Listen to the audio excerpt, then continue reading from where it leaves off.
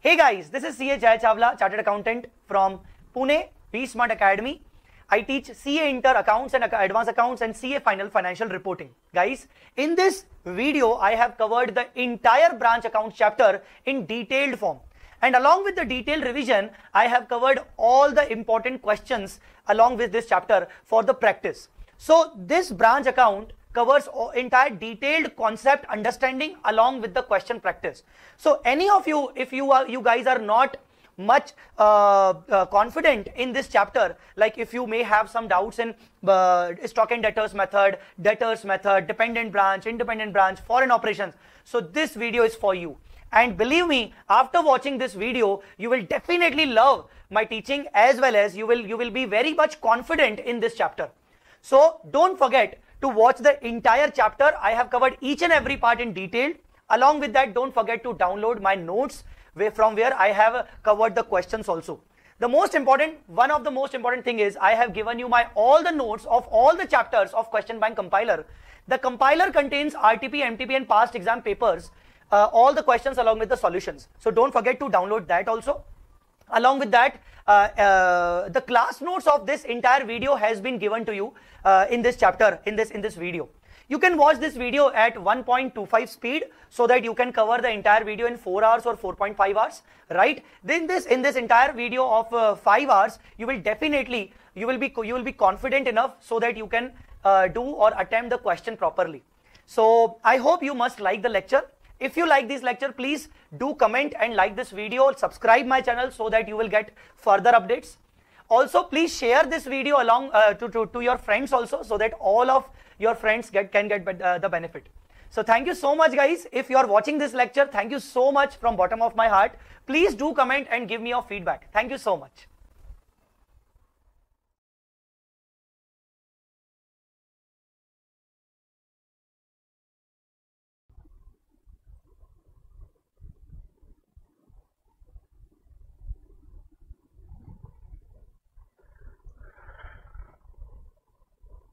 So, good evening everyone. Hope you enjoyed your team.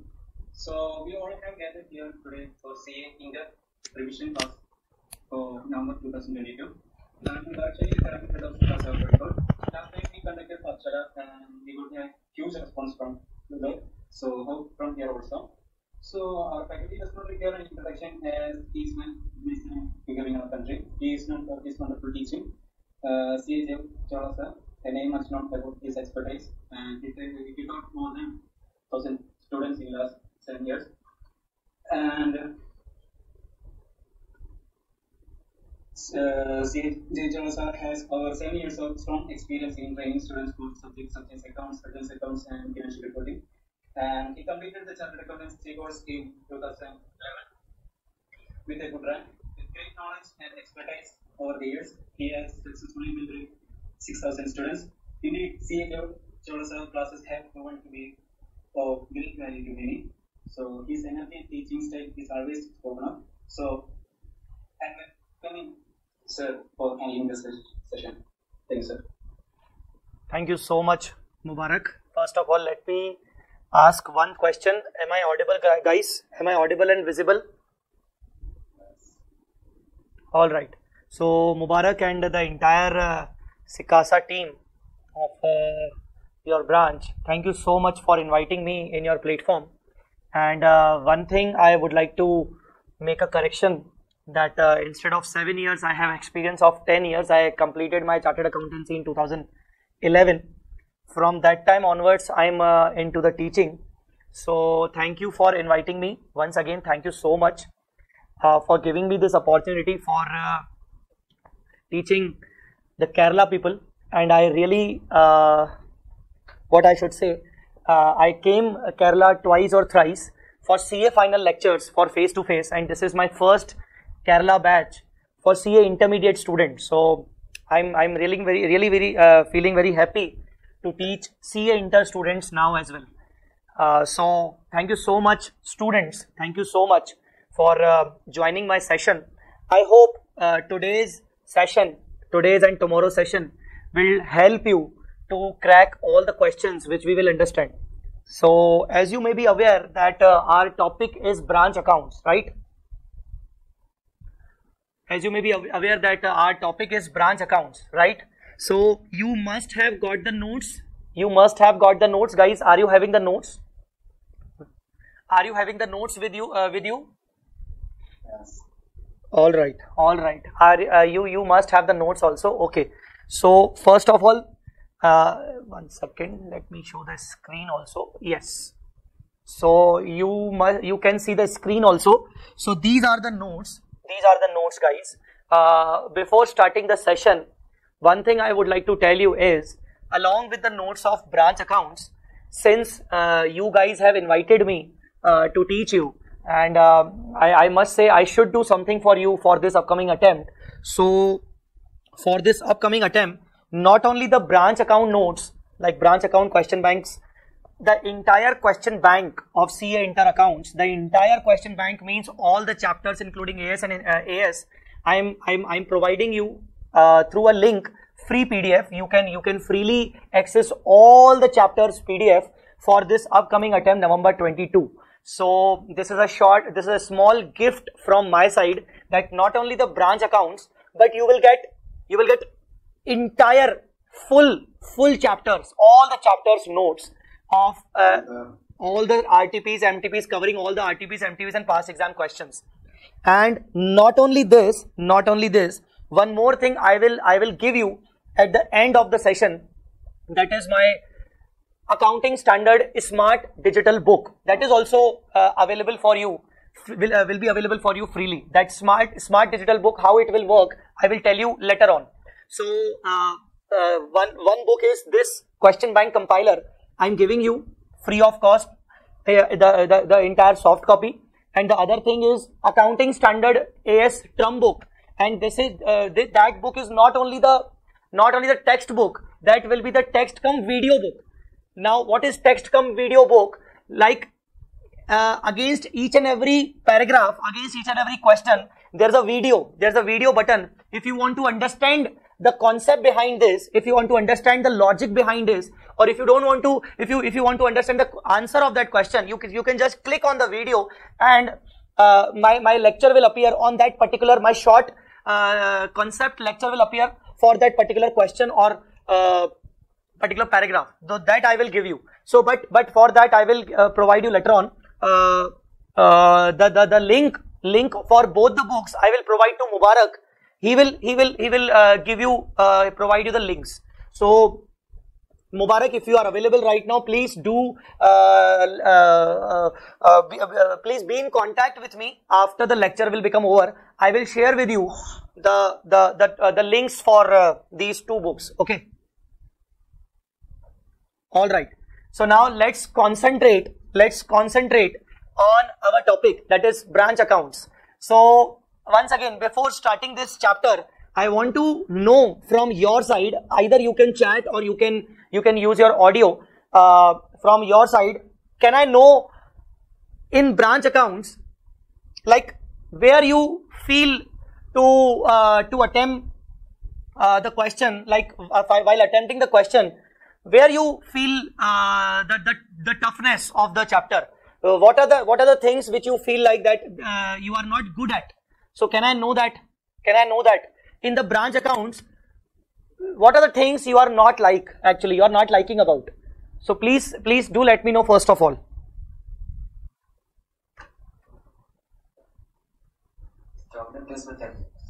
Stock and debtors method. All right. Independent branch, one is saying independent branch. Okay. Foreign branch. Okay. Then you guys can use the audio also. I love to hear you. Foreign branch. Doubt on remittance. All right.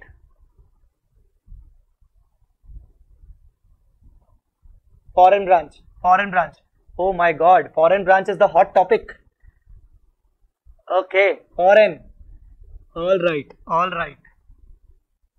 Got skip this chapter last attempt. Oh my God. Okay. Not an issue. Maximum are saying foreign, but out of more than 110 or 100 students, only some few students have replied. I think others are very much comfortable with this chapter, right? Am I right? Me too skipped. Okay, some students are saying that we skipped this chapter. Foreign branch. Foreign, skipped, independent.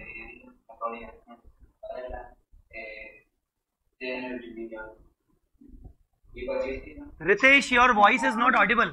Ritesh, your voice is not audible properly. This is tough for me, so I skipped. Independent. Haven't started studying this yet. Oh.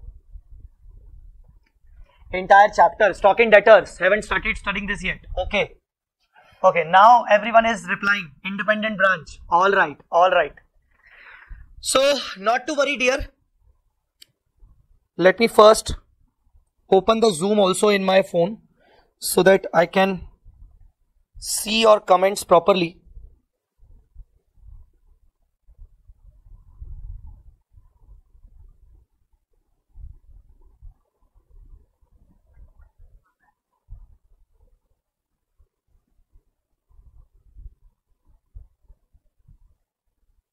Literally everything about this chapter. Not thorough with the chapter. Okay. Okay, let us start the chapter properly. Okay, see. Whatever I will discuss in the notes, everything is already written in my notes, and these handwritten notes I will share with you. So not to worry. You just need to concentrate on the concepts. You just need to concentrate on my words. Everything is already written, guys. Everything is already written. I will share this entire sheet with you. So do not worry about that. Do not worry about that. Everything is written about the branch accounts. Actually, recently, a few days back, I have already took that session of branch accounts in Hindi. So everything is written. Okay. Let's start.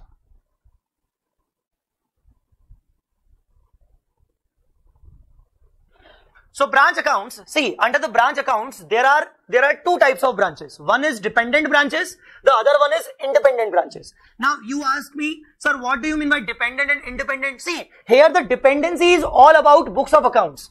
The branch who is not maintaining the books of accounts, and whose books of accounts are being maintained by the head office is called dependent branch. Understood? So the branch which is not maintaining its own records, like the branch who is regularly doing the transactions, but after doing the transaction, they are not recording those transactions. Those transactions are being recorded by the head office. That means such branches are known as dependent branches. So who does not maintain their own books? Who does not maintain their own books? Am I audible properly? Guys, am I audible properly? Yes, sir. Okay. One student actually returned that, sir, your voice is breaking. Okay, I'm sure my voice is not breaking. Okay, so the branch who is not maintaining the records is called dependent branch. Independent branch, the one who maintain its own records. Suppose I am the branch from Pune. Maharashtra, and I am the branch of Calicut. Okay, Calicut is my head office. So I am the Pune branch of my Calicut head office. I am maintaining my own records. Whenever I do transactions, I maintain my records. I pass the journal entry. I pass the journal entry. I maintain all the ledgers. I do have my trial balance. Understood? So I am an independent branch. I am not dependent on head office. But the dependent branch is dependent on head office for recording the transactions. Understood or not? So you must have understood. As far as dependent branch is concerned, their all transactions are maintained by head office. So as far as independent branch are concerned, they maintain their own books of accounts. But as far as dependent branch are concerned, they don't maintain. They enter into all the transactions. They do all the transactions, but their transactions are recorded by head office. So you will ask me, sir, why head office is recording? Because head office want to know the performance of the branch. Head office want to know the performance of the Pune branch. Should we continue with the Pune branch or should we discontinue? Should we shut down the branch? So head office need to understand the profitability, the performance, the position of the branch. So head office has to maintain all the transactions. Head office has to maintain all the records of the branch in behalf of the branch. So First point is clear or not? Tell me. First point is clear or not? Tell me. Very good, very good, very good. All right. Now, dependent branch. Now, dependent branch. Let's come to the dependent branch first of all. Under dependent branch, now we are into the dependent branch section. Okay. So, I'm starting the dependent branch first of all. I'm starting the dependent branch first of all. Or should we start the foreign branch? Tell me. I think, see, we need to cover up the entire branch accounts. So, whatever we start, everything is very important. Everything is very important. So, we are starting with the dependent branch one by one. First, let us understand the dependent branch and then we'll move on to the independent branch and foreign branch tomorrow. So, we do have 2 days, don't worry. If required, I will give you 1 extra day also. If we will not be able to cover up the things, I will give you the 1 extra day. Don't worry. So, under dependent branch, basically the prime focus is on to calculate the branch profitability. The prime focus of head office is to calculate the profit and losses made by the branch, so that we should understand whether our branch is profit making or loss making. Understood or not? So, so many decisions are based on that. So, how to calculate the branch results? Here we need to understand the calculation of branch results. Branch results means net profits. Head office shall calculate branch performance by following any of the below methods. Now, head office has 4 different methods. Head office has 4 different methods under dependent branch. Head office can follow stock and debtors method. Head office can follow debtors method. Head office can follow final account system cost method. Head office can follow final account system IP, WP method. Now, what do you mean by IP? IP means invoice price. IP means invoice price. WP means wholesale price. Okay. So, head office has choice either to follow first or second or third or fourth. Why? All these method gives you the branch profitability. So, head office will follow the one of these methods to calculate the branch profitability. Got it? Tell me, got it? Getting my point or not? All right, very good, very good, very good. Now, let us first come to final account system cost method. Let us first come to final account system cost method. If possible, please write this heading in your copy. See, everything I will give you, don't worry. But write this heading first of all in your copy. Final account system cost method. Final account system cost method. D. See, one person has asked me the question, so I would like to give the answer. See, all these methods are followed by head office to calculate the profit of branch. That means under all these methods, we will record the transactions of branch only. But we are head office. So, who will record the transaction? Head office. Whom transaction? Whom transaction? Transactions of branch. Understood or not? Transactions of branch. So, head office will record all the transactions on behalf of the branch from the point of view of branch. Understood or not? Okay. So, in first method, final account system cost method. Acha, one more thing.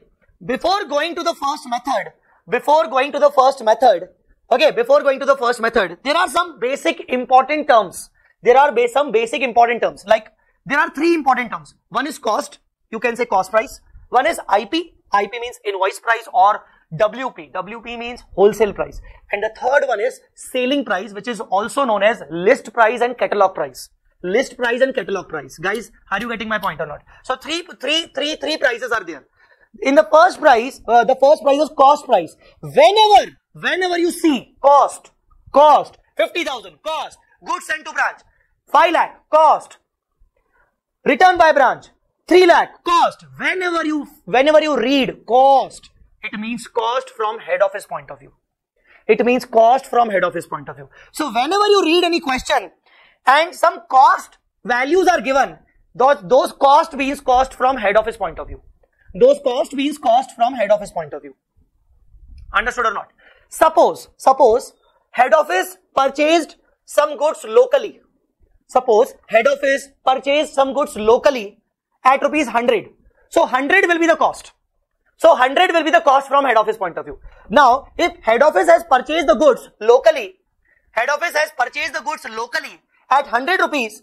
Now, these goods, suppose these goods are sent to the branch at 110. These goods which we have purchased at 100, sent to the branch at 110.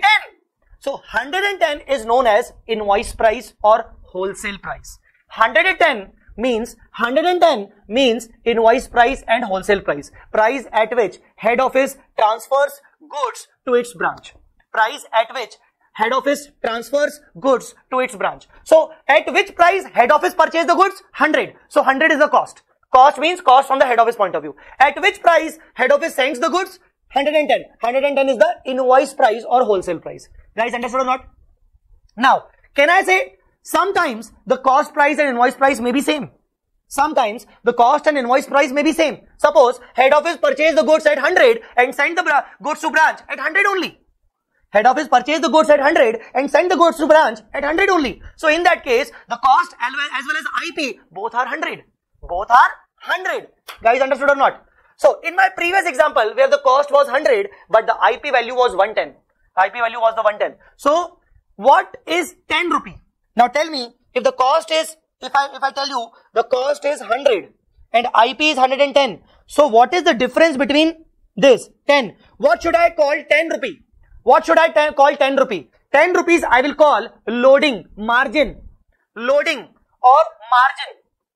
Like at 100 rupees, I load 10% more and then I sent it to branch at 110. So this 10 rupees is called profit margin or loading. Understood or not? Can I say this is the 10 rupee which head office has earned from its own branch? Oh my God. 100 rupees was the cost from head office and these goods were sent to branch at 110. That means 10 rupees was earned by head office from its branch. Tell me yes or no. Tell me yes or no. Alright. Alright. Alright. Very good. Very good. Okay. Now come to the third point. The third one is sales price, list price, or you can say catalog price. The names are different, but the nature is same. Sales price, list price, catalog price. Now what is that? The price at which goods are ultimately sold to the customer. Yes, goods are ultimately sold to the customer. Please mute yourself. Everyone, please mute yourself. Alright. So, what do you mean by sales price or list price? The price at which goods are ultimately sold to customer. Now, please come back again to our example. Head office purchased goods at 100 rupees. These goods were sent to branch at 110. So 110 becomes the invoice price, 100 rupees becomes the cost price. Okay. Now, branch sold these goods to customer at 120. Branch sold these goods to customer at 120. So 120 will be the selling price. 120 will be the selling price. At the price at which goods are sold to the customer. Guys, are you getting my point? Okay. The selling price from head office point of view and from branch point of view can be different. Selling price can be different. Selling price can be different.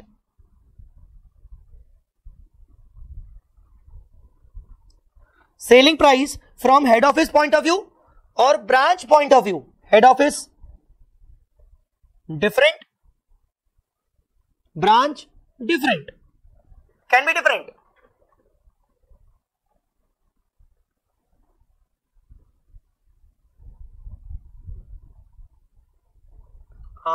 I think there is one request. Darshan Prajapati requests that live transcription be enabled for the meeting. What is this? Actually, I am not familiar with the Zoom, so I don't know what is that transcription, live transcription. What should I do now?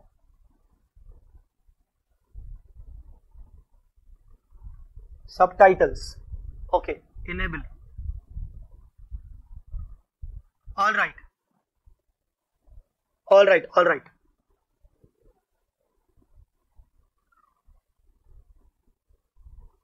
So guys, as far as sales price and catalog price and list price are concerned, the sale price from head office point of view and the sale price from branch point of view may be different. See, branch sold the goods to customer at 120.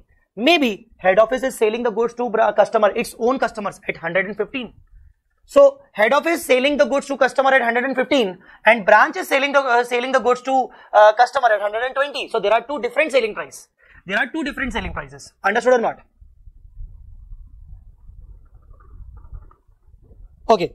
Achha, one more thing. As far as IP is concerned, if I'm telling that if I'm saying that cost means cost from head office point of view, so tell me one thing, can I say invoice price or WP, wholesale price, means the cost from the point of view of branch, means the cost from the branch point of view? Can I say this? This IPWP can be called as cost for branch. Can I say this? Because see, branch doesn't know the real cost. Branch don't know the real cost. What is the real cost is? The price at which goods are transferred by head office is ultimately the cost of the branch. Cost of goods for the branch. So, IP, the price at which goods are transferred to branch, that means IP can also be called as cost for branch. Cost of goods for branch. Understood or not? Alright, very good. Very good. So these were the few small different things. These were the few small different things. Guys, understood or not? Now, let us come to the first method. So there were 4 methods: stock and debtors, final account system cost method, and final account system IP method. So there are the 4 methods, out of which we are starting the third one first of all, that is final account system cost method. Okay? Final account system cost method. Final account system cost method. Under this method, head office shall prepare the trading account of branch. Under this method, head office shall prepare the trading account of the branch. That means the trading account of branch means all the items, opening stock of the branch, purchases of the branch, goods sent to branch, sales made by branch, closing stock of branch. All the branch items will be recorded under the trading account, but these are maintained by whom? Head office. Understood or not? And the most important thing is, see the name of the method, final account system cost method. I told you already that whenever you read cost, it means what? Cost from head office point of view. So under this method, who will prepare trading account? Tell me, answer me. Who will prepare trading account? Who will prepare trading account? Head office. Okay, very good. But what are the items? What are the items? Branch items or head office items? Branch items or head office items? Tell me. Branch items. Very good. But branch items at which price? Which price? Cost price or IP? Cost price. So who will prepare trading account? Head office. On behalf of branch. That means all the items of branch trading will come under the trading account. At which price? At head office cost price. Understood? Understood or not?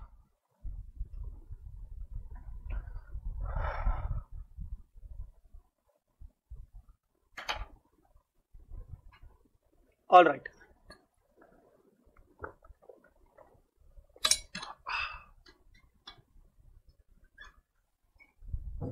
So look into this format first of all. Look into this format first of all, and if possible, take the screenshot first of all. If possible, take the screenshot.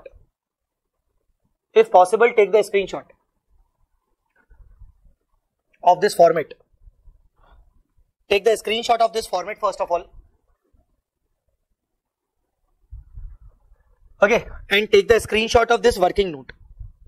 Actually, in this method, we are going to prepare the trading account, memorandum branch trading account as a fair working, and under the working notes, we need to make this working note always. So have you taken the screenshot, guys? Have you taken the screenshot, guys?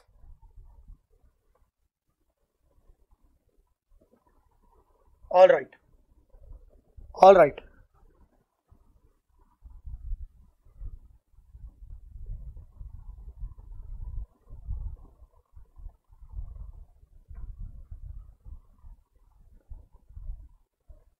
So, let us first discuss the format. When head office shall prepare the branch trading, it shall use the word memorandum. Memorandum here means rough, not the fair. Memorandum here means out of the books, not actually as a part of the books. Sir, what is the weightage of this chapter? What will you do? After knowing the weightage, what will you do? Will you again try to skip? I'm just asking. Please don't worry. I'll give you the weightage. I'll tell you the weightage. But what will you do after this? After knowing that?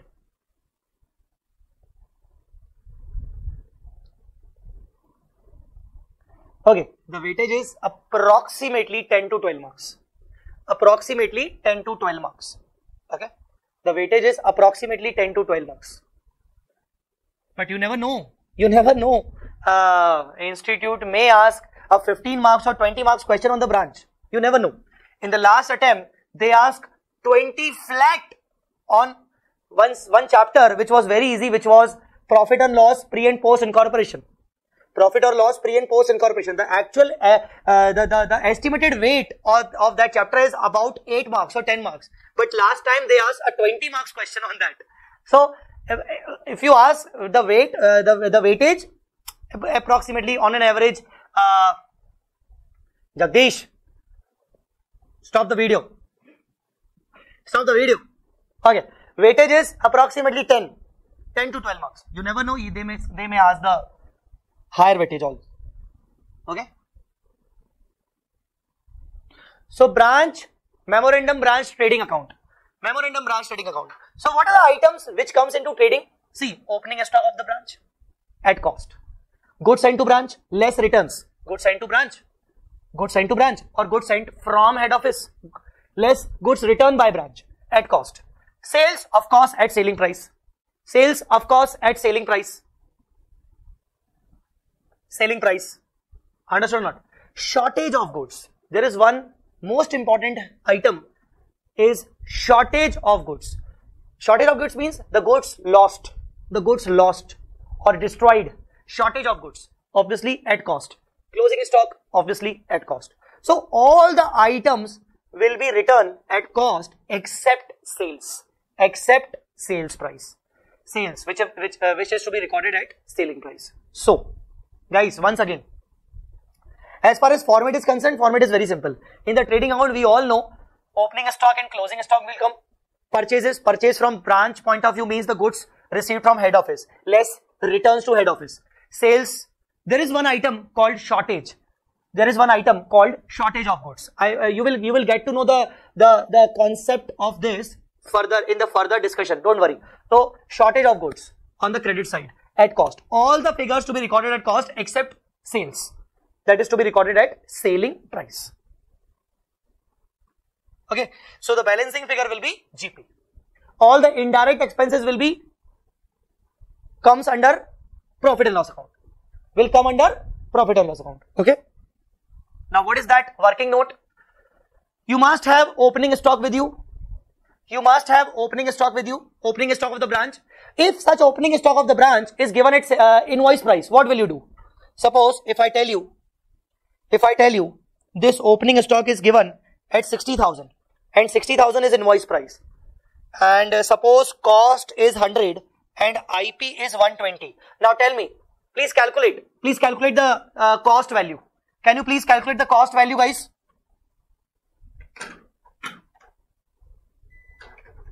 Can you please calculate the cost value? Guys, I am asking the cost value. Shruti, I am asking the cost value. This 60,000 is already at IP. IP means more than the cost.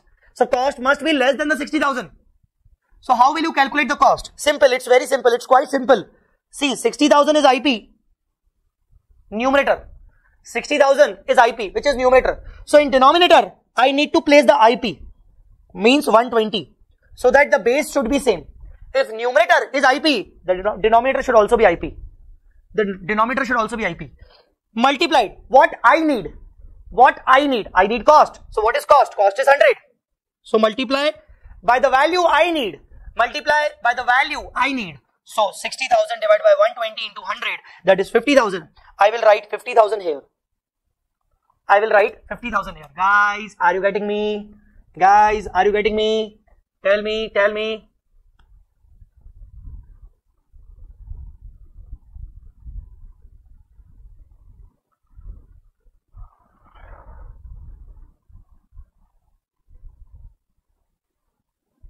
Okay. So opening stock of branch at cost. Net goods sent from head office. Why they are saying net? Net means goods sent less goods return. So after deducting the goods return value, net goods sent from the head office, cost value, total goods opening stock with the branch, goods sent to branch, total value, total inflow at cost, of course at cost, because these both figures are at cost. These both figures are at cost. So total inflow of the cost. Now out of this total inflow, there are three classifications. One is cost of goods sold, COGS. The other is shortage. The third one is closing.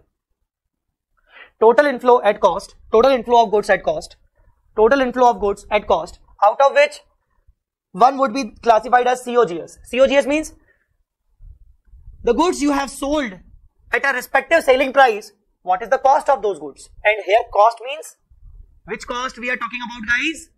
What is the method? Final account system, cost method. So here cost means, from which point of view? Head office cost. Yes, head office cost. Here cost means head office cost. Okay, so cost of goods sold. Whatever the sales is being made by branch, you need to calculate the cost value. So net sales divided by selling price into cost. Sales numerator divided by selling price per unit, denominator sales base same into cost price, whatever you need. Shortage and closing stock. Suppose if closing stock is given, then the shortage would be the balancing figure.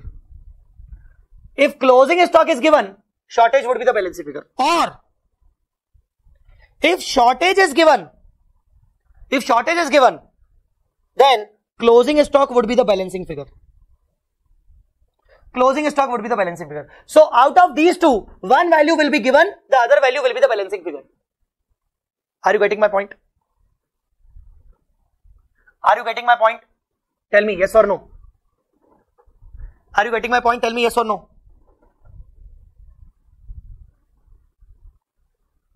Alright. Now, come to the question. We'll discuss one question with you.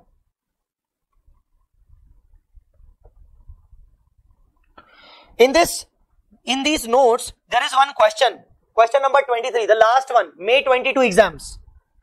That came under May 22. Came under May 22. Please open this question.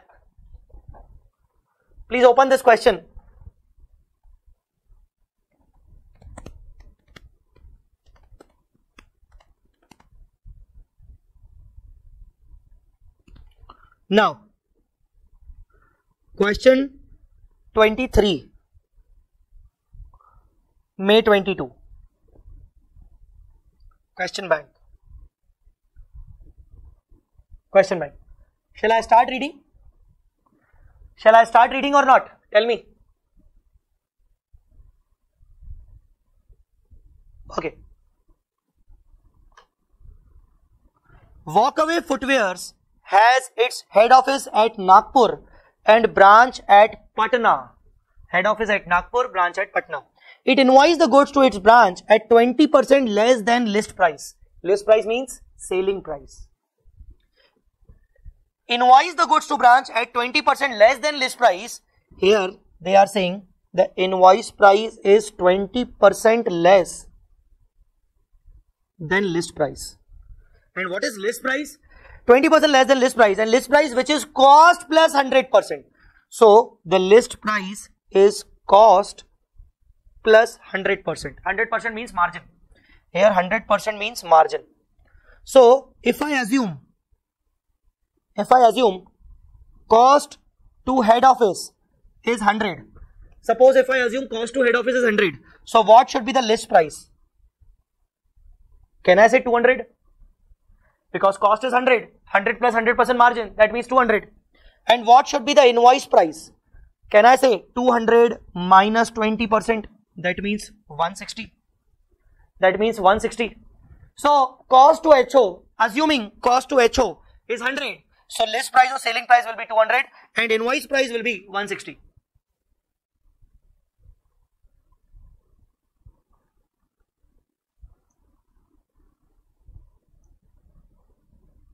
Okay.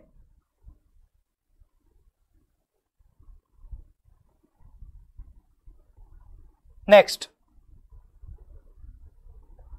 with the instruction that cash sales were to be made at invoice price and credit sales at catalog price. Okay. What are the instructions given to branch?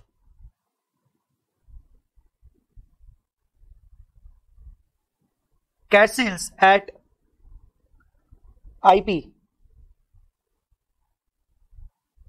credit sales at list price, मतलब selling price.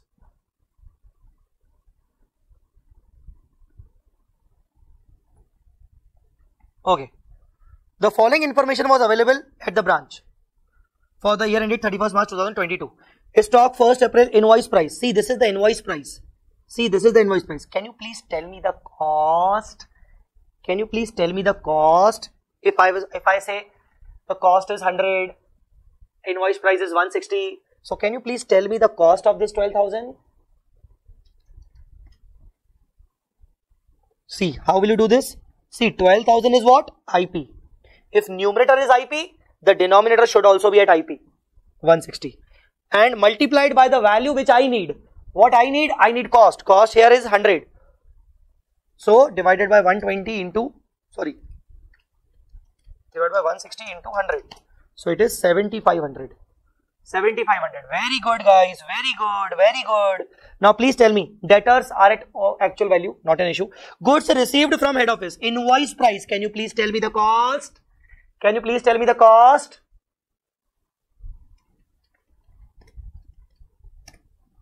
Can you please tell me the cost? It's 82,500.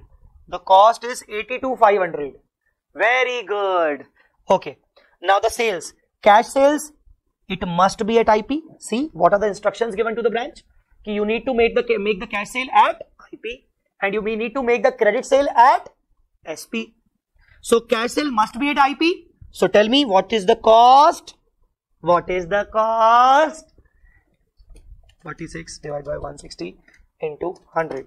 What is the cost? 28,750.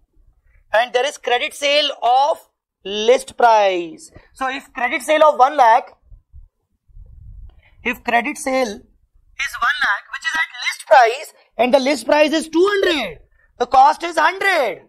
What is the cost? What is the cost? Tell me. It must be 50,000. It must be 50,000. See, list price is just double of cost. So list price is 1 lakh. The cost should be 50,000. What is the cost? Guys, are you enjoying or not? Tell me. Sir, we are not here to enjoy. Sir, please try to focus on the studies. Guys, I'm just asking you. Are you getting my words or not? Please tell me. Okay. Cash received from debtors, expenses at branch. Expenses means consider these as indirect expenses. Debtors closing, stock invoice price. What is the cost? Tell me, what is the cost? 11,000. Very good. Remittance to head office. Okay. You are required to prepare branch stock, branch adjustment, branch P&L and branch debtor. See, they are asking stock and debtors method.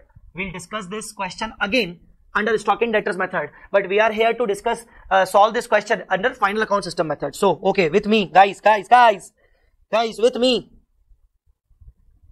Okay, now. Final account system. Cost method. You remember the working note? You remember the working note? First of all, opening stock at cost, it was 7,500. Then goods from head office, it was 82,500, which is again at cost. Total inflow 7,500, 82,500. Total goods available with branch.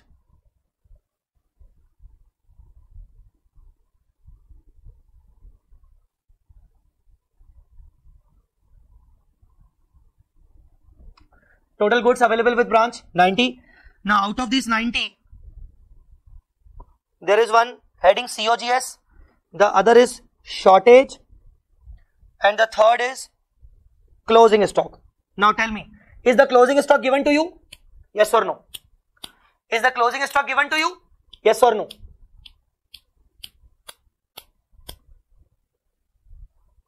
If yes, then how much? Tell me the amount. If yes, then how much? It's 11,000, buddy. 11,000 is the cost. 11,000 is the cost. Closing stock. And I told you earlier, if the closing stock is given, the shortage will be the balancing figure. Now come to the COGS first of all. COGS. How to calculate COGS? COGS means cost of goods sold. So COGS means this 28,750 and 50,000. 28,750 plus 50,000. That is 78,750. Now please find out the shortage. Please find out the shortage as a balancing figure. Please find out the shortage as a balancing figure. I think it must be 250. And it must be the cost, na? Because all the figures are at cost only. So the shortage balancing figure must be at cost. Okay, now prepare memorandum, branch, trading account. Memorandum, branch,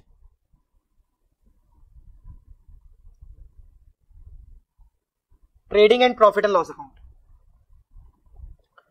There is one opening stock. Tell me the value. 2. Goods sent from head office. Tell me the value. Buy, sales, cash, credit. Tell me the value. Opening stock should be 7,500. Very good. Tell me goods sent from head office. At what value? At what value? 82,500. Sir, why you are not writing 132? Sir, see 132 is given na. Why you are not writing 132? Beta, we are doing final account system, cost method. Cost method.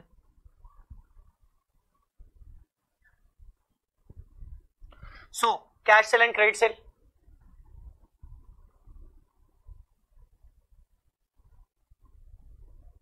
Tell me, what about cash sales? Credit sales. Separate. 46.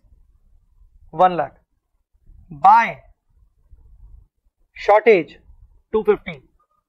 Buy. Closing stock. 11,000. You will get the GP. Gross profit. You will get the GP, gross profit.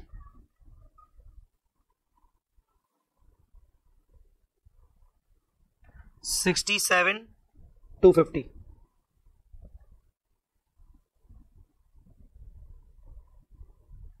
$67,250.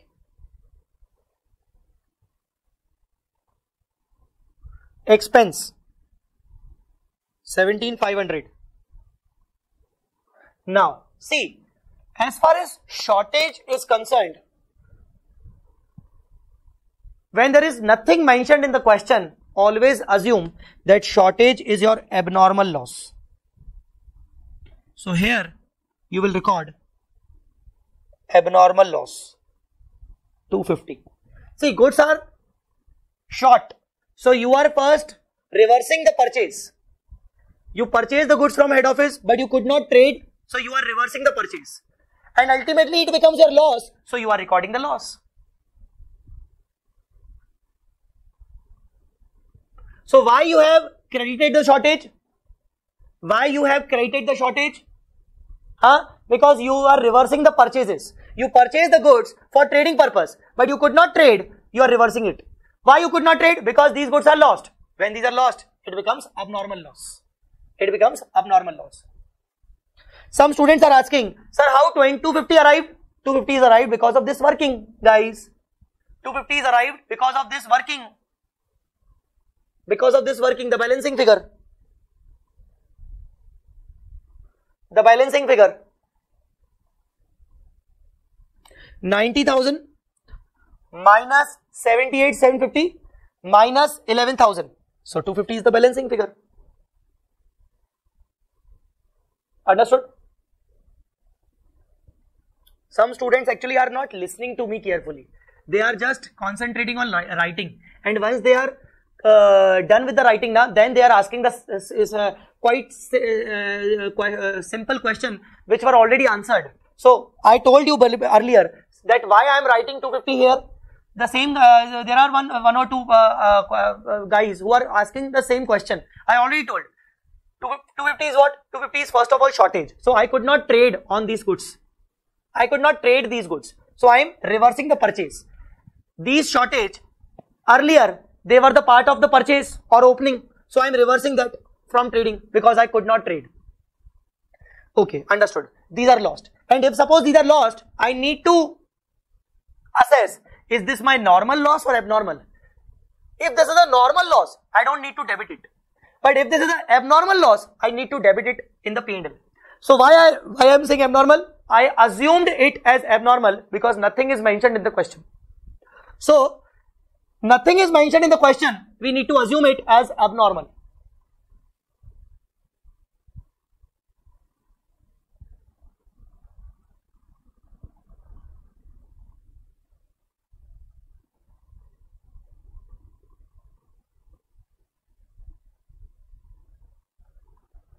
All right. All right. Any doubts? Any pending doubts which I have left? Any pending doubts which are unanswered? Please tell me.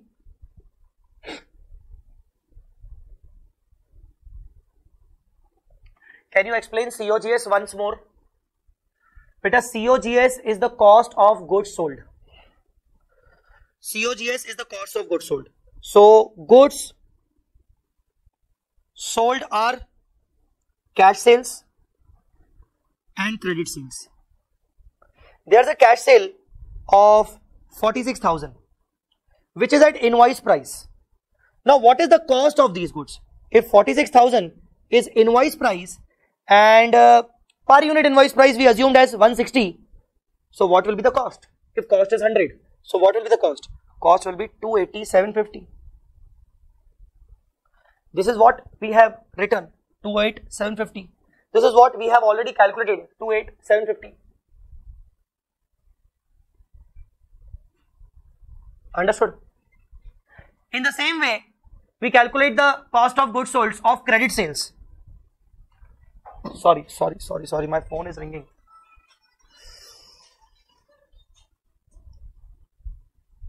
Okay, sorry. In the same way, if the credit sale is 1 lakh, which is the selling price, so what should be the cost? The cost is 1 lakh is selling price, so divided by selling price per unit is 200, and I need cost is my 100, that means it should be 50,000. So 50,000 and 28,750, these are cost of goods sold.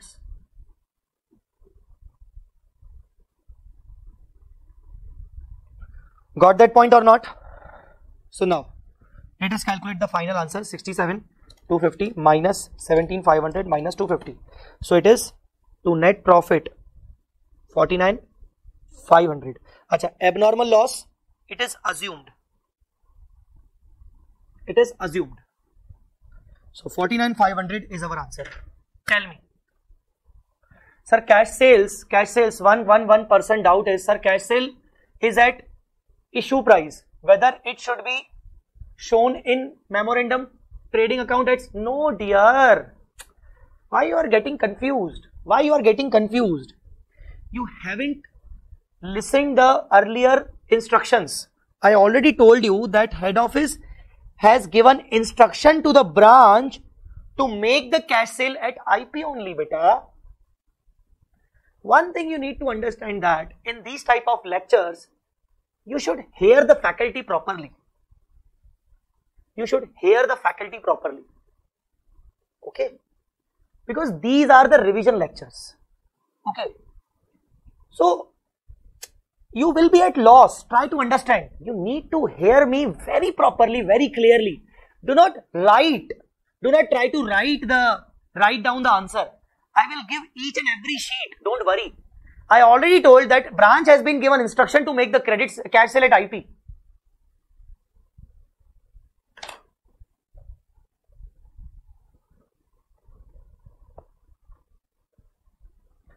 So the answer is 49,500. Guys, tell me, is this done?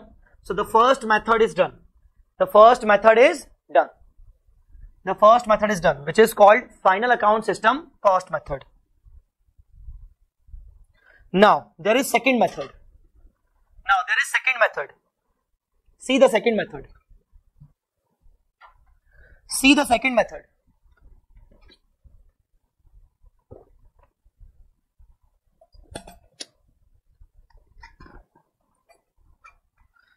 Suppose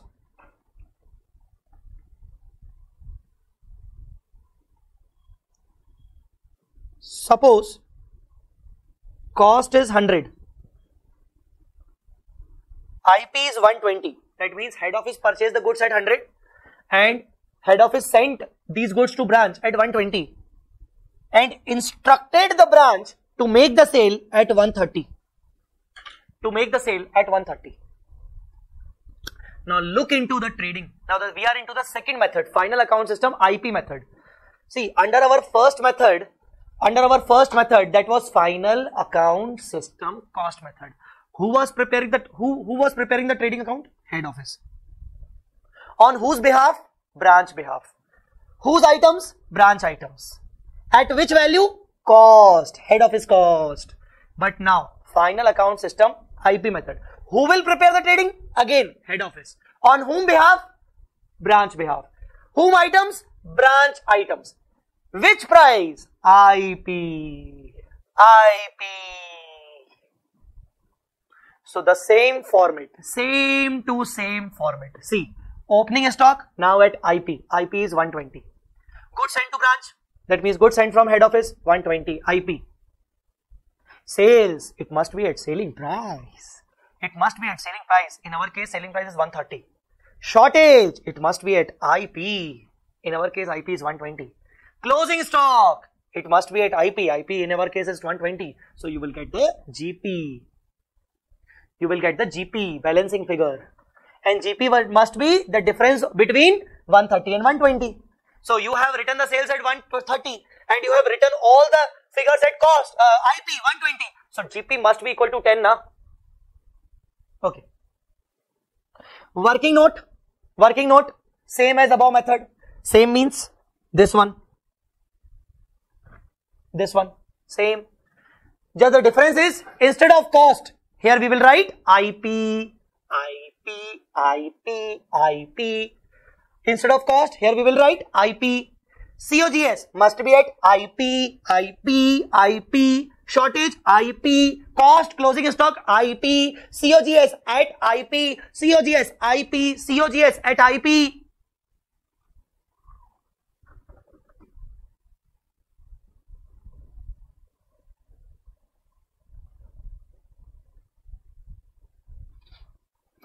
Yes, one additional working note we need to make. So first of all, if possible, take the screenshot. Additional working note. Calculation of stock reserve. Stock reserve means unrealized profit on the opening and closing stock of branch.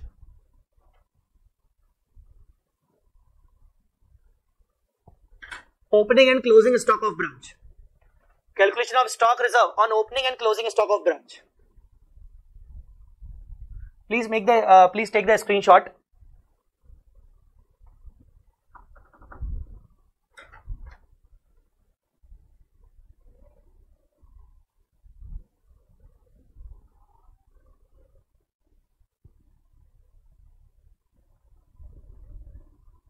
Stock reserve on closing stock of branch.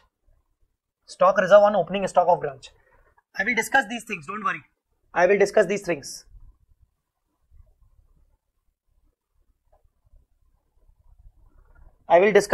Don't worry. Not to worry, not to worry.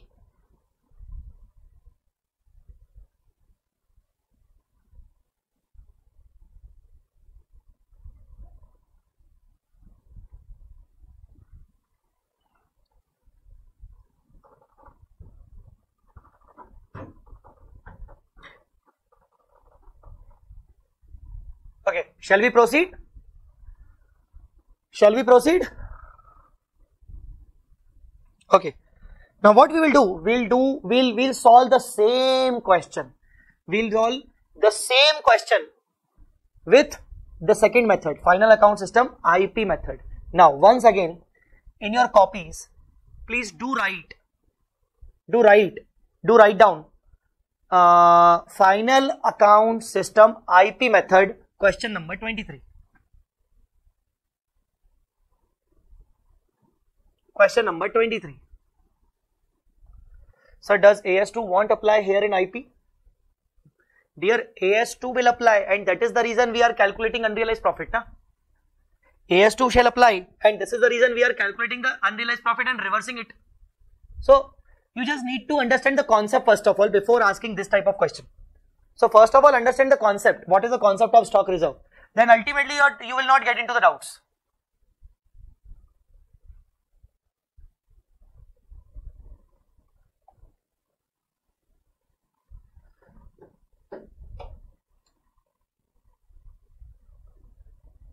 Ajay, tell me one thing.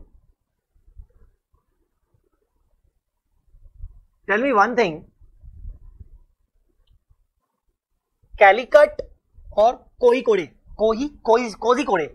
Calicut or Kozhikode? Which word is more usable? Like, because we here in North India don't know what is Kozhikode. We know about the Calicut. Calicut, we know the word. That yes, Calicut is the place in Kerala. Calicut is the city of Kerala. But Kozhikode, we do not used to hear this word.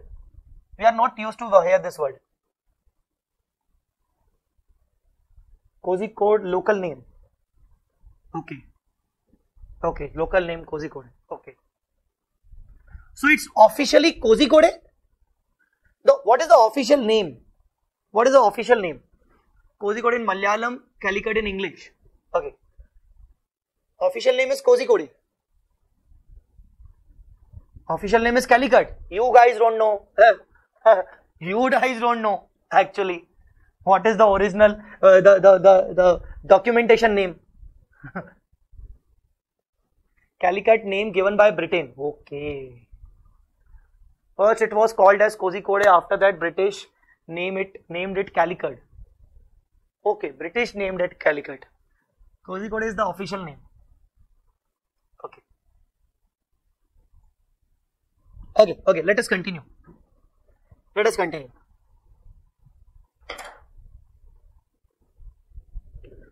One more thing, you need to teach me one or two words in Malayalam. Okay, you need to teach me one or two few words or one or two statements in Malayalam. Okay. It's not cozy, it's koi. Acha, koi kode. Okay, koi kode. So, can you guys teach me any particular statement in Malayalam?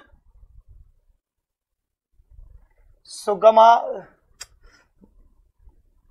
Someone has written something. Sugamano. Are you fine? Okay. Savari pai chund.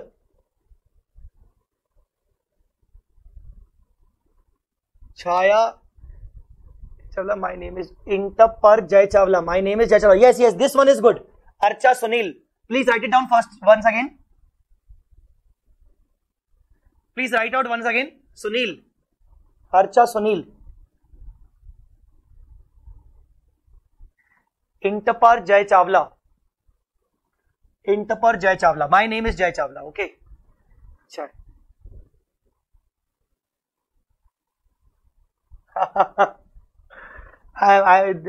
There's so many speed actually. I can't go with the speed. Okay, let's continue. I will ask you one, I will give you one statement and you will tell me. Okay. So if I need to propose my wife, I love you. So how I tell? If I need to propose my wife, please write down in English. इन्निक, अरे क्या लिखा है? इन्निक निन्ने इस्तमान, इन्निक निन्ने इस्तमान, यन्निक निन्ने इन्निक इस्तमान, इस्तमान. Can anybody pronounce? Can anybody pronounce by using audio?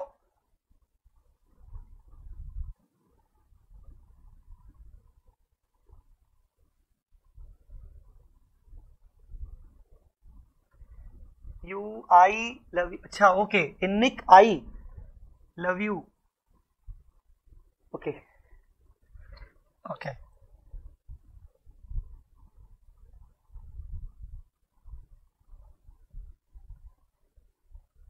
Audio not allowed here. Now is it allowed? So can you hear me? Yes, yes. Okay, say Once again, please. Once again. Innik.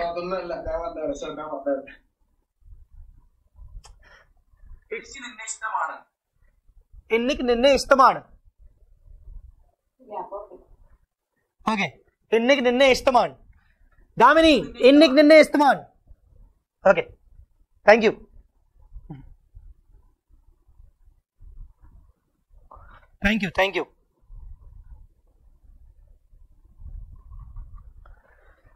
All right. All right. So let us come to the question. The same question. Okay. We already have solved this question. See the working. See the working. See the working. First of all, opening stock at IP. Goods from head office at IP. Opening stock at IP. Goods from head office at IP. So total IP. Total IP 144. Now this total IP 144 has three classifications. Total IP 144 has three classifications. COGS, closing stock, shortage. COGS, closing stock, shortage. Now closing stock must be at IP. Closing stock must be at IP. And earlier I told you, IP means technically the cost from branch point of view. So closing, cost of goods sold must be at IP. So here, cash sale is already at IP, guys. Is already at IP. 46 is the already IP value. 46 is already the IP value.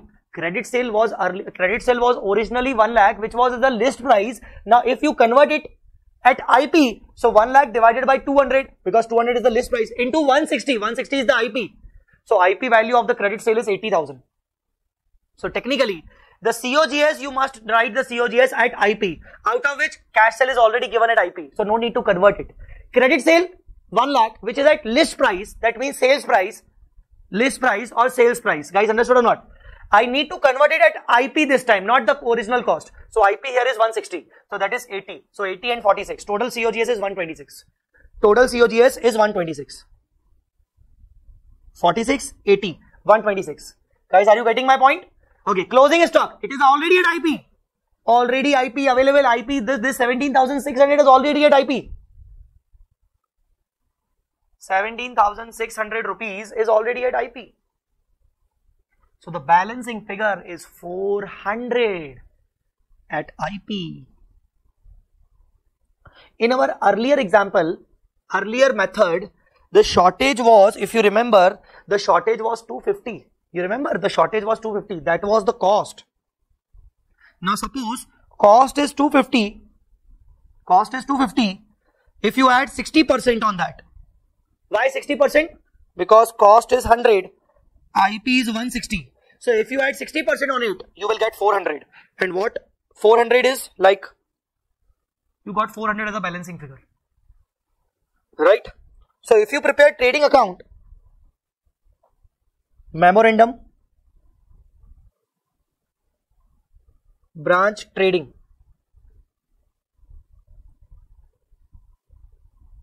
opening stock. Opening stock must be at IP. So opening stock is 12,000. Goods sent 132.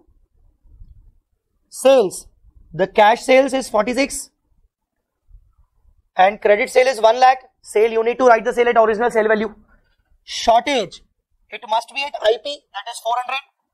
And closing stock. The closing stock is 17,600. So can you please calculate the GP? Can you please calculate the GP? Can you please calculate the GP?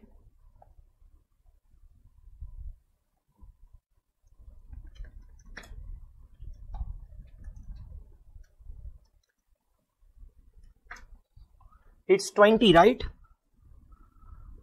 20,000 GP. So memorandum trading is done. This working is done. But in this method, we need to make the additional working. We need to calculate the stock reserve. Now, first of all, understand why we are calculating the stock reserve. Why there is a need to calculate the stock reserve. See, in this method, we are writing opening stock and closing stock not at the real cost but at the IP value. So, if I tell you that head office sent 100 rupee goods to branch at 160, so closing stock is being returned at 160. But technically, these 60 rupees profit are not actually earned by the head office because these goods are not yet sold. These goods are not yet sold. So as far as closing stock is concerned, the closing stock of the branch came from head office. And this closing stock 17,600 includes the margin, the profit earned by head office, which is not yet actually earned by the head office because these are unsold goods. So what head office should do? Head office should reverse its own profit. Head office shall reverse its own profit. And this is the reason we are calculating the stock reserve on closing stock. So, sir, why we are calculating stock reserve on opening stock then? First of all, let us talk about closing, then we will come to the opening also. First of all, let me ask you again. Are you getting my point? Is this understandable? What I told, is this understood or not? See, closing stock is with the branch. That means it is unsold. But this closing stock actually came from head office. Came from head office. At which value? At which value? IP. And what was the original cost? 100. And what was the IP? 160. That means head office has charged 60 rupees profit. Head office has charged 60 rupees profit. So, head office has charged 60 rupees profit and head office recorded those 60 rupees. But when head office got to know that, oh my god, these goods are not yet sold. Oh, head office got to know that, oh, these goods are not yet sold. Oh my god. So, what head office should do? What head office should do? What head office should do? Head office should reverse the profit on this closing stock. And this is the reason. See, this is the closing stock, 17,600. It must be at IP. So, if this is the IP, the numerator is IP, the denominator is at IP again. And we need to reverse the only profit margin, that is 60. So, 6,600 is the stock reserve, which is the unrealized profit.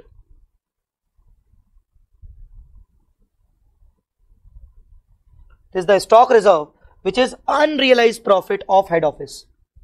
And for reversing this, head office shall pass one entry, debit side of head office P&L. Head office, where it will be shown? On the debit side of head office P&L.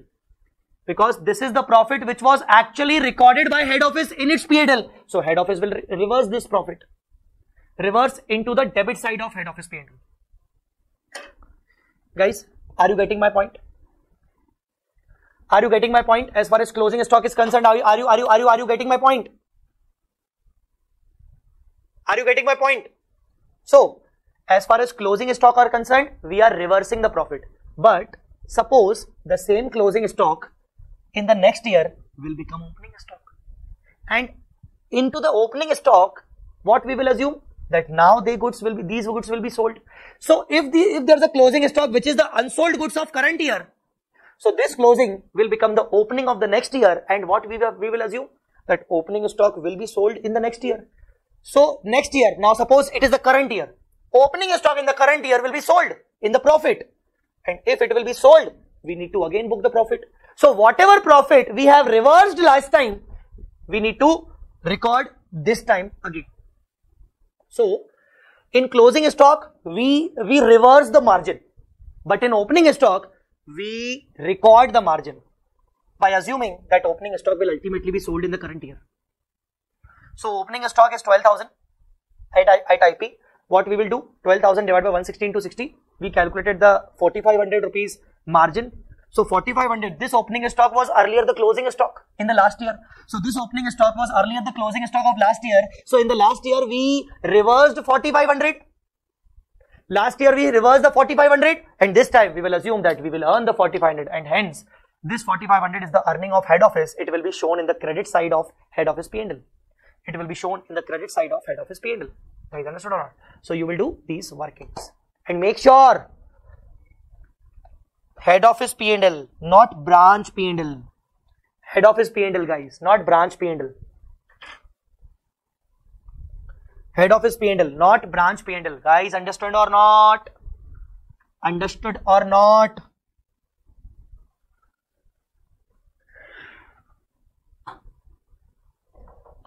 All right. Very good. Now, so we have completed two methods: final account system, cost method, and final account system, IP method. Final account system, cost method, and final account system, IP method.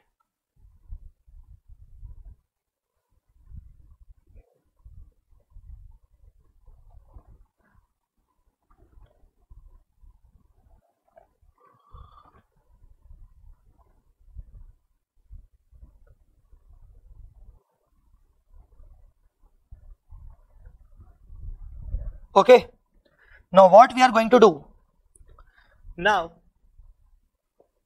I'm going to take 5 minutes break, just to take 5 minutes rest.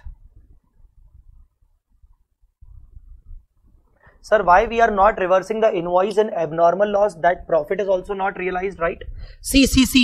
Try to understand, beta.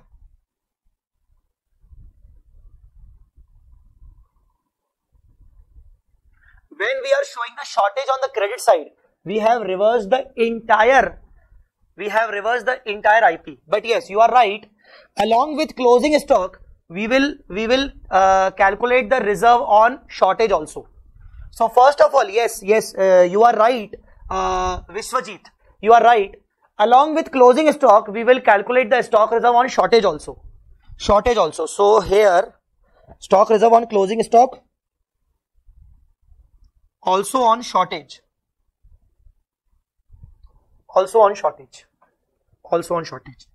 Right. Now I am going to take a 5 minutes break. Take a 5 minutes break. And then we'll further move on to not next method but to the foreign branch. I'm not moving to stock and debtors method because stock and debtors method is very huge. Okay, and it needs the freshness actually to understand the topic. So stock and debtors method, matlab the other two methods we will discuss tomorrow. First, today we will discuss the foreign branch because foreign branch is quite simple and it is very easy to understand. So, yes, this is the thing. Independent branch, domestic and foreign. So, we are going to understand the foreign branch after 5 minutes break. So, taking 5 minutes break, guys. Okay? Taking 5 minutes break. Thank you.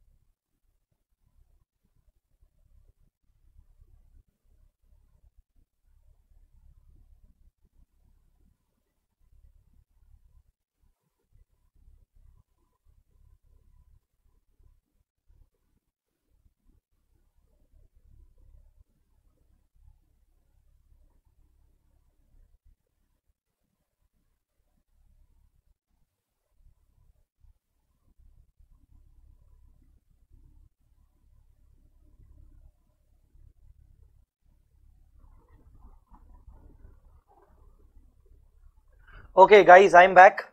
Can we resume the session?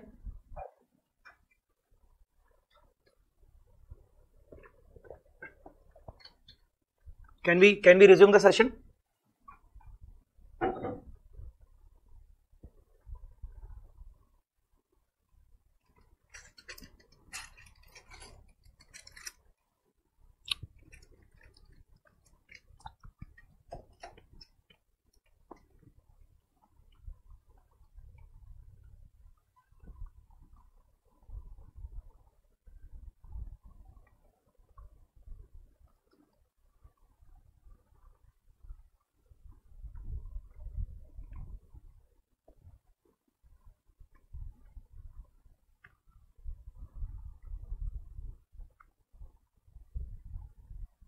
All right.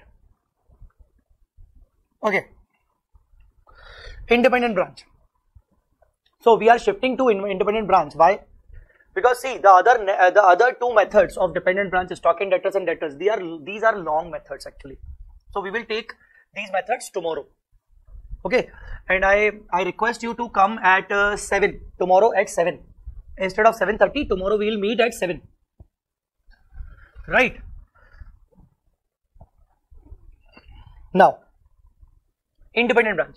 Guys, under independent branch, there are two things. There are two types of branches.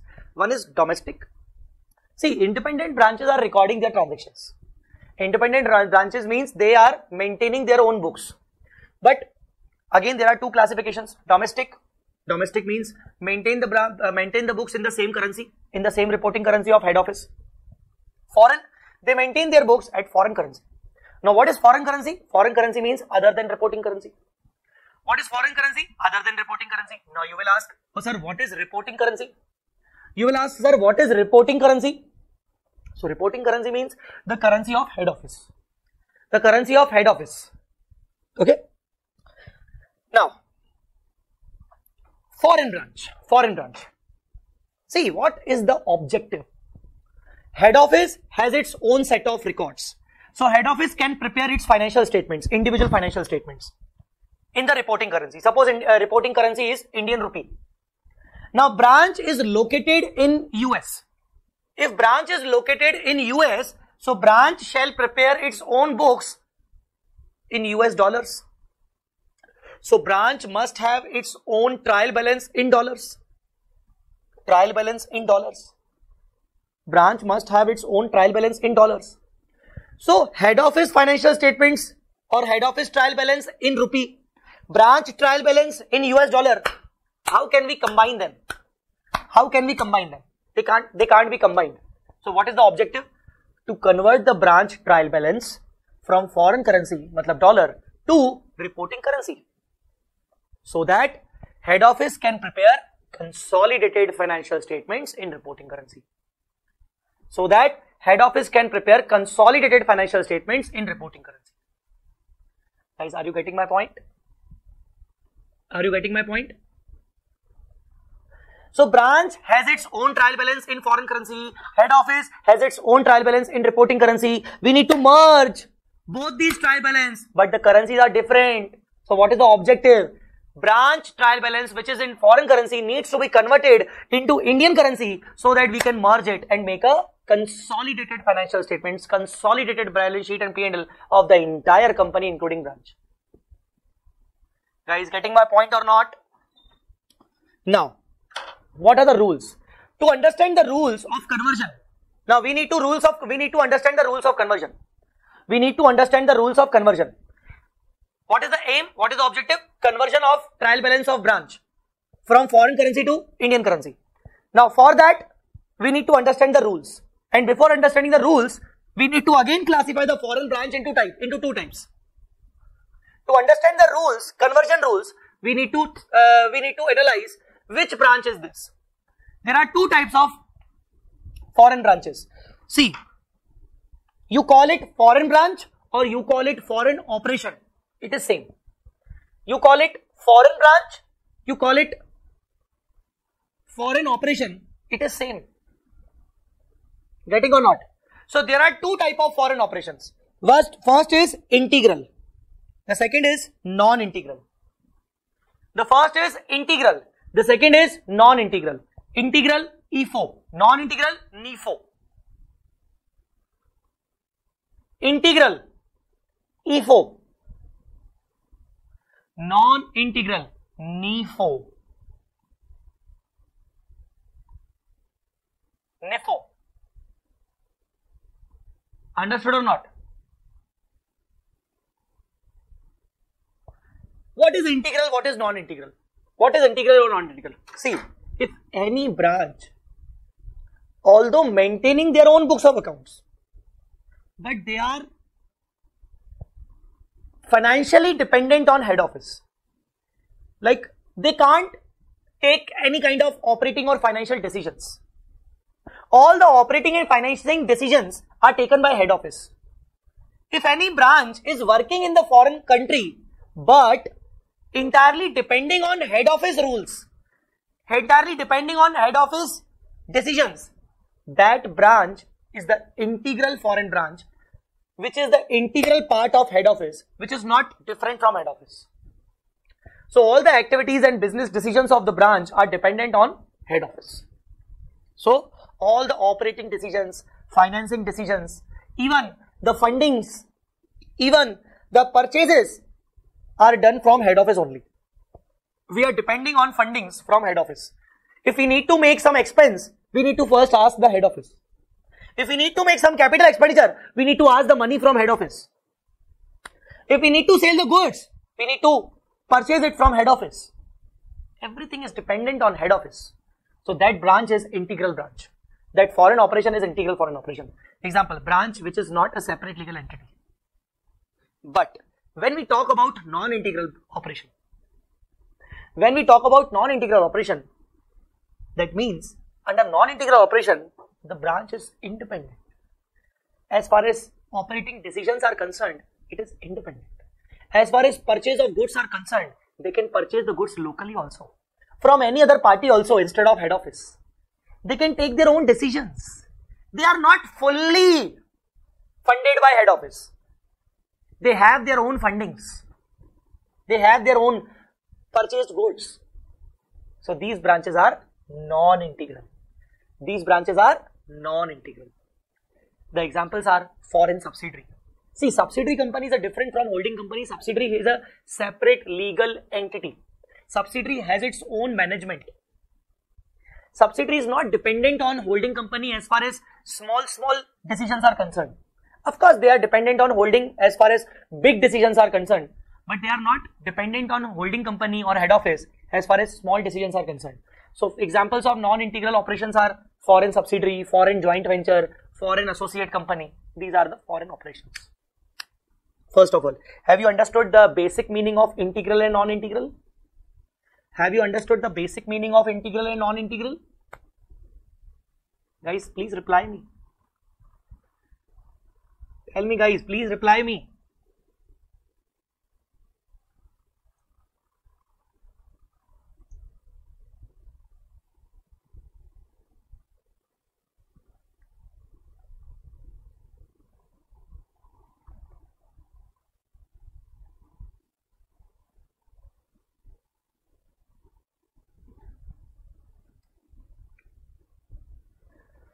Okay. So, objective to convert the branch trial balance from foreign currency to Indian currency, मतलब reporting currency, for the purpose of consolidation. So, we need to understand the rules of conversion, and before understanding the rules of conversion, we need to classify the foreign operation into two types: integral, non-integral. Because the rules of conversion for integral and non-integral different. There are different rules of conversion for integral and different rules of conversion for non-integral. Now, come to the rules of conversion. Rules of conversion. Conversion rules. Like from foreign to reporting, conversion rules. What we need to convert? Conversion of the trial balance of foreign operation. We need to convert the trial balance of foreign operation, which is in foreign currency, and conversion is into reporting currency, generally Indian currency. Now, do you know the meaning of monetary items? Do you know the meaning of monetary items? Tell me. Do you know what is the meaning of monetary items? What is the meaning of monetary items? Do you know what is the meaning of monetary items?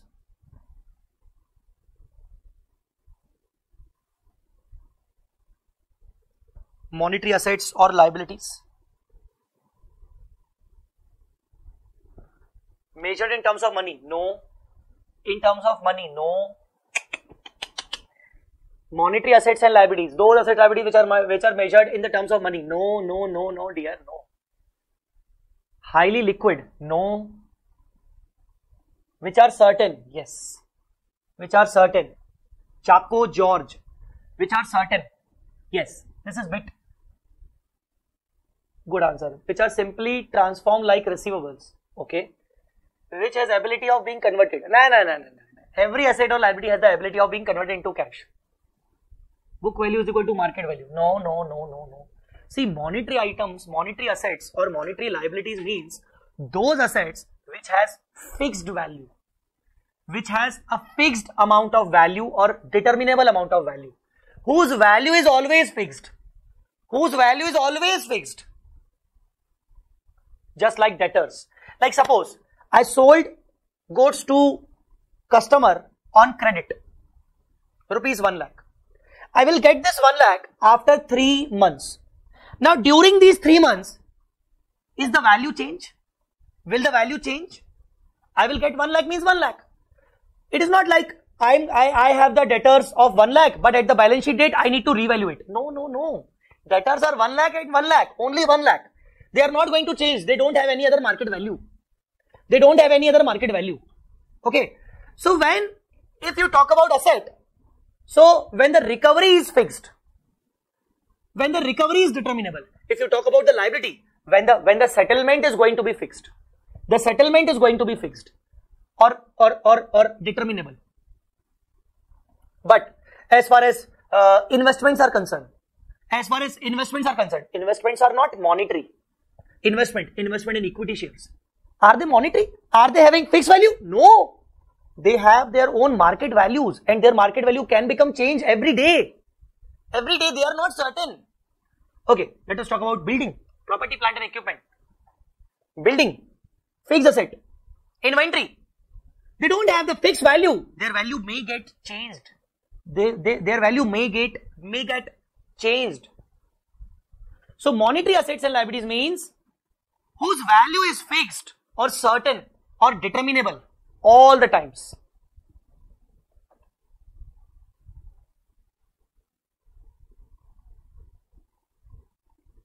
Value is fixed or determinable.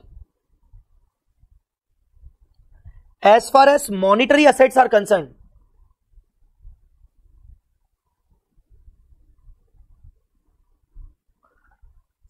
fixed recovery is expected, not to be changed.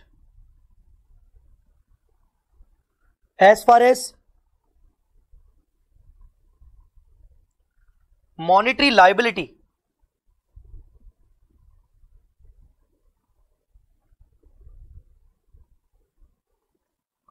fixed settlement is expected. Fixed settlement is expected, not to be changed. Example, any example of liability, monetary liability? Any example of monetary liability? Achha, monetary assets example, debtors. Very good. These are creditors or loans. If I have taken the loan of rupees 5 lakh, I need to repay the 5 lakh only. I need to repay the 5 lakh only. Sir, I need to repay the interest also. See, interest is the expense, not the liability. Interest is the expense, not the liability. Cash in hand, very good.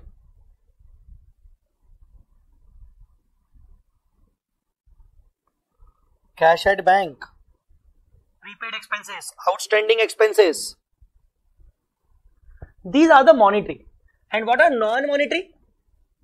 What are non-monetary?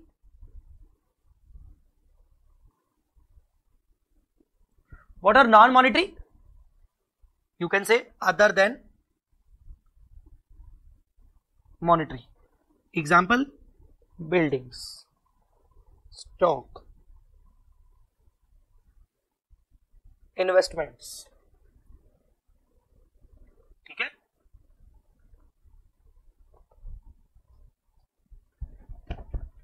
Okay, so now come to the rules of conversion.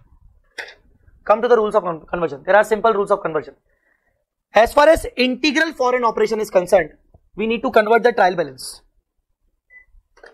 and for that convert all the monetary assets and liabilities. Monetary means debtors, creditors, creditors, prepaid, outstandings, cash in hand, cash at bank. Convert all the monetary items at closing rate. What is closing rate? Closing rate means exchange rate. And what is closing? Closing means that the rate prevailing on the balance sheet date. So closing rate means balance sheet date. Balance sheet date.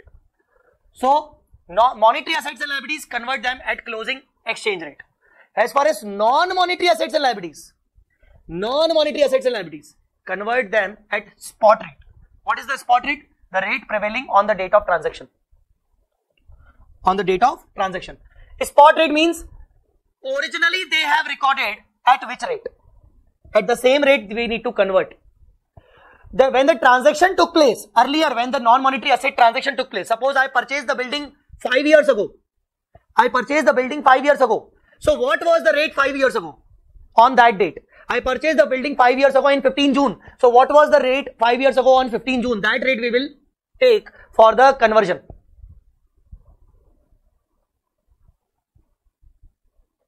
बोलो, समझ आया? I mean to say, are you getting, understanding or not? So monetary items, take the closing rates. Non-monetary item, original transaction date. Rate prevailing on the date of transaction. Okay. Revenue items. Revenue items means incomes and expenses. Revenue items means incomes and expenses. Which rate? Average rate. Average rate. Average rate. Which rate? Average rate. What is average rate? Opening plus closing divided by 2. Opening plus closing divided by 2. Opening balances such as opening stock, opening capital, opening rate. This is the last one. Can you please describe me? Can you please describe me?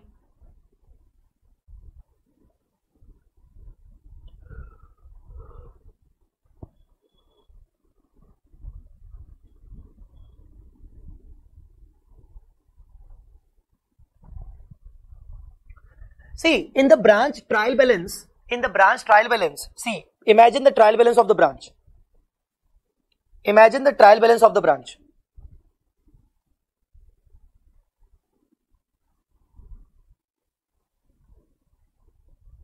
Suppose branch trial balance in dollars. Branch trial balance is in dollars. And see, this is under independent obviously. So, suppose there are buildings, inventory, debtors and creditors, loans, sales and purchases, expenses and incomes.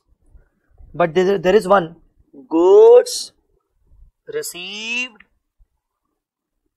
from head office and head office account. So, as far as building is concerned, inventories are concerned,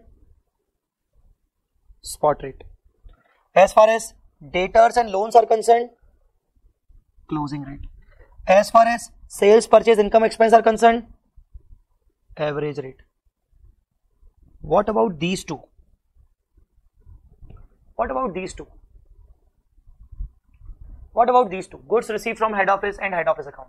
These two will be converted at the actual balance appearing in the books of head office. See, if branch is showing goods received from head office must be showing goods sent to branch. If branch is showing head office account, head office must be showing branch account. So, what is the rule? So, head office account balance and goods received from head office account at actual balance appearing in the head office records. Actual balance appearing in the head office records. So head office account is shown in the branch books. So in the same way, branch account is shown in the head office books. So at reporting currency only it is being shown. So convert into the same value. Goods received is shown in the books of branch, but goods sent to branch is shown in the books of head office. So at the same value. Got that point or not? And when this trial balance will be converted entirely into the reporting currency, there may be the difference, and such exchange difference will be transferred to profit and loss account. Such exchange difference will be transferred to the profit and loss account of branch. Such exchange difference will be transferred to the profit and loss account of branch.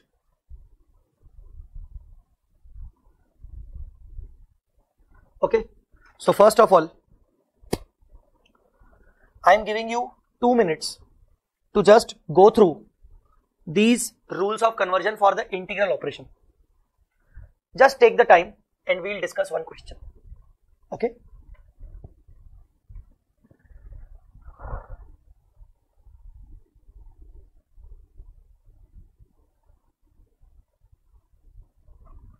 Sir, could you repeat about the exchange difference? See, when you convert the trial balance of dollar into Indian currency now, so the conversion rules are some items into closing, some items into spot, some items into average, some items are not to be converted at any rate, they are to be converted at actual balance. So definitely your trial balance must not be tallied. Your trial balance must not be tallied because all the figures are converted into different rates.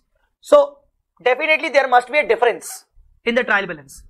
The debit side and credit side must not be equal. So that difference is called exchange difference. And that exchange difference, we need to transfer it to the profit and loss account of the branch.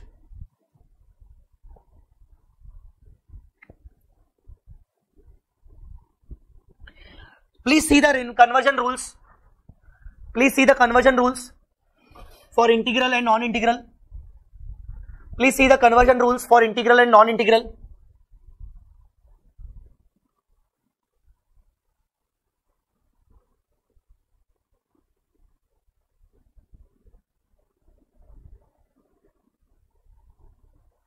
Closing rate on what date to be taken for? Beta, it is closing rate means balance sheet date na. It's a common sense na yaar. Closing means itself the balance sheet date. I even return it. Balance sheet. See this. What are you asking? When I say closing rate, that means the rate on the closing date. Closing date means balance sheet date. Closing rate means the rate on balance sheet date. The rate on balance sheet date.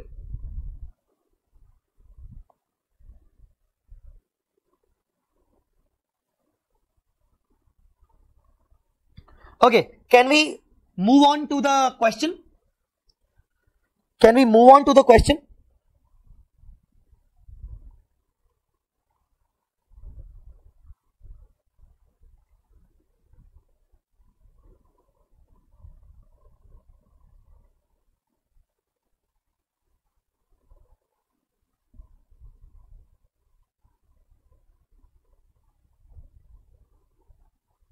Okay, come to the question. Question number 16. Come to the question.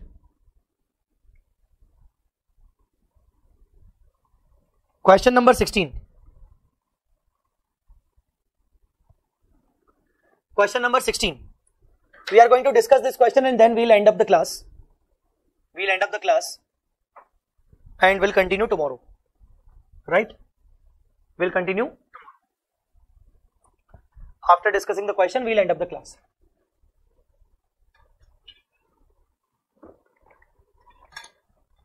Okay, do you want to see the non-integral rules also?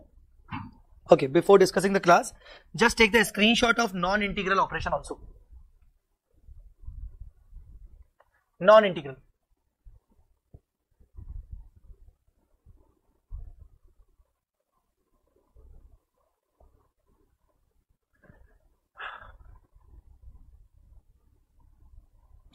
This is the first page.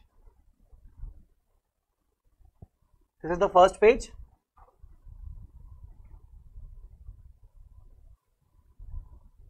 And this is the second page. This is the second page.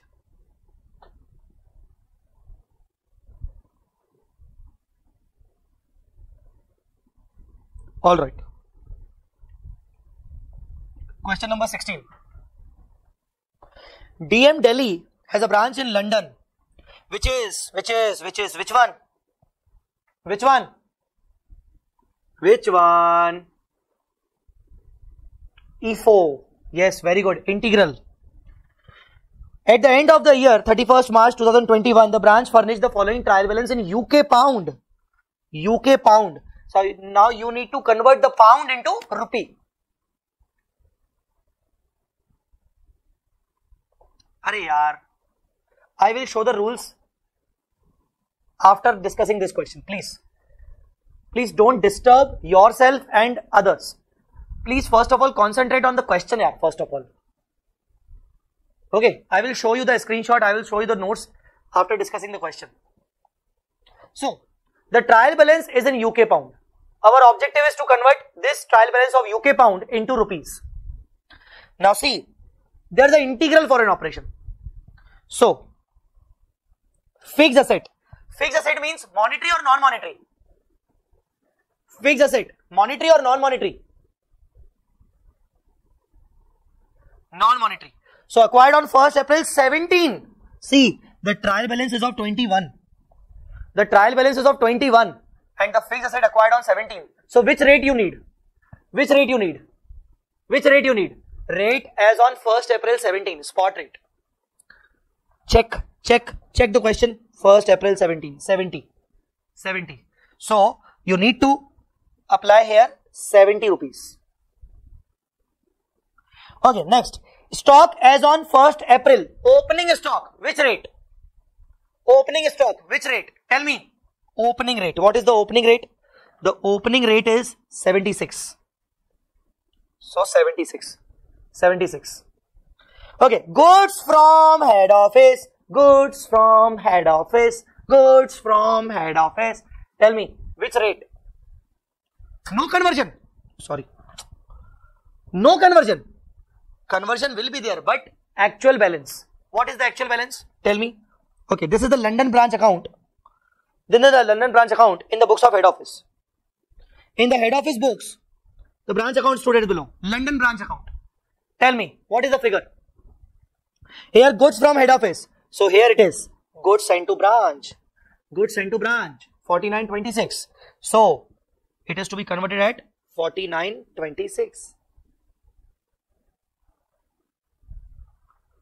Next is expense.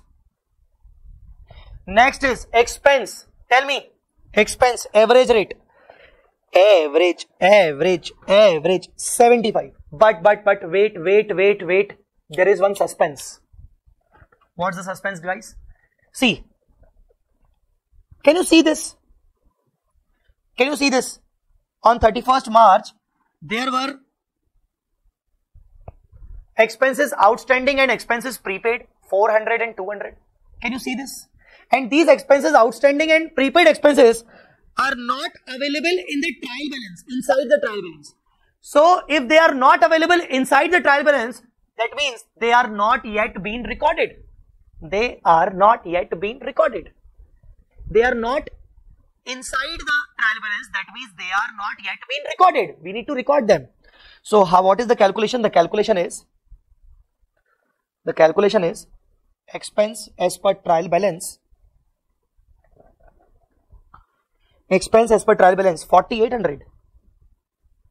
There is one outstanding expense. Outstanding expense means the expense belongs to current year. And there is one advance, matlab prepaid. Prepaid means that belongs to the next year. So we need to reduce, eliminate. So expense of the current year. How much? 4800 plus 4 minus 2. That means 5000. So what we will do? Expense of 5,000 pounds will be converted at which rate? The average rate, means at 75. So you will convert the expense of 5,000 at 75. Understood or not? Along with that, now since you have added and deducted, included these two, so they will become the part of your trial balance. So inside your trial balance, now there are two more items.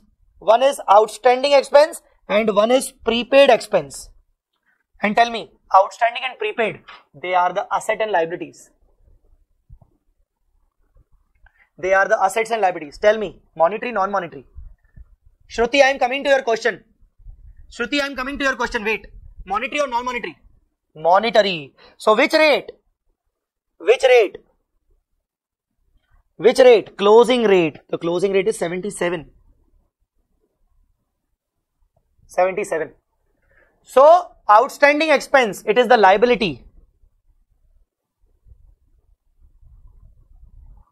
Prepaid, it is the asset. 77. Achha, Shruti has asked one question. Sir, suppose if there is no average rate being given in the question, what will we do? Simple, opening plus closing divided by 2. In the question, if they are not giving you the average rate, you can do opening plus closing. Okay, next. Debtors, creditors, cash at bank. Debtors, creditors, cash at bank. Tell me, monetary, non-monetary, opening rate, closing rate, average rate, which rate? Closing, all three at 77. Closing. Now tell me, head office account. Tell me the head office account. Which rate? Head office account, which rate? See, this trial balance is of March 2021 ending. So head office account is the balance, is the closing balance. So in the books of head office, London branch closing balance is 1720. So 1720. Sir, why not opening balance? Because opening balance is of 1st April 2020. We need the closing balance of 31st March 2021 because the trial balance appears on the 2021 only.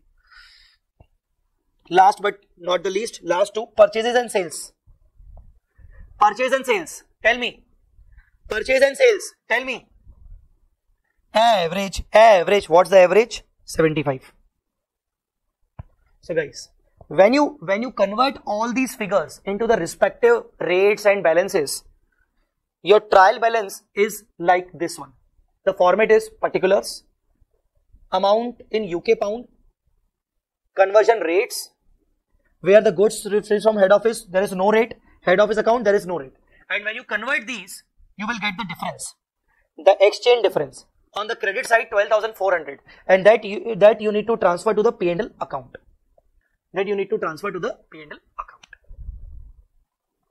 As an income, because it is on the credit side. Now, apart from that, what are the other items? The other items are closing stock. So, closing stock, which rate? Closing stock, which rate? Closing rate. Closing stock, which rate? Closing rate. So, what are they asking? You are required to prepare trial balance incorporating adjustment of outstanding and prepaid, converting UK pound to Indian rupees. Yes, this is the trial balance. Next, trading and profit and loss account for the year ended 31st March of London branch as would appear in the books of Delhi head office. Now, the same trial balance based on this rupees trial balance, you need to prepare the trading and P&L. So, trading and P&L based on this trial balance, like opening stock is 851,200. So, on the trading account 851,200. Purchases. Where are the purchases? 9 lakh. Sales 72 lakhs. So, purchases 9 lakh. Sales 72 lakhs. Closing stock 6,16,000. Simple. Goods received from head office 4926. You will get the GP. Now, apart from that, okay, fixed asset, sales, purchase, expenses 375 expenses. So P&L 375. Okay, another debtor creditor outstanding. Okay, 12,400 income. 12,400 income. So now, one more thing. Depreciation. Fixed assets are to be depreciated at 10% WDV. Guys, as far as depreciation is concerned, always calculate depreciation after converting the amount into Indian currency, into reporting currency, I mean. As far as depreciation is concerned,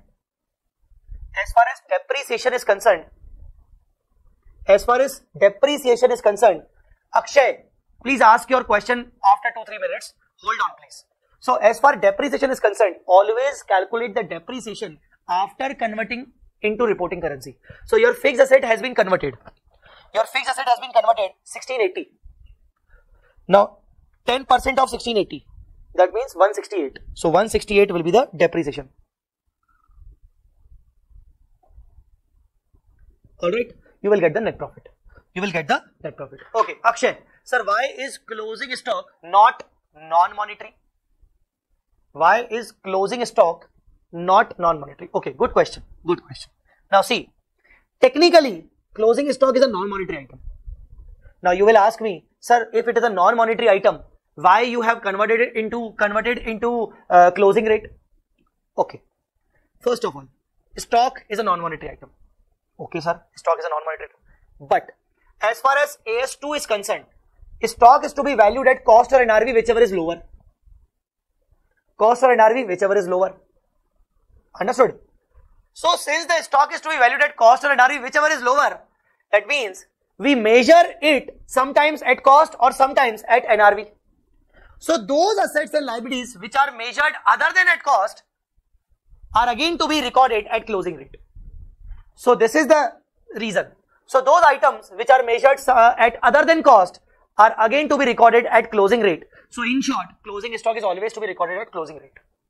For your understanding purpose, for your exam purpose, closing stock is always at closing rate. Understood? Now, this was the net profit. Now, as far as balance sheet is concerned, they are not asking the balance sheet. They just ask the trading P&L. But suppose if they ask the balance sheet, you must have the balance sheet figure like fixed assets. What are the items to be gone to the balance sheet? Fixed asset, debtors, creditors, outstanding, prepaid, cash, head office, and closing stock, not the opening stock, not the opening stock, closing stock, and the net profit final balance. So this way we have covered the integral operation. This way we have covered integral operation. Guys, if you want to take the screenshot of integral, see this. This is the integral for an operation.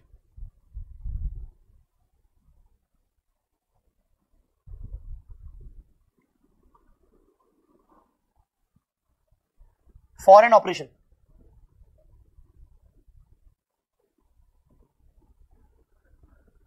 Do you want to take any other screenshot or shall we close the session?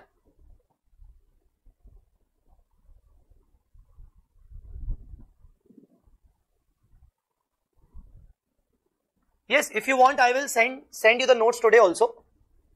I will share these notes with Mubarak. He will share with you guys. Although if you can wait till tomorrow, I can share you the notes, these two cumulative notes also.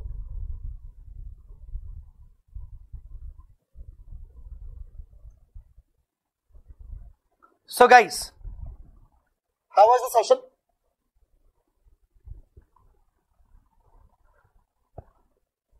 Could you repeat something? Could you repeat? Guys, you can unmute yourself. You can unmute yourself. Hello, sir. Yes. Sir, could you repeat the reason for taking closing stock and closing rate? See, closing stock is always valued at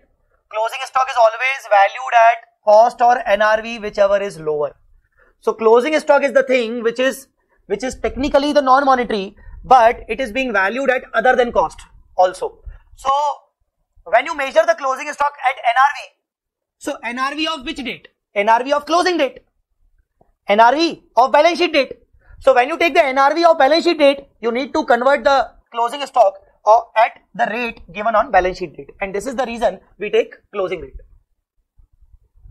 So if the cost is less, then we'll take it that, right? Yes, if cost is less, then spot rate. Okay, sir. All right. So you guys can unmute yourself, guys. I just want to hear how was the session. Nice session. Thank you. Yes, sir. The session was good. Thank you. Yes, sir, it was really helpful. Today's class was very helpful. Thank you, beta. It was really helpful, sir. Thank you. Okay. So guys, Do you need these notes today only, or should I share these notes cumulatively after tomorrow's lecture?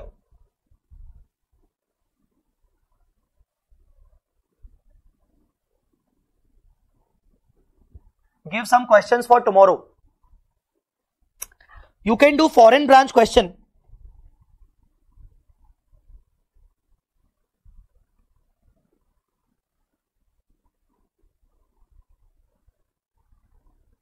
This question number 18. You can do foreign branch question number 18. Okay.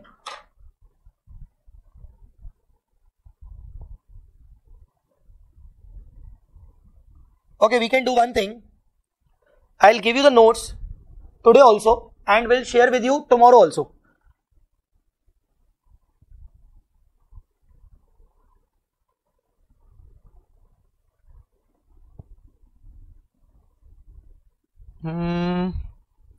Okay, I'll mail myself, then I will share with Mubarak.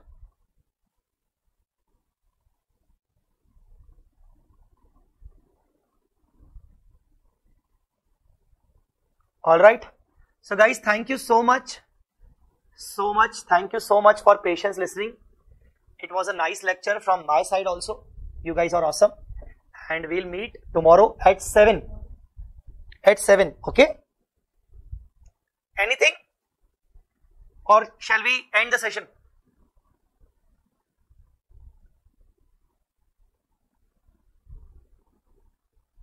Alright. Good night. Thank you so much, guys. Good night, good night, good night, everyone. We'll meet tomorrow at 7. Please, any one of you can, if any one of you can talk to Mubarak for tomorrow's session at 7 instead of 7:30, please. Can you do this? If any one of you can talk to Mubarak for session at 7. All right. All right. All right. Thank you. Thank you, guys. Bye bye. Take care. Jai Mata Di. Allah Hafiz.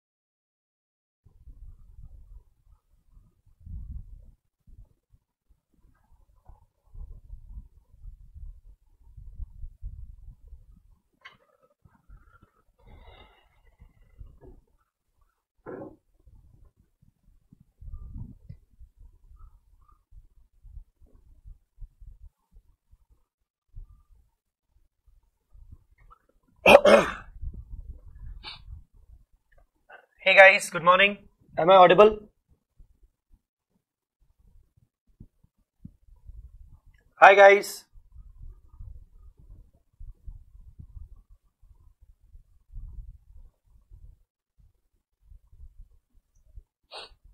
All right.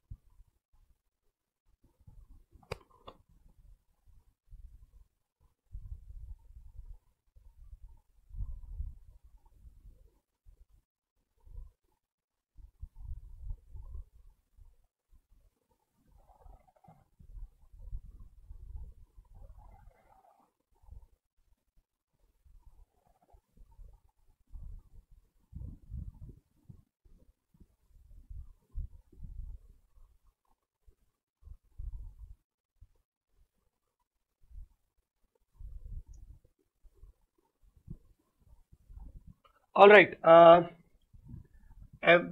Anyone can unmute their self. I have given you unmute rights. Okay.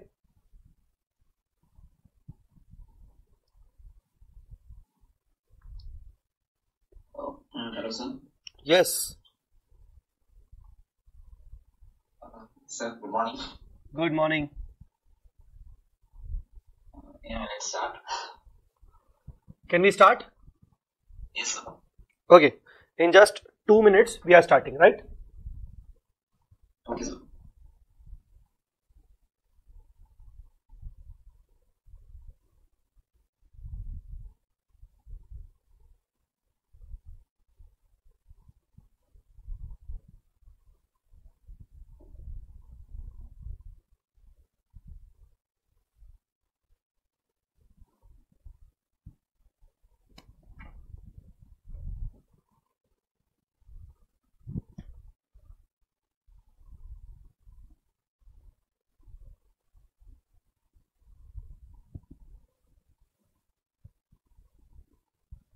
All right. So we are starting. Good morning once again to all of you. Okay, guys. So what we have done till that class, in the first class, we understood that in branch accounts there are two type of branches, dependent branches and independent branches. Under dependent branches, out of these 4 methods, we covered 2 methods: final account system cost basis and final account system IP or WP basis. Now 2 methods are left: stock and debtors and debtors method. In independent branch, there are 2 things. One is domestic branch and the other one is foreign branch. We already covered foreign branch. So in this session, what we are going to cover? We are going to first of all, we are going to cover these two. These two means stock and debtors method and debtors method. Then we'll cover the domestic branch. Okay. So first we'll start with stock and debtors method, right? First we'll start with stock and debtors method. Okay, before starting anything, if you guys have any doubt, if you want to ask me any doubt, you guys can ask a doubt also.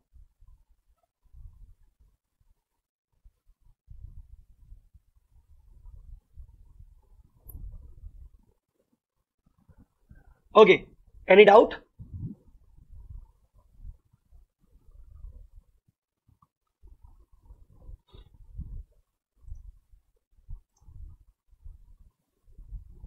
Very good. Okay. Foreign branch, full, finished or integrated branch only. See, we covered that day, we covered the branch accounts, the rules, the foreign branch conversion rules, and we did one question of integral branch. Okay. So we'll cover one more question of a non-integral branch also, but that is same, only the conversion rules are different. All right. So let's come to the stock and debtors method, which is one of the most important method in your exams. Which is one of the most important method.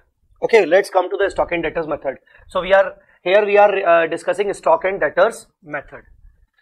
Now, please don't forget that this stock and debtors method comes under dependent branch. And what we have discussed in dependent branch, under dependent branch, the branch does not maintain its own books. So if branch is not maintaining its own records or own books, who is maintaining the books of the branch? Tell me, who is maintaining the books of the branch? Please comment, please chat, everyone. Head office. Very good, very good. So who is maintaining the books of the branch? Head office is maintaining the books of branch.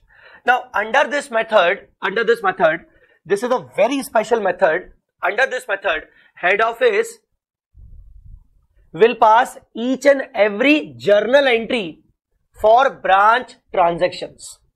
Head office will pass each and every journal entry for branch transactions.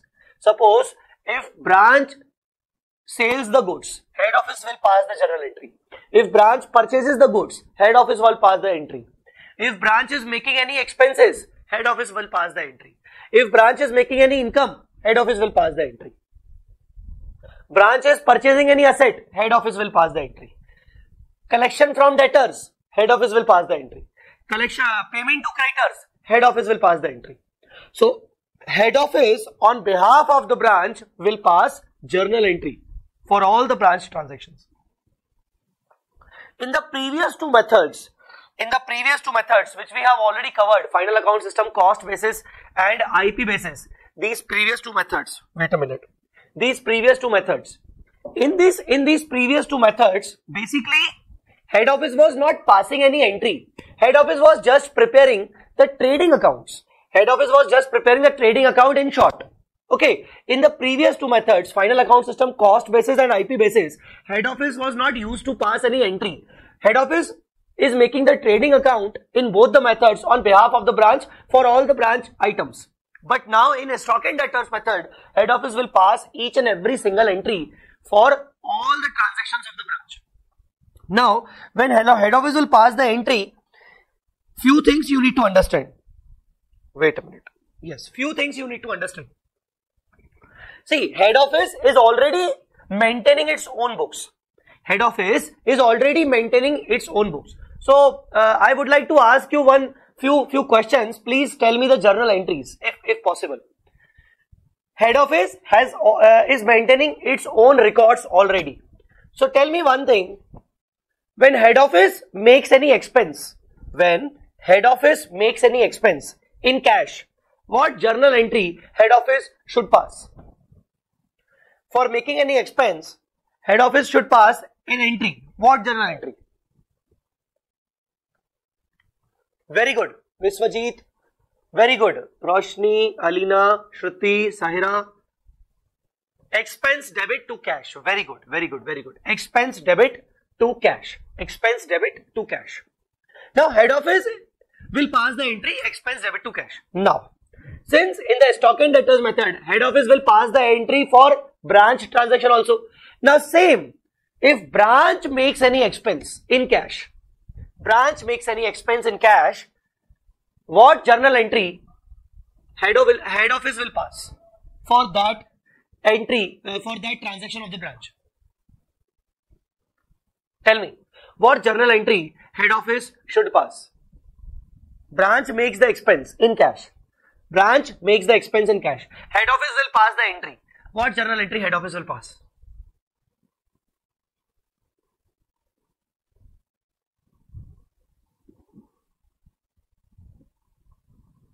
Okay.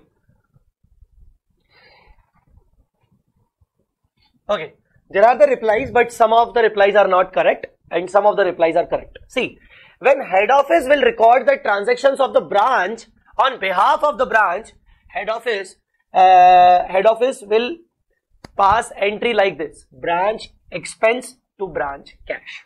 Branch expense to branch cash. Like in case of head office expense, there was an expense to cash. But now it is not the expense of head office, it is the expense of the branch. Then branch will do, head office will do branch expense to branch cash. That means for every single ledger account, there's a branch first of all and then expense. Branch cash, branch debtors, branch creditors, branch assets. Understood or not? Understood or not? So it's not only branch account. No. Branch expense, branch cash, branch profit and loss, branch debtors. All right. So for every single item to record the transaction of the branch, for every single item, I should incorporate the branch, the name of the branch before any ledger account. Understood?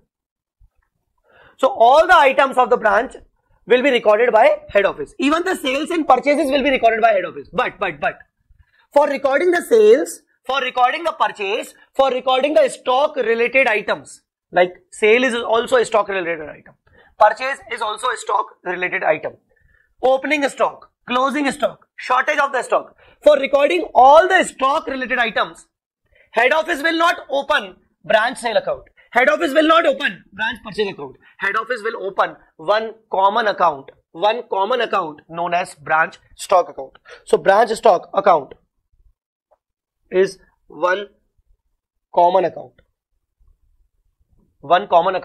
known as branch stock account. Are you getting my point? So once again,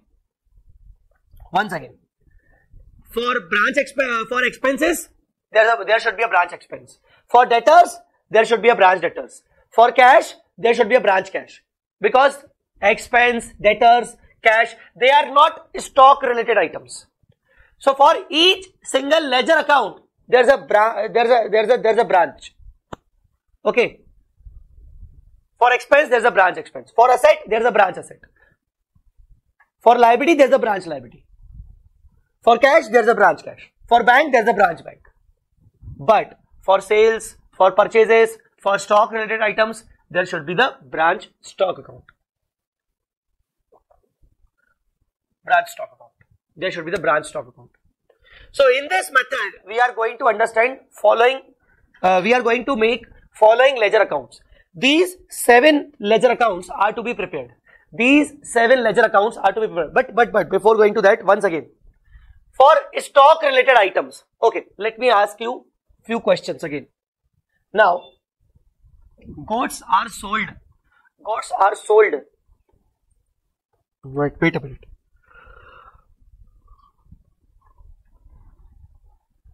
Yes.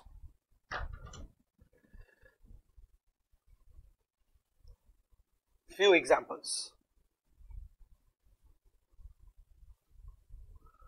Goods sold by branch in cash. Tell me, what journal entry head office shall pass? Technically, the entry of sales should be cash account debit to sales. Technically, the entry should be cash to sales. But now, since this is a branch transaction, what should be the entry? Branch cash. And instead of sale, what should be there? To branch stock. Guys, are you getting my point? So technically the entry should be cash account debit to sales. But this is a branch transaction, so it should be branch cash. Also, as far as sale is concerned, there should be a branch stock. Guys, are you getting my point? So what journal entry?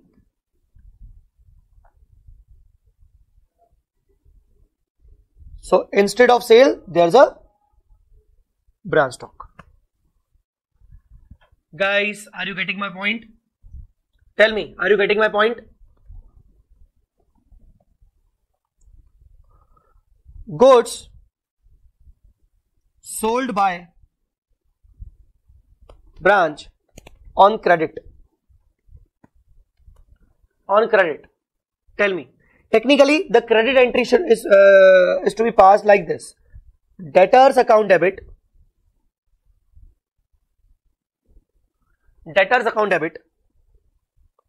to sales, but instead of sales, there should be branch stock, and there should be branch debtors. So branch debtors account debit to branch stock. Branch debtors account debit to branch stock. Goods signed to branch by head office. Goods signed to branch by head office. Goods signed to branch by head office. Tell me.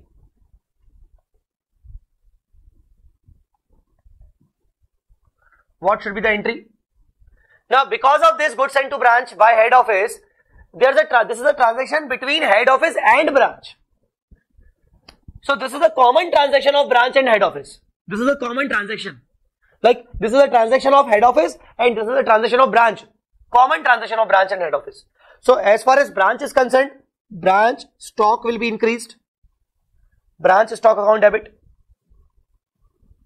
Branch stock will be increased. Whenever the stock will be increased, you will debit the stock. You will debit the stock. Whenever the stock will be decreased, you will credit the stock. See, when there was a sale, you are crediting the branch stock because stock is getting decreased.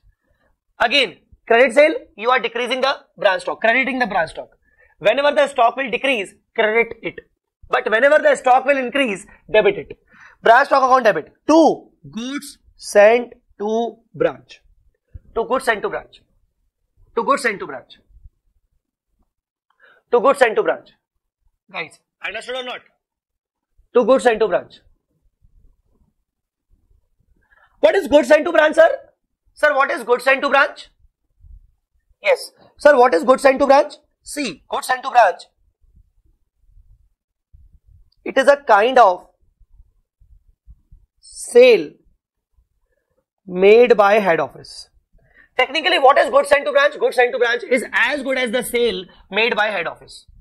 So, sir, why head office is not crediting the sale account? Because it has sent the goods to branch. Branch is my own part. I'll not book the sale. Understood or not? I have just given the goods to the branch. So, I need to book the separate account which is as good as sales. Okay. Any doubt, guys? So, goods sent to branch, branch stock account debit to branch, to goods sent to branch. Now, tell me once again. Goods return by branch. Tell me. This was the goods sent to branch. This is goods returned by branch to head office. Tell me. Tell me, guys.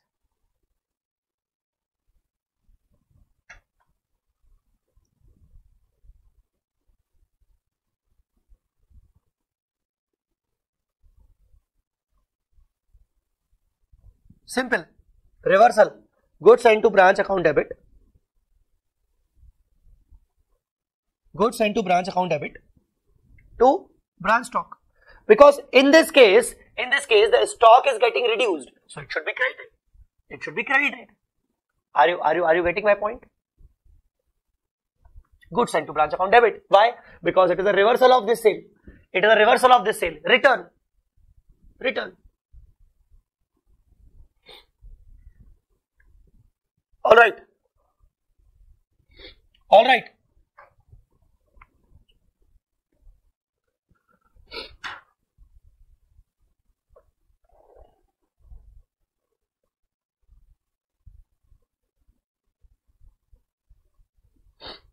Alright, tell me.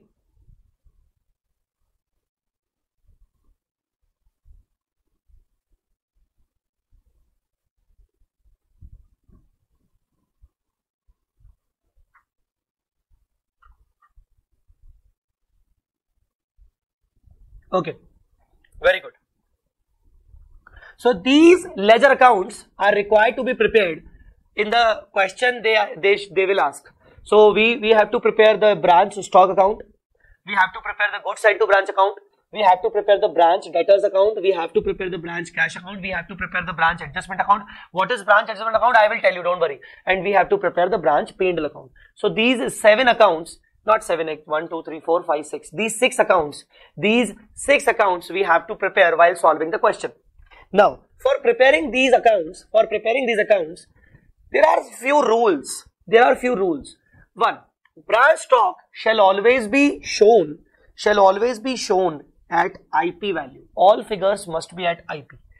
If you prepare branch stock now, all figures must be at IP. All figures must be at IP. Now, let me ask you one more question. If I ask you to prepare branch stock account. If I ask you to prepare branch stock account and I am asking you few questions based on that, please tell me where it is to be posted. First, goods sent to branch. Where should I post it? Where should I post it? Where should I post it? Goods sent to branch. Where should I post it? Debit side, of course. So, 2. Goods sent to branch. It should be posted at IP. It should be posted at IP. Okay. Okay. Goods sold, cash sale by branch. Cash sale by branch. Where should I post it? Where should I post it? Cash sale, cash sale, cash sale. Cash sale, cash sale. Where should I post it? Cash sale by branch. Branch cash account debit to branch stock. To branch stock. To branch stock. Where should I post it? Credit side. By branch cash. Credit sale by branch. Credit sale by branch. Credit sale by branch. Where should I post it? Where should I post it? Where should I post it? Credit side. By branch debtors.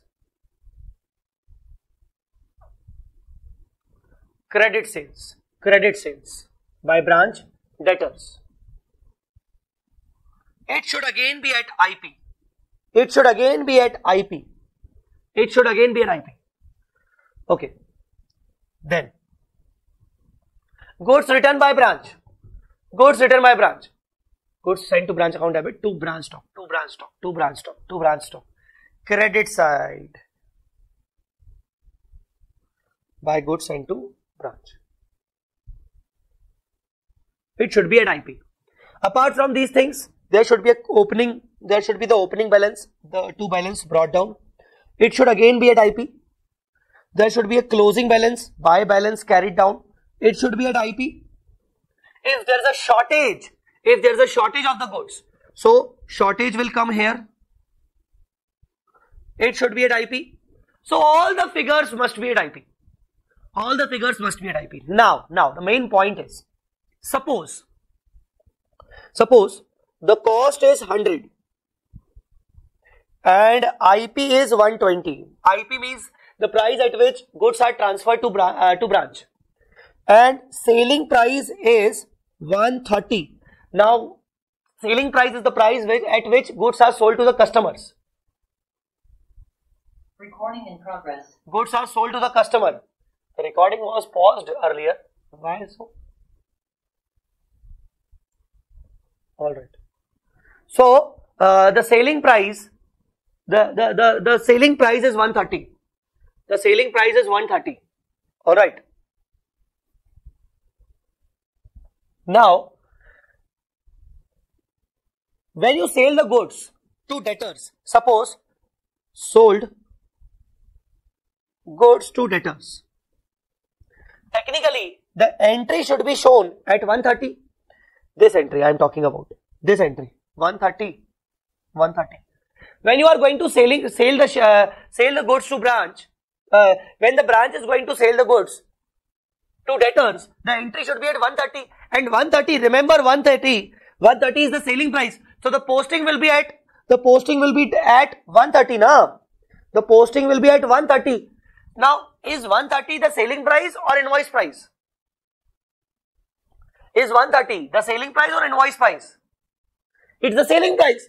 But every figure should be shown at IP. Oh my God. Every figure should be shown at IP now. Every figure should be shown at IP. So what should I do? For showing this figure at IP, on the opposite side, I will put 10. On the opposite side, I will put 10 in the name of to branch adjustment. To branch adjustment. Now, what is this branch adjustment? Branch adjustment is the loading account. It is the margin account. Under branch adjustment account, all the loadings, all the margins are covered. So, whenever I record any item at more than IP or less than IP, so to make it at IP, on the opposite side, I will show the loading. I will show the margin in the name of in the name of branch adjustment. Guys, are you getting my point? So since this 130 is not the IP, to show it at IP, I will book it. I will book another 10 rupees on the opposite side in the name of branch adjustment, so that the net effect could be IP only. Okay. Do you understood that?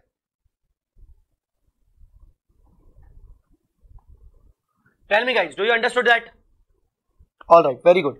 So, branch stock should be prepared at all IP figures. If some figures are not at IP, so to make them IP, we'll post it loading in a branch adjustment account. In the same way, goods sent to branch account. Goods sent to branch account. All figures must be at cost. All figures must be at cost. So these are the rules. You have to understood. You have to learn these rules. Branch stock should be prepared at IP. Goods sent to branch account should be prepared at cost. Branch debtor is normal. No, don't worry. At actual. Branch cash at actual. Branch adjustment will be prepared at loading. Branch adjustment should be prepared at loading or margin. Branch adjustment should be prepared at loading or margin. Guys, understood or not? And in branch P&L, all the expenses will be recorded. Not an issue.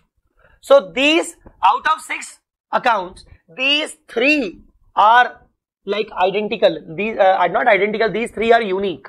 Like one is branch stock, the second one is goods sent to branch, and the third is branch adjustment. All others are very common. Branch debtor, cash, P&L are very common. Okay. Shall we do one question? Tell me. Shall we do one question?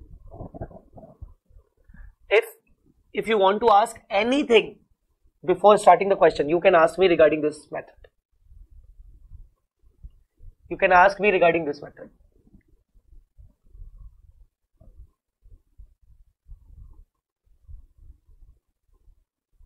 Sir? Yes. So if in the question they are given like in cost, if they are given to that instead of invoice they are given cost price, then should we convert it into invoice? See, if they are directly giving you the cost values, okay, and in the question they already mentioned the invoicing, like goods are sold at cost plus 20%, but all the figures are given at cost only. So you have to convert the cost into IP. Okay, sir. Understood? Because our rule is to record at IP, and they have given all the cost figures, but at the same time they told us that goods are being sold, goods are being sent to branch at cost plus loading 20%. So we have to convert all the figures at IP to record. Okay, sir. So by default, the stock and debtors method only includes invoice price only. Stock and debtors method, under stock and debtors method, there is a one account which is branch stock account, and this branch stock account is by default at IP, not others. Try to understand, not others, because the second one is at cost now. So you need both values. You need cost value, you need IP value, but at the same time, suppose. Now my question is, you can give me the answer. Everyone can give me the answer. They have told us that goods are sold, goods are sent to branch at cost only. At cost only. Now what we will do? Goods are sent to branch. Goods are sent to branch at cost only. What we will do?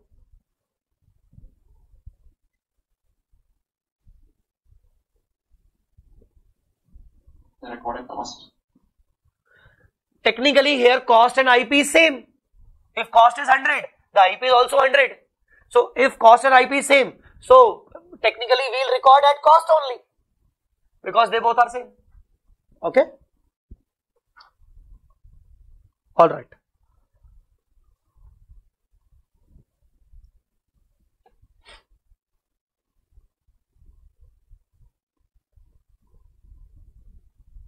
Okay, let's do one question.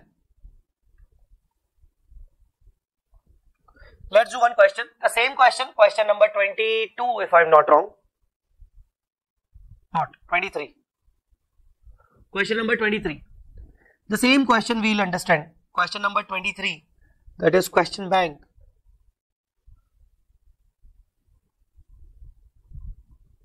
May 22. All right. So everything, see, we already did this question in the earlier two methods, you must remember. So let us read this once again. Walkaway Footwears has its head office at Nagpur and branch at Patna. It invoices goods to its branch at 20% less than list price. So technically here, if you assume cost at 100, the list price was 200 if you remember, which is cost plus 100, okay? And the selling price is 200 minus 20%. So technically it should be 160. Alright. Then with the instruction, now see this, with the instruction that cash sale were to be made at invoice price and credit sale at catalog price. Credit sale at catalog price. So whenever the branch makes cash sale, it should be at IP. Whenever the branch makes credit sale, it should be at list price, catalog price, sales price. Okay. So how many accounts we'll prepare? There is the first account which is branch stock account. Branch stock account. Goods sent to branch account.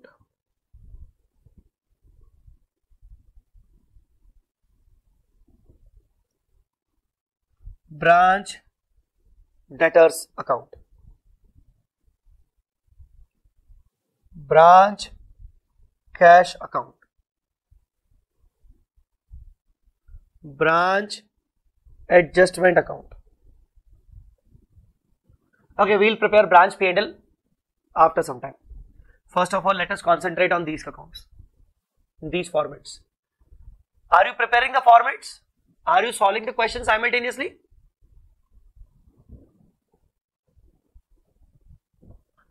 Tell me. Very good. Very good. Let me open the Zoom in my mobile phone also.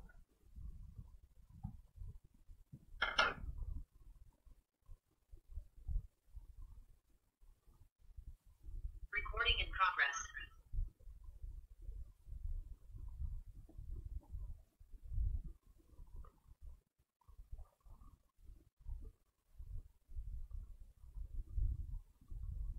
Okay.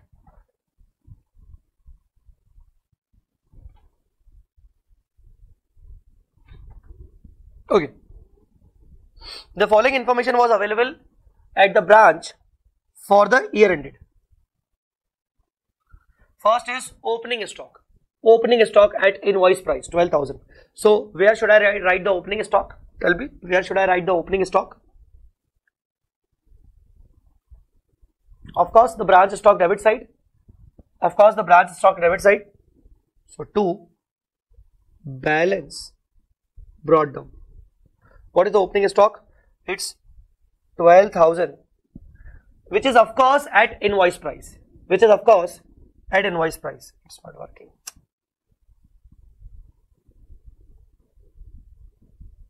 Okay, it's of course at invoice price. But now see, since I have recorded this opening stock at IP, can you please tell me the stock reserve portion on this? On this 12,000, can you please tell me the stock reserve portion? Can you please tell me the stock reserve portion?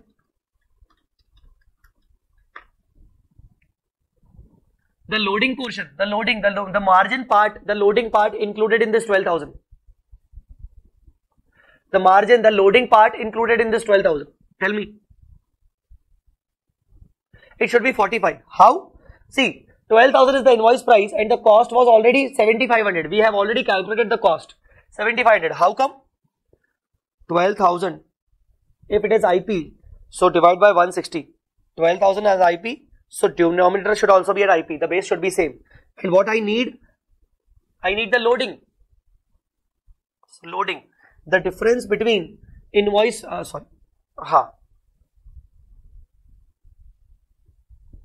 this is IP. The difference between IP and cost. The difference between IP and cost. The difference between IP and cost. That is 60. So how come? 4,500. Everybody is clear or not? So loading is 4500. Where we show the loading? Is there any specific account for the loading? Is there any specific account for the loading? Is there any specific account for the loading? Branch adjustment. So credit side, by balance brought down 4500 on opening stock. So I have recorded the stock on the debit side, but to record the loading, I should record on the opposite side. On the opposite side. Since it was an opening balance, so I recorded the loading at opening balance again. Okay. Okay, alright. Now, opening debtors 10,000. Opening debtors.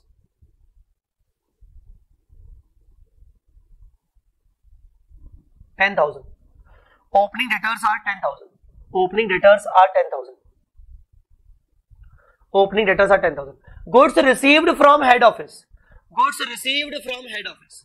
Goods received from head office. Goods received from head office. Tell me, that means goods sent to branch. What should be the entry? What should be the entry? Goods sent to branch. Branch stock will be debited. Branch stock is increased. Branch stock is increased. Okay. What is the journal entry? 2. Goods sent to branch. 1,32,000. And remember, 132 is the IP. 132 is the IP. 132 is the invoice price, my dear. 132 is the invoice price. Okay, now post it. Goods sent to branch. Branch stock account debit to goods sent to branch. Now post it in the second account. This account is always to be maintained at cost. This account is to be maintained at IP. So buy branch stock. Buy branch stock. 132. Oh my God. This is at IP. Oh shit. This is at IP. Our rule is to make it at cost. What should I do? What should I do? On the opposite side. What should I do? What should I do? On the opposite side. Calculate the loading and transfer it to branch adjustment. So to branch adjustment account. How much loading? See, 132 is the invoice price. The real cost is 82,500. We have already calculated the cost in earlier methods. So 132 minus 82,500, that is 49,500. That is 49,500. Are you getting my point or not? 49,500. 49,500. 49,500.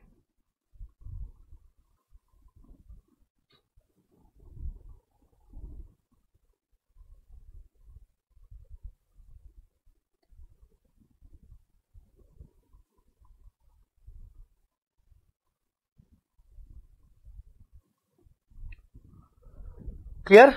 So now this 49,500 is to be posted in adjustment account. This 49,500 is to be posted in adjustment account. Okay, post it. Buy goods sent to branch. 49,500. 49,500.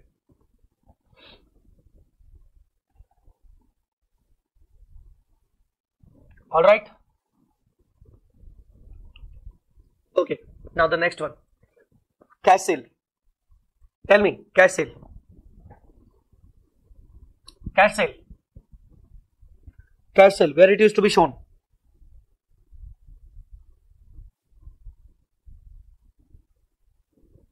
Cash sale. Start with the stock account. Cash sale. Buy branch cash. And cash sale at IP 46,000. See, this is already at 46,000. This is already at IP. No need to make any adjustment. This is already at IP. This is already at IP. This is already at IP. No need to make any adjustment. Alright? Alright? The next. Credit sale. The next. Credit sale. 1 lakh. 1 lakh. Acha. Branch cash. So we need to post it 46,000 at cash also. To branch stock. In the cash account. As far as credit sale is concerned, 1 lakh.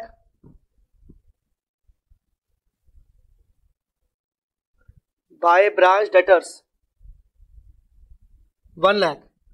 And here in the branch debtors, 2 branch stock, 1 lakh. See, this is at selling price. If I am not wrong, this is at selling price. This is at selling price. This is at selling price. Shruti, sir, isn't sales at SP? Dear, first of all, read the question properly. Branch has been given the instructions to make the cash sale at IP only. So why we should decide? Branch has been given the instruction to make the cash sale at IP, dear. To make the cash sale at IP and to make the credit sale at list price. So it is already given that we should make the cash sale at invoice price. So if the goods costing rupees 100, I am giving you, you are my branch, I am giving you at 120. I told you to sell it 120 only. Don't worry. Because I know na 20 rupees is already the profit made by me, which you don't know. So first of all, concentrate on the questions requirement. They have already told us that a branch has been given the instruction that cash sale is to be made at invoice price. Shruti, are you listening to me or not? Please reply. So cash sale is originally to be made at invoice price only. I am not getting any reply from Shruti. I don't know why. So let's move on. Credit sale 1 lakh. Credit sale 1 lakh. So it is to be recorded at this. Okay, 1 lakh branch debtors debit and 1 lakh credit. And this is the credit sale, and credit sale for this instruction are being given to the branch to make the credit sale at SP.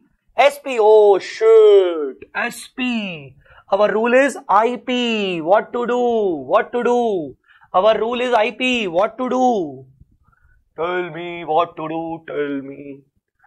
Tell me what to do. Tell me what to do.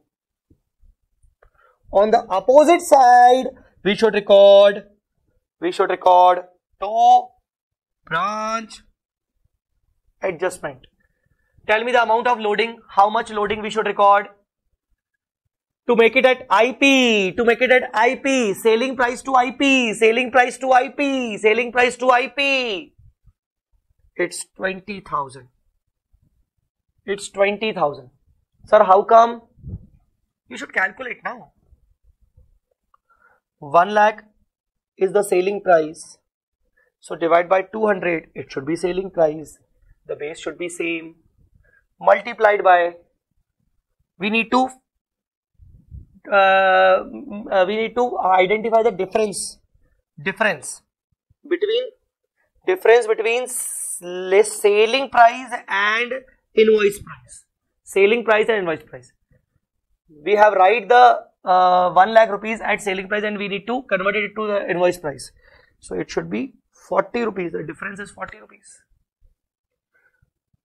Understood? Clear? So loading is 20,000.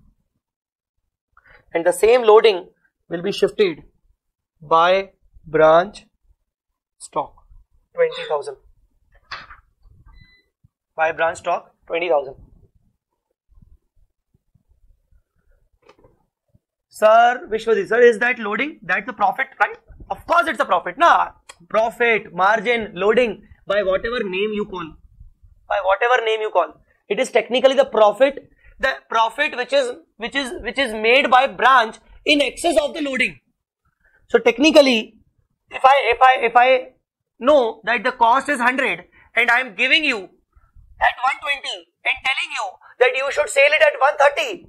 So technically total profit is 30. 100 rupee cost goods are sold by you at 130. So first I gave you at 120. So 20 is the profit earned by me from you. And you sold it at 130. So 10 is the profit earned by you from customer. So technically there is a 30 rupees profit. Understood? So as far as this 49 is concerned, 49,500, This is equivalent to 20 rupees profit made by me from you. And as far as this 20,000 profit, this is the 10 rupees which is made by you from customer. So technically, overall 30 rupees are being shown. This is the real logic. So in adjustment account, what we are going to record? We are going to record the entire 30 rupees. We are going to record entire 30 rupees. How? 20 rupees made, 20 rupees profit earned by head office from the branch. This is in the form of 49,500 and 4,500. And 10 rupees profit earned by you means branch, from the customer. This is in the form of 20,000. So technically we are here to record 30 rupees entire profit in parts. Now you got me or not?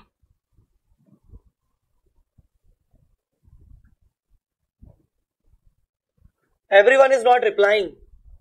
Everyone is not replying.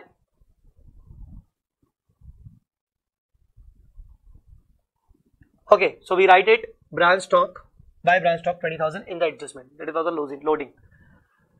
The second effect was this. Okay, next.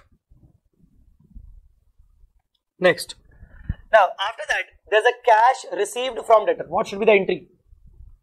Cash received from debtor. This is the stock and debtors method. Head office will pass the entries of branch. Head office will pass the entries of branch transactions on the behalf of branch. Cash account debit to debtors. Tell me. So it should be branch cash account debit to branch debtors. Branch cash account debit to branch debtors. 2. Guys, there's a one request. Please, when you are chatting something now, please chat so that everyone can see that. Okay, you are chatting me personally.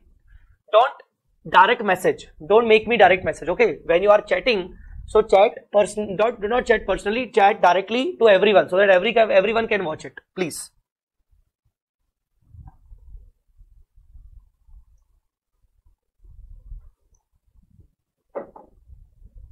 Okay. So 2.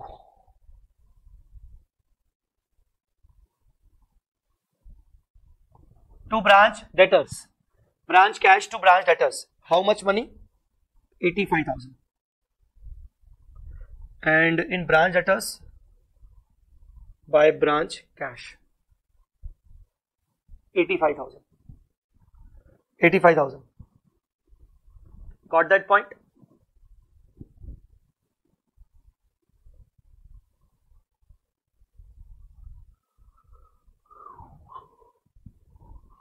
Expense at branch 17,500. Expense at branch 17,500. Tell me, 17,500. Expense at branch 17,500. What should we do? Expense at branch, expense at branch, expense at branch, expense at branch. So branch makes some expenses. So expense will be debited to the profit and loss account and credited in the cash account. So by branch expenses 17,500. 17,500. This should be transferred to the P&L. This should be transferred to the P&L.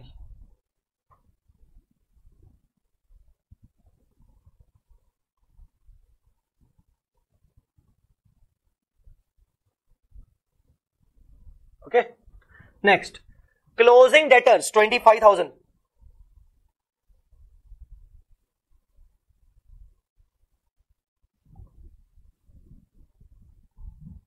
Closing stock 17,600. It is at IP, not an issue.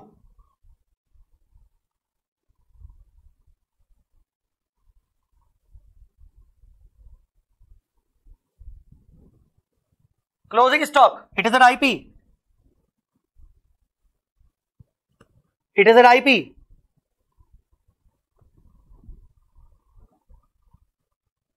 Yes, dear Shruti. Instead of cash, if there's a bank account, would it be branch bank? Of course, yes. Of course, yes. So, closing stock, 17,600. So, please tell me, just like opening, if you remember, in the opening stock, we calculated the loading in the branch adjustment. We calculated the loading in the branch adjustment. So, just like opening, can you please calculate the stock reserve loading on the closing also? Please tell me. Please tell me how much and where we should record it. Where we should record it? It's 1600, 6600. Very good. It's 6600.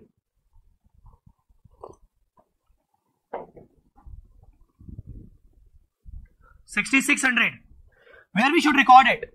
Of course, it is a loading, so it should be recorded at loading. Loading account. Loading account is branch adjustment account. On the credit side, to balance carried down. Sir, why carried down? See, since you are calculating the loading on the closing stock, so that should be recorded as a closing balance. 6600 on closing stock.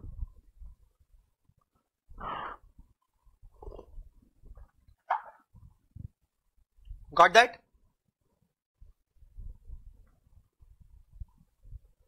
Okay. Next. Remittance to head office 120. Remittance to head office 120. What is remittance? Remittance means branch has sent cash to head office. Remittance to head office. Remittance to head office means branch has sent cash to head office. Cash to head office. So technically branch cash will be created by cash account. See, this is a transaction between branch and head office. Na? Branch cash is getting increased. Head office cash is getting increased. Branch cash is getting decreased. 120.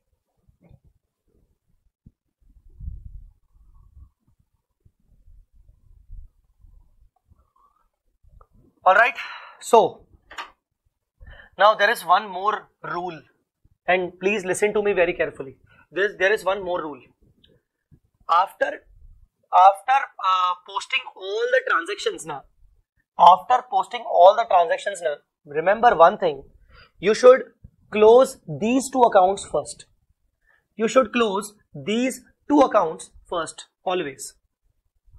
Do not close branch stock first of all. Please close branch debtors and branch cash. Maybe we may found one missing figure which is to be posted in the stock account. So as far as debtor is concerned, the opening is given, the closing is given, the sale is given, the collection is given. I think it's almost done. Please see this. This account is getting tallied. This account is getting tallied. This account is getting tallied. Alright. As far as branch cash is concerned,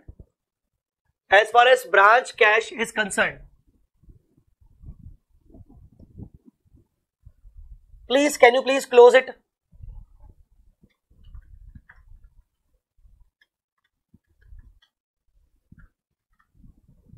Can you please close it?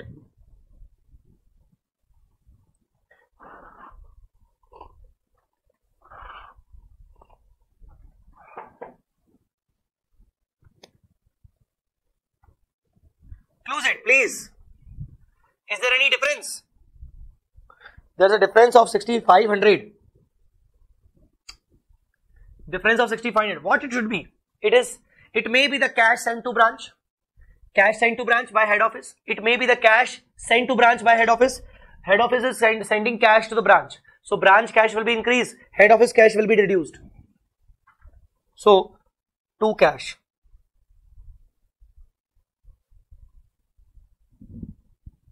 So these two accounts are done. These two accounts are done. Now, please, these two accounts are done.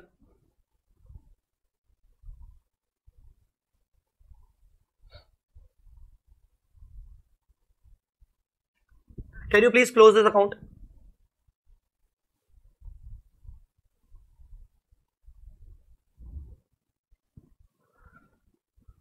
Can you please close this account?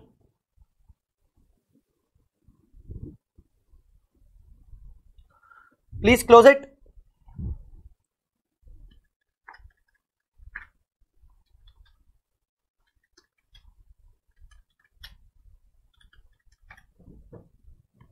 $400 shortage. If you remember, we already did this question in previous two methods. IP method also, final account system, that was a shortage 400. Now guys, as far as shortage is concerned, what we should do? Now listen to me very, very carefully. Please do not write now. Please don't write. Please don't write. 400 we should write here to balance the account. To balance the account, 400. Now 400 is definitely the shortage. Can you please tell me, out of this 400, what is the cost, what is the loading? What is the cost, what is the loading? Can you please tell me?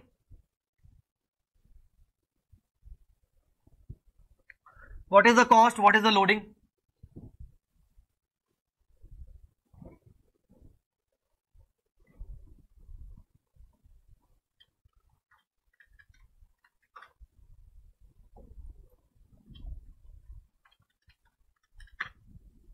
Of course, very good. Loading is 150, cost is 250.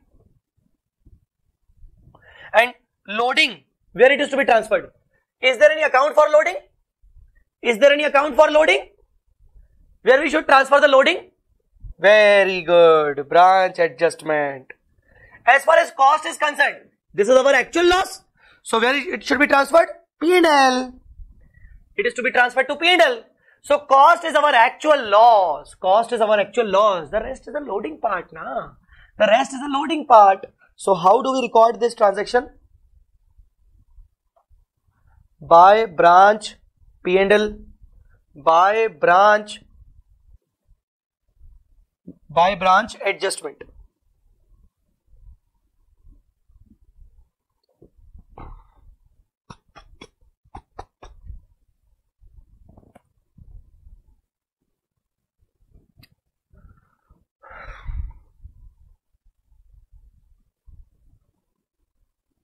Where they are to be adjusted? 150 adjustment account. So to branch stock 150. It is a loading on shortage. And the 250 to be transferred to P&L. To be transferred to P&L.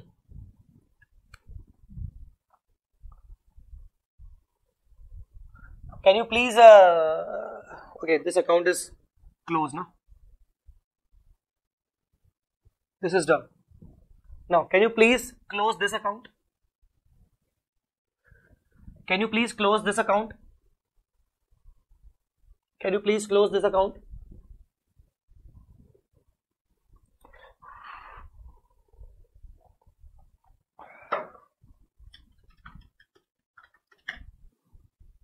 $82,500.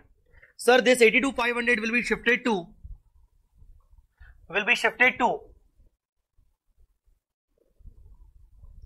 trading account. Will be shifted to trading account because it is as good as sales. You remember?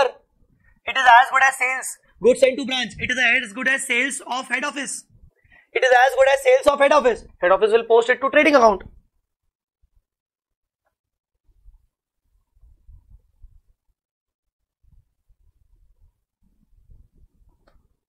Okay,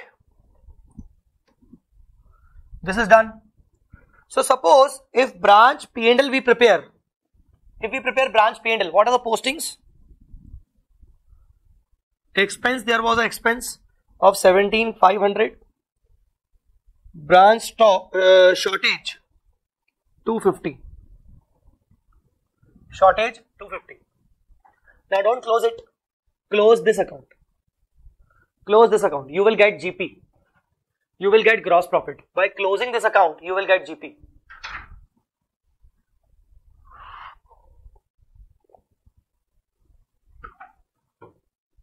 You will get the GP.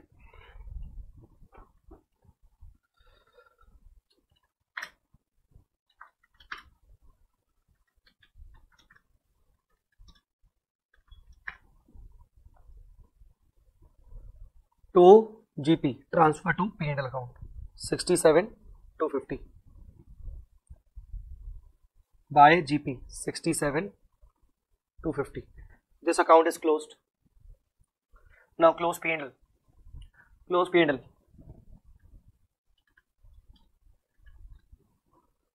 So you get net profit 49,500.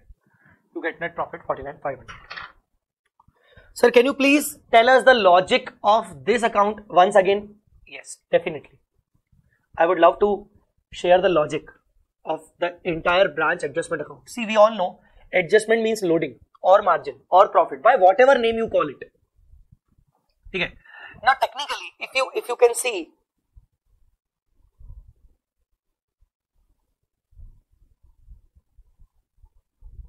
if you can see, 100 rupees cost of goods sent by head office to branch at 160 and 160 invoice price sent by sold by branch to customers at 200. Now try to understand the logic behind this account. Adjustment account is what? I sold 100 rupee goods to branch at 160. Oh wow, I will earn 60. Wow, I will earn 60. When the branch sell it, I will earn 60. So this is the 60. This is the 60. This is the 60 value. So whenever I send goods to the branch, I record the profit. I record my level of my share of profit. My share of profit means 60. 60 is head office share of profit. 60 is head office profit. So whenever I send goods to branch, I record my share of profit. Okay, understood. I will record my profit. Okay. And when actually these goods are being sold to customer, another 40 is the profit, which is the branch share of profit. So whenever these goods are sold ultimately to customer at more than 160, another profit will be recorded. So above two are the share of profit of head office. And the last one is the share of profit earned by branch over and above IP. Sir, what is the relevance of this 150 and 6600? When I sent goods, I recorded the profit by assuming that these goods will be sold to the customer ultimately. But actually out of these goods, some goods are not sold. Some goods are still unsold and some are shortage. So when I sent the goods to the branch, I recorded the profit. But when some goods are become shortage, are become lost, I have to reverse my profit. And some goods are not yet sold. Again, I have to reverse my profit. So this is the profit we recorded. Out of this 150 and 6600, we are reversing because these goods are not yet sold. So technically, we recorded our profit. Our remaining profit is 67 to 50. Guys, have you understood the logic? So here the logic is, whenever the head office sends goods to branch, head office records its own share of profit in advance. Head office records its own share of profit in advance. And whenever branch sells the goods to customer more than IP, we record the profit at the point of sale only. Since head office records its own share of profit in advance, and after some time, if some goods are lost, we need to reverse the profit. If some goods are not yet sold, we again need to reverse the profit. This is the clear logic behind this. Now tell me, if you want to ask any question, you can ask, because I'm done.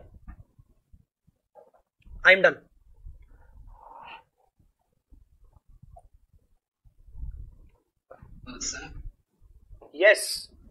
sir, in a branch stock account, we have written that by abnormal loss and by branch adjustment.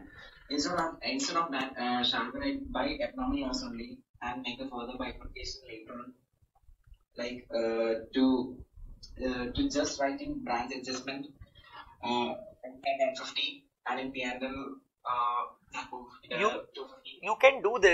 You can do this, but as far as presentation is concerned, I'm not sure you will get the full marks or not. Okay, sir.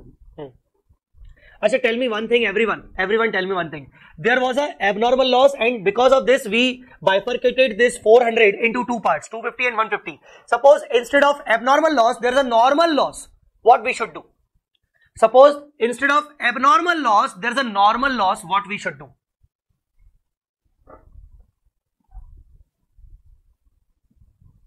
What we should do?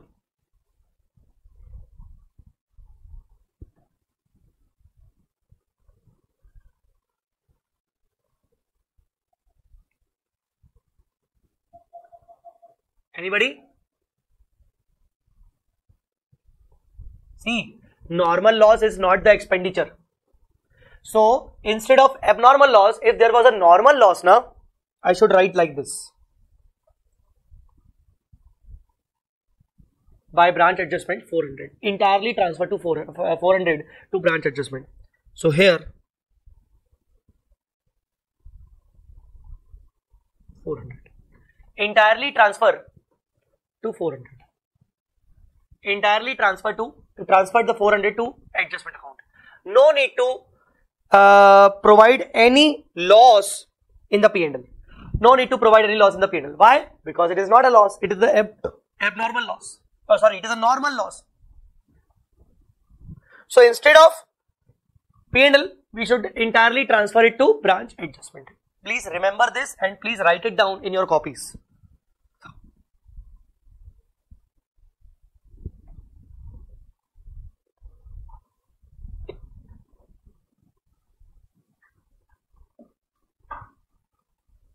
Everyone is done?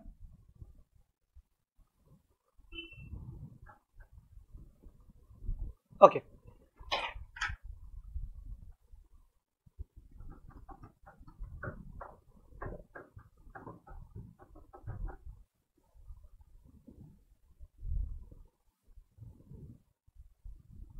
Will the normal loss be given in the question or is there any separate calculation? See, either if it is given in the question, you can write like directly by branch adjustment. If it is not separately given in the calculation, so don't worry. The balancing figure, whatever the balancing figure arrives, and in the question they will tell you that any shortage in the stock will be the normal loss. They will tell any shortage in the stock will be the normal. So you can write directly by branch adjustment. So of course they will provide you the hint. They will provide you the hint.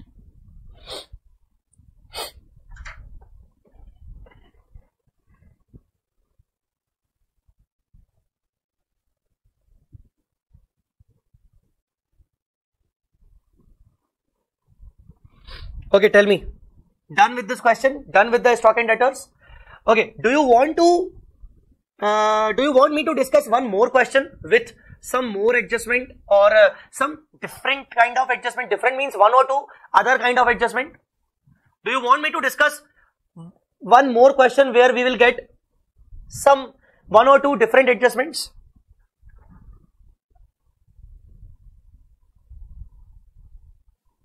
All right. Wait. Please wait. I'll see.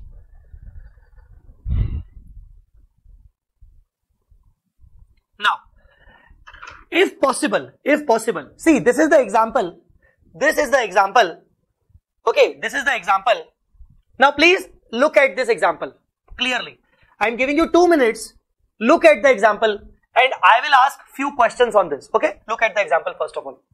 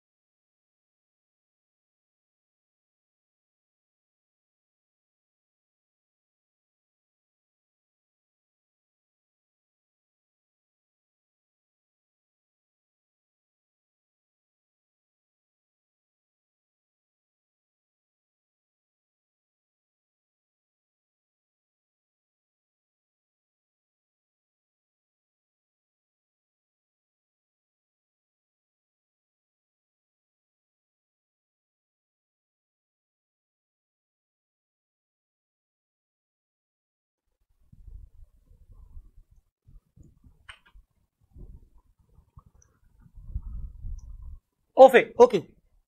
So if you clearly see this is the same question actually. If you can look into this is the same question which we have done right now. Cost is 100, IP is 160. Okay, cost is 100, IP is 160. Opening stock only at cost. Goods sent to branch only at cost. Sales 146. Alright, closing stock at IP. Even I have given you the shortage 400 at IP. Now, why I am asking you the same question? Sir, what is the difference between this example and the earlier question we did right now? There is one example, there is one difference. In this example, I have not given you any selling price, any catalog price, any list price. You know only two things, cost price and IP. You don't know the selling price. You don't know the selling price.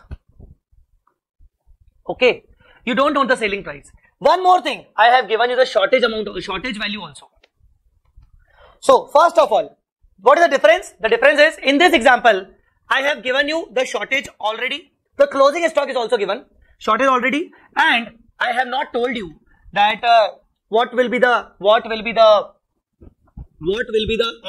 SP, what will be the selling price. I have not told you. Okay, is this shortage normal?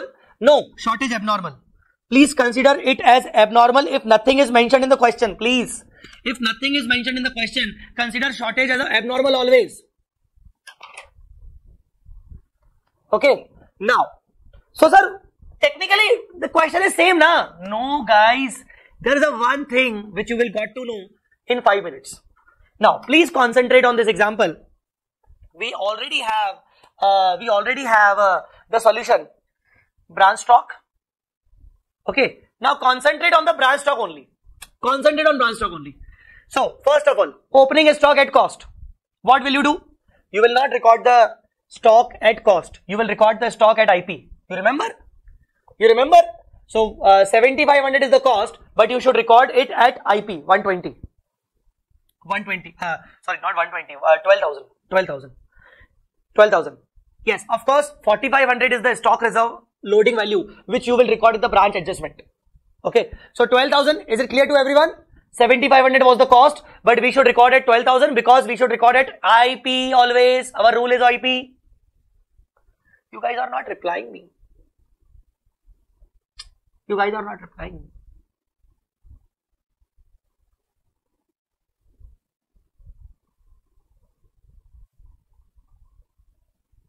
Okay. Yes.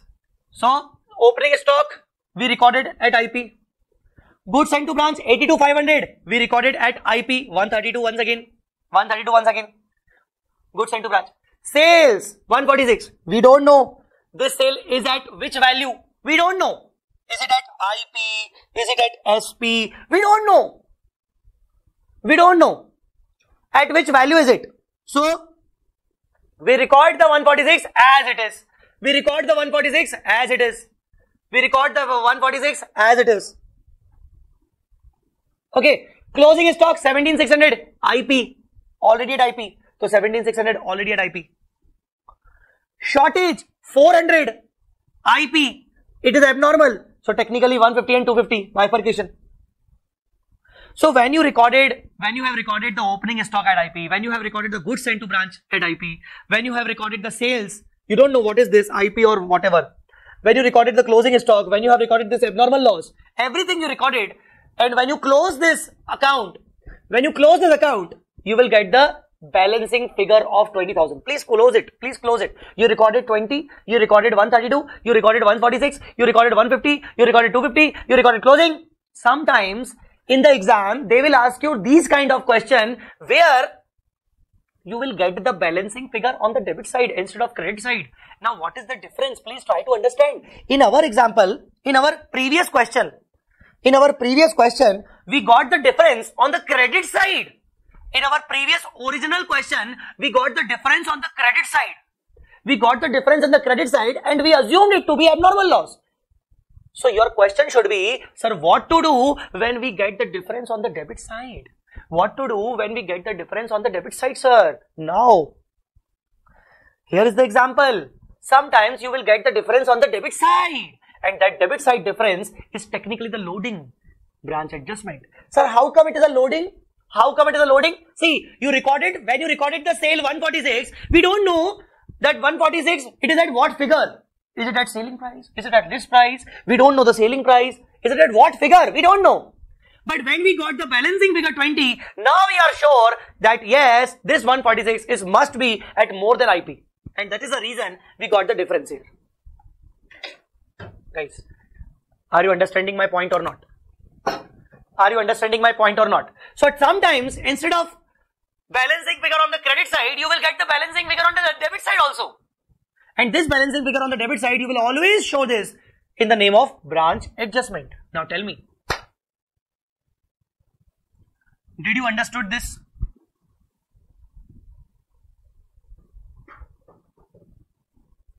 Did you understood this? Tell me. Did you understood this? Tell me.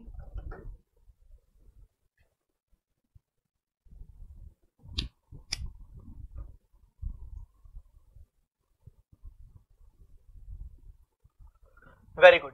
So this example is already in the notes, so don't worry.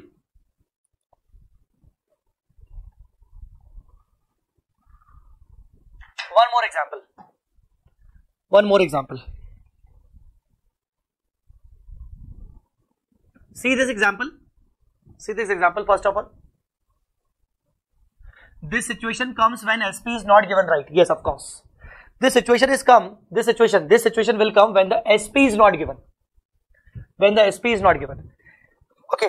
See, I'm providing you some question for your own practice. I'm providing you some question for your own practice.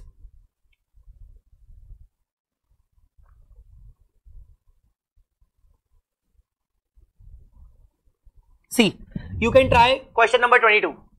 You can try question number 22. Now see this. See this. In the branch stock account. See this. Surplus in stock. What is surplus? Surplus means branch adjustment, loading. Surplus. This could be the balancing figure.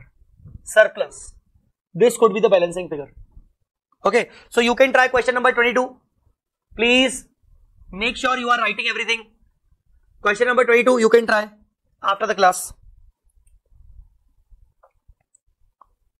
If I would tell you some more questions.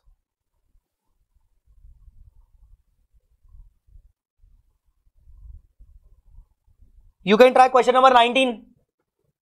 You can try question number 19.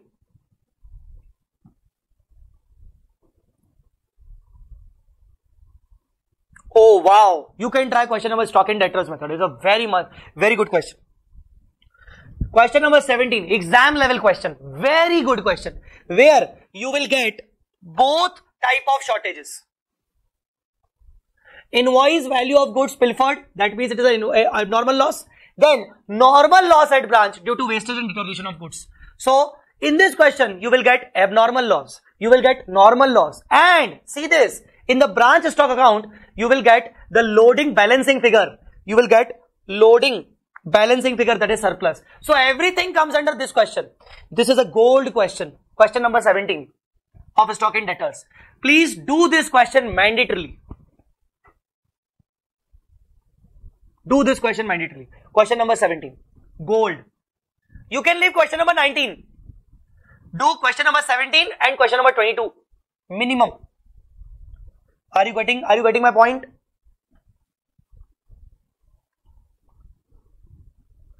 Okay, that's it. Now, one more example and then we'll discuss last method. We'll discuss last method. Done. After this example. One more example. Please look into this example first of all. We'll discuss it.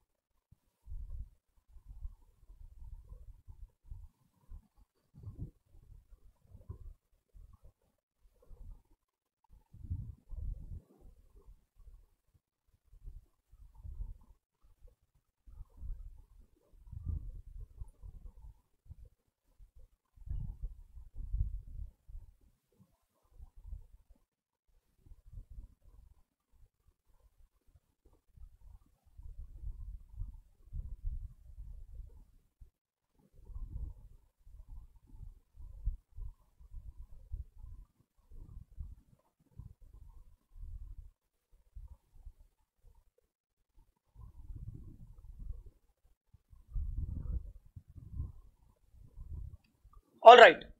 By looking into this example, you can clearly see that there are two transactions. There are two type of returns. One credit customer of rupees 30,000 returned the goods to branch, and another credit customer of rupees 20,000 returned the goods directly to head office. See, both the customers have originally purchased goods from the branch only. From branch only. Okay. But one credit customer returned the goods to branch, and one credit customer returned the goods directly to head office. So technically, this is the special type of transaction. This is the special type of transaction, where sometimes customers return goods directly to head office. Sometimes customer return goods directly to head office. What is the solution? So customer return goods to branch. Customer return goods to branch. Simply, the branch stock will be debited, because when the customer return goods to branch stock will be increased. Branch stock will be increased. So branch stock account debit to branch debtors. Now when the customer return goods to branch, definitely the original sale was done at 200. That was the selling price. The original sale was done at 200. So return is at 200 selling price. So branch stock should be recorded always at IP. Branch stock should be recorded always at IP. So here the loading included, the profit margin included. To make it at IP, it is 7,500, and we will pass another entry, branch adjustment account debit to branch stock. Surplus 7,500. Is it clear? The first two entries are clear. Customer returned goods to branch directly. Customer returned goods to branch directly. So branch stock account debit to branch debtors. Branch stock is debited at selling price. It should always be debited at IP. So to make it at IP, the surplus has been calculated. As far as the second entry is concerned, we'll come to the second transaction. Everyone is clear with the first transaction? Is everyone clear with the first transaction? Is everyone clear with the first transaction?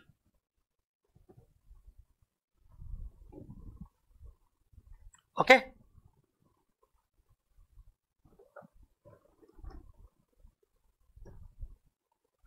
Is everyone clear with the first transaction? Now second, customer returned goods directly to head office. Now to pass the journal entry and to make it very simple, what we did, see, customer directly return goods to head office. Now to make it simple, please, the branch has been interrupted between them. Suppose the branch is being interrupted between these two. Now if you assume, instead of directly transferring to head office, if you assume that customer first returned the goods to branch and then branch returned the goods to head office. See, ultimately the goods are returned to head office now. So for understanding the entry, make it simple that customer first returned the goods to branch and then branch returned the goods to head office. In this way, what is the funda? Basically, when the customer returned goods to branch, this is the entry. Branch stock to branch debtors. Customer returned the goods to branch.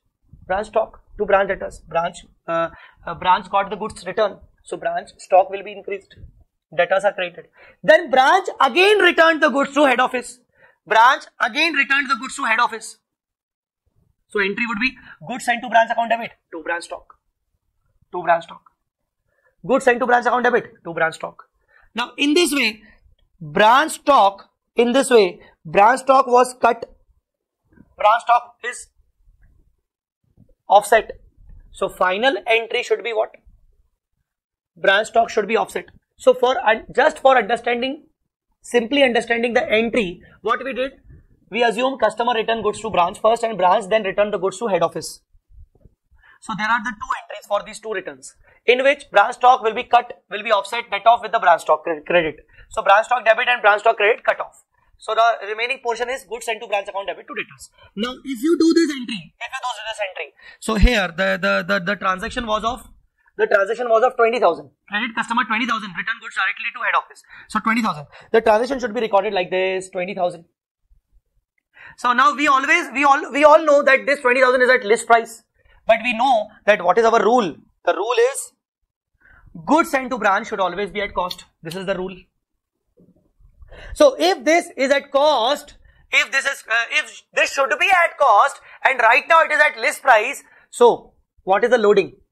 List price 20 divided by 200 list price, and it should be at cost 100. So 10,000, remaining 10,000 is the loading amount. We should decrease the loading by passing this entry. By passing this entry, branch adjustment account debit to goods sent to branch, because goods sent to branch right now is at list price. It is to be reversed by the loading value, and loading account is branch adjustment account. So this is the thing. This is another transaction which you should understand. So all the complexities in this particular method of stock and debtors have been discussed. Stock and debtors is a very complex method. Very complex method, and I tried my level best in this 1.5 hours. I tried my level best to clear all the complexities with these examples and with that question. So I'm sure this entire discussion on stock and debtors is helpful for you all. So you guys can clearly ask me the doubts if you have, or ask me anything. Ask me anything. So I tried my level best to make you clear about the stock and debtors method, because stock and debtors method is one of the most important method and frequently asked method in the exam.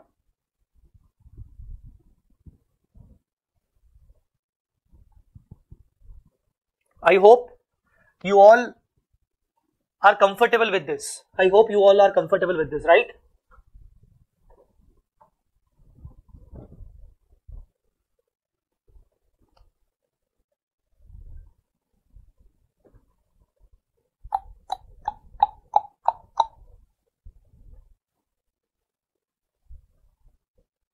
So all the complexities are gone. Okay, these notes I will provide you once again, because yes, at the end of first class I already provided these notes, but once again I will provide these notes free. Okay. So all the complexities are gone. Even question number 17, that question which is very important, this one, even the solution is also there. Solution of question number 17 is also there. So don't worry. Okay, with the working note. Now the last method, which method? Debtors method. Debtors method is also the important which institute used to ask. Now out of these four methods, stock and debtors and the earlier two ones, stock and debtors is most important. It is a stock and debtors is a frequently asked method if they are asking dependent branch, and the second most important is debtor method. That means the earlier two methods are not actually important for exam, but please listen to me first of all. These two methods created the fundamental, created the base of yours actually. So don't think like, oh, why we have understood these two methods earlier than. Those two methods actually create your fundamental, create your base, so that you can understand stock and debtors easily. So always we should start with final account system, cost method and IP method, because they were very simple, quite simple, and after understanding those we can understand stock and debtors easily. This is the reason we first covered those two methods which are actually not coming in the exams, but they create your main basics. What do you think?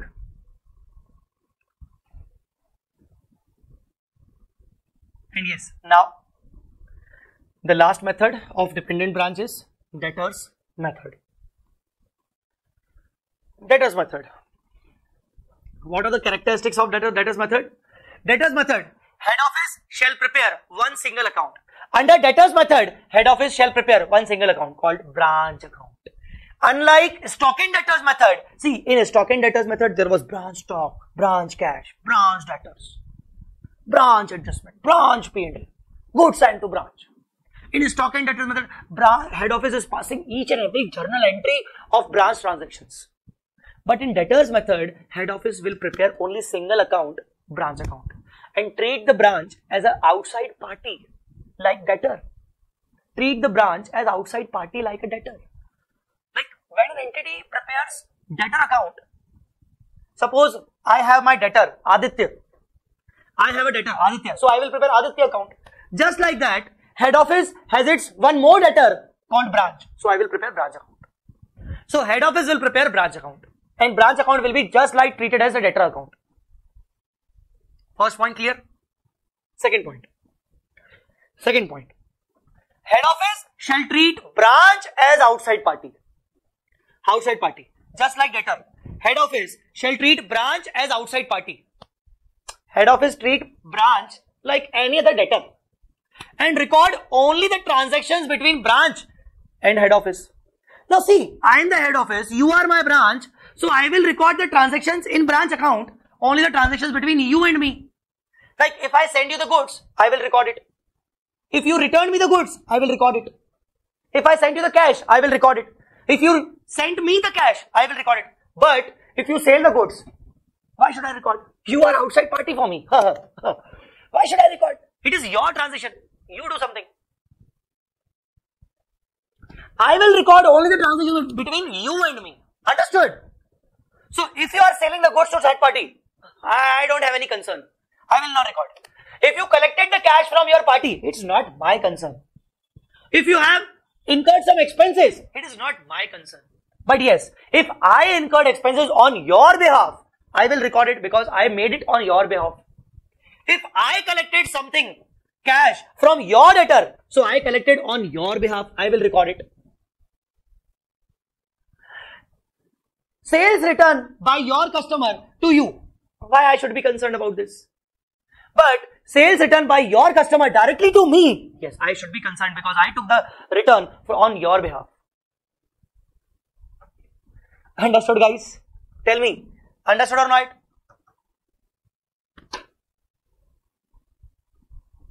Is it clear or not?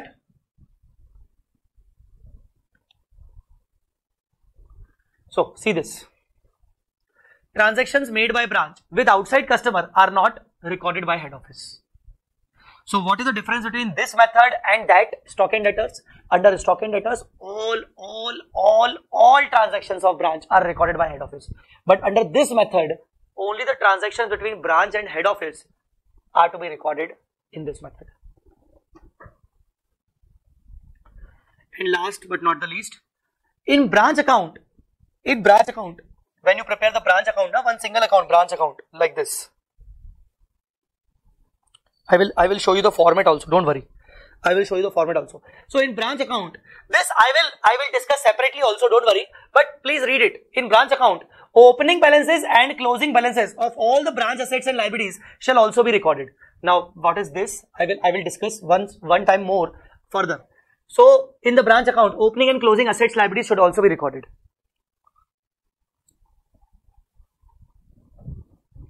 Now this branch account, which is a single account prepared by head office, this branch account shall be maintained at IP and loading on the opposite side. Means when you record the goods sent to branch on the debit side, on the opposite side you record the loading. When you record the goods returned by branch on the credit side, at IP you record the loading on the debit side. So technically branch account shall be maintained at IP and loading on the opposite side of the same account. That means the ultimate effect should be cost. The ultimate effect should be cost. So if cost is 100 and IP is 120, so this is a branch account. If we do this to goods sent to branch, 120. So buy goods sent to branch should be at 20. So just like this. So we record transaction. We first record the transaction at invoice price, then we will reverse it. Okay.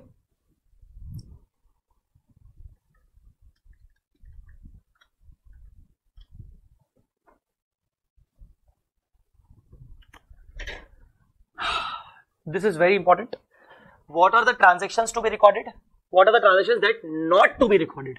This is a summary. This is a summary of all the transactions.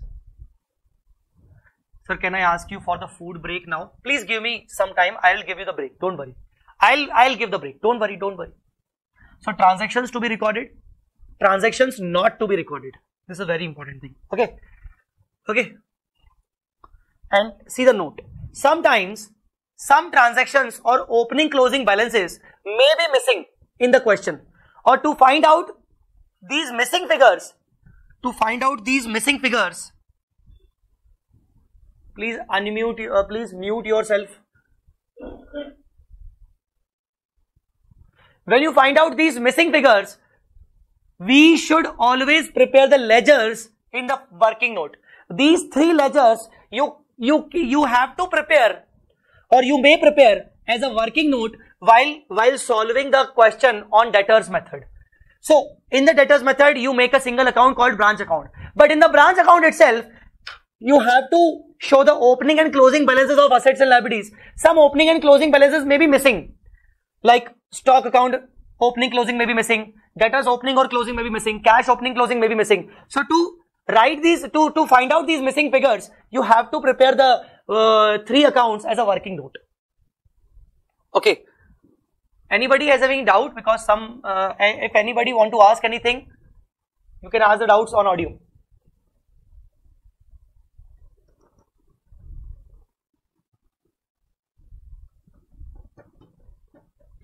See, I thought of discussing the debtors method first and then give you the break. So if you need the break right now, I can give you. Tell me, do you need the break? Because now what is the leftover part? What remains? The debtors method. We need to discuss one question on debtors method. The same question number 23. The same question on debtors method. Then we'll discuss independent branch domestic. That remains only. So do you need the break right now or after discussing this debtor method?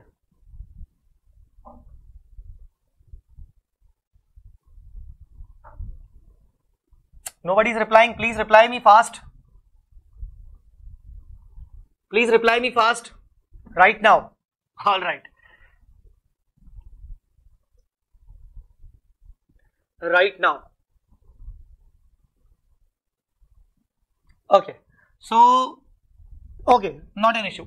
Take a 10 minutes break. Just 10 minutes break. Okay, 10 to 12 minutes break. I will also have some food. So take a 10 minutes break and then we'll come back and then we'll discuss the question on debtors method and then we'll discuss the domestic branch. Okay. Thank you. Thank you guys.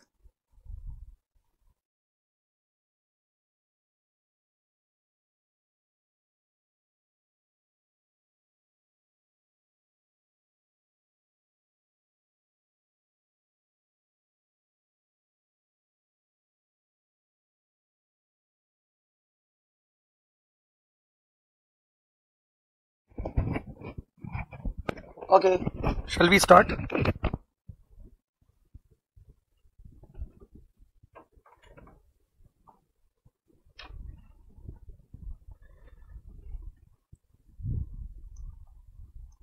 All right, shall we start?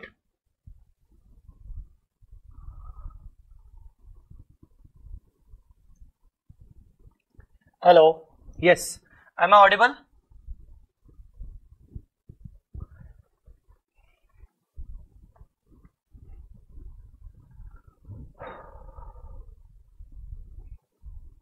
Okay, welcome back guys. So, we were discussing the debtors method. It's quite simple. What are the things you need to record? What are the transactions you don't need to record? Simple. These are the things you need to record. These are the things you don't need to record. Alright. Alright. Okay. Once again, prepare only one account, branch account. Record only those transactions which occurred between head office and branch or on behalf of the branch. And keep posting opening and closing balances of branch assets and liabilities. That's it. Now, come to the same question, question number 23.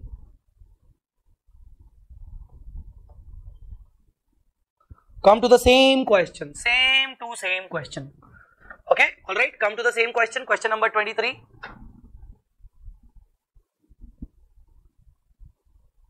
Now, see, we all know the question is, why to discuss once again? We know all the facts of the figures. So, since we are preparing debtors method, we are preparing debtors method, we need to prepare the branch account. So, the first step, what is the first step? And please, if you can write down, then it's very important. What is the first step? What is the step first? Step number 1. To record all opening and closing balances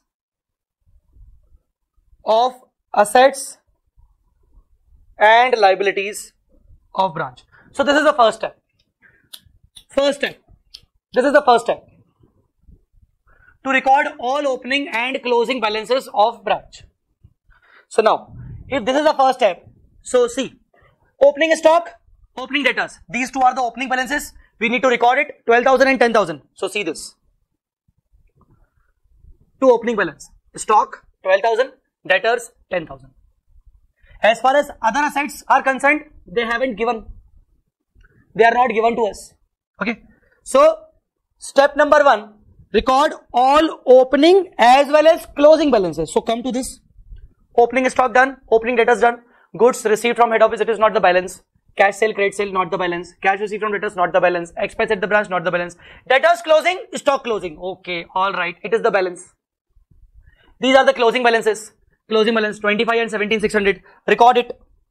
Record it. See, closing balances. Debtors and closing stock. Other assets are 0. Liabilities are 0. Opening liabilities are 0. Simple. So first step is done or not? Tell me. Record all opening assets, liabilities. Closing assets, liabilities. Simple. Step number 1 clear or not? Step number 1 clear or not? Now in this opening stock and in this closing stock, it is being shown at IP. So on the opposite side, we need to show the loading. On the opposite side, we need to show the loading. Because under this method, we don't prepare a branch adjustment. We don't prepare any other account. So if stock is being shown at IP, on the opposite side, stock reserve is being shown at loading. And the same, if on the credit side, stock is being shown at the IP, on the opposite side, that means debit side, stock reserve is to be shown at loading. So, along with stock reserve on branch stock. This is done. This was step number 1. Now, step number 2. Identify transactions between head office and branch and record them in branch account. Okay, let's identify the transactions. Hemant is asking, is it live or pre-recorded live? It is a live, babes. Bro, it's a live. Okay. Identify transaction between head office and branch and record them in branch account. Record them in branch account. Guys, understood or not? So identify the transactions. These were to the opening balance. Now, goods received from head office. Do I need to record this? Do I need to record this? Do I need to record this? Goods received from head office. Is this the transaction to be recorded? I have given you the list. Have you referred the list? Have you referred the list? See, goods sent to branch. Yes. Yes. Goods received from 132. So record it. Record it. Two goods sent to branch 132. And since it is recorded at IP, we need to record the loading on the opposite side. Loading on the opposite side. Loading on the opposite side by the same name, by goods sent to branch. Alright, alright, alright. Understood, understood or not?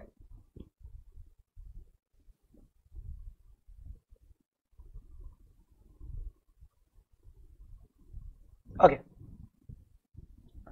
Some more transaction we need to identify. Sales. Cash sales by branch to customer. Credit sale by branch to customer. Is this the transaction do we need to record? Is this the transaction do we need to record? Is this the transaction do we need to record? No. No, we don't need to record this. Why? Because see, transaction is not to be recorded. Cash sale by branch, credit sale by branch, sales return to branch. No, no need to record. All right. So we don't record it. We haven't recorded it. Okay. No problem. Cash received from debtors. Do we need to record this? Do we need to record this? No problem. No, we don't need to record this. Not a transaction between branch and head office. Expense at branch. Expense at branch means expenses made by branch. Do we need to record this? Do we need to record this? No. No means no. Okay. Debtors closing already recorded. Stock closing already recorded in the step 1. Remittance to head office. Tell me. Remittance to head office. Do we need to record this? Do we need to record this? Yes. What should be the entry? Head office will pass the entry. What should be the entry? Cash account debit to branch. We only prepare branch account. No branch cash. So head office will pass entry. Cash account debit to branch. So by cash. Remittance. Understood? Now, in this question, there may be some transactions which may be missing. I already told you, for identifying the missing transactions or missing balances, we need to prepare these 3 accounts as a working note. So if you remember, these 3 accounts we already prepared under stock and debtors method. And if I take out the cash account, cash, where's the cash? Cash account. Where's the cash? You remember we prepared the cash account. And 6500 was the balancing figure. What was that 6500? Head office sent cash to branch. 6500 was the balancing figure. So this is the transaction we need to record in the debtors method. So see this. To cash. Sent to branch. And how we find out this? We find out this by preparing the cash account in the ledger account, in the working note. This is the transaction we recorded. So 132 we recorded, 6500 we recorded, 120 opening, closings, loadings we recorded. Now when you do the balancing figure, you will get the net profit. Simple. Very simple. Very simple. You will get the net profit. Sometimes you won't get the closing balance of stock. For that, what will you do? You will prepare the branch stock account. Sometimes you won't get the debtors closing balance. You will prepare the branch debtors. So branch debtors, branch cash and branch stock, these 3 accounts are need to be prepared as a working note to make this to complete this debtors method. So this is it. Debtors method is done. If you need to practice more question on debtors method, practice question number 4. Question number 4 is on the debtors method.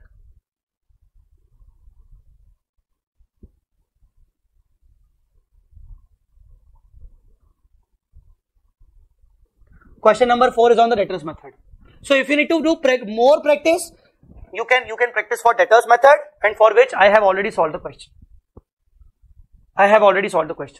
Bit of it. Even the branch account. Even what is petty cash and all, I have already solved it. So don't worry. Chavla sir is there. He has solved all the questions. So don't worry. So your dependent branch is over. Dependent branch is over. Now what to do, sir?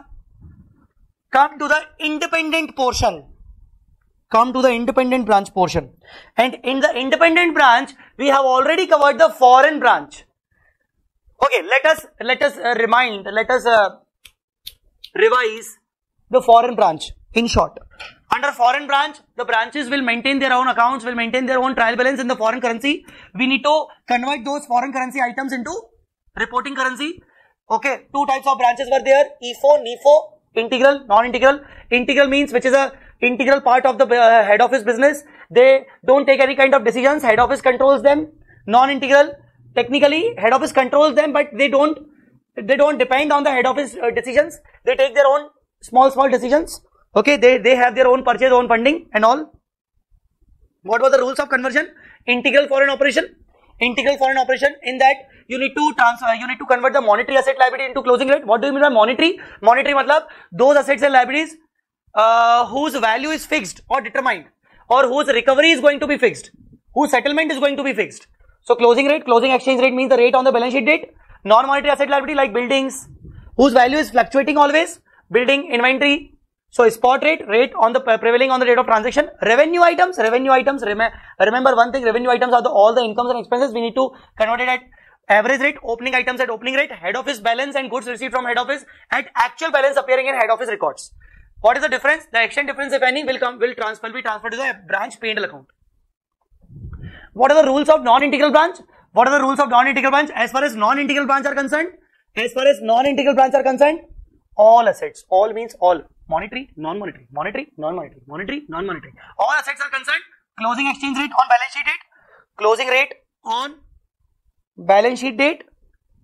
All revenue items means incomes and expenses, If possible, take actual rate for each and every income and expense, if possible. Otherwise, take average. We always take average in the questions because they don't give us the actual rates for each and every income and expense. Okay. So, as far as head office account and goods received account, same actual balance and head office records, opening balance, opening rate. Now, what about the difference? Exchange difference will be transferred to one special account called FCTR. One special account called FCTR, Foreign Currency Translation Reserve. FCTR. This FCTR, unlike integral branch, this FCTR is created out of non-integral and to be shifted to balance sheet under reserve and surplus. If it is a positive, credit balance. If it is a negative, debit balance. You don't need to defer it and amortize it in the P&L. No defer and amortization. So FCTR is a very important account. You need to transfer it under the reserve and surplus, positive, credit balance, negative, debit balance. This FCTR account is different from AS11. FC mid difference account, AS11 para 46, AS11 para 46, FC mid difference account. This is different and this is different. Whether FCTR can be transferred to P&L, this is the important working. Yes, we can transfer the FCTR to P&L when the non-integral branch is converted to integral. Earlier it was non-integral, it was shifted, the exchange difference was shifted to FCTR. Now since the non-integral is converted to integral, now the entire FCTR will be shifted to P&L. Okay. Or when the non-integral foreign operation was sold. We dispose the non-integral operation. So FCTR is to be written off to P&L. Last, we dispose the non-integral branch partially. Suppose we have a 100% investment in non-integral foreign operation. Now we dispose 20% investment only. So 20% investment is disposed now. So 20% FCTR should be transferred to P&L. So yes, but partial transfer to P&L when partially sold. So these are the things. Guys, have you understood or not? So if someone asks you, what are the uses of FCTR? You can tell them these things. Okay. Monetary, what is monetary? What is non-monetary? We have already discussed. What is monetary, non-monetary? We have already discussed. Okay.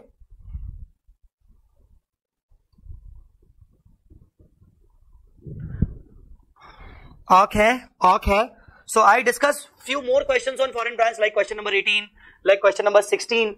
You can see them, like question number 10. So whatever questions I have already written in my notes, you can follow them. Okay. Now come to the independent branches. Come to the independent branches.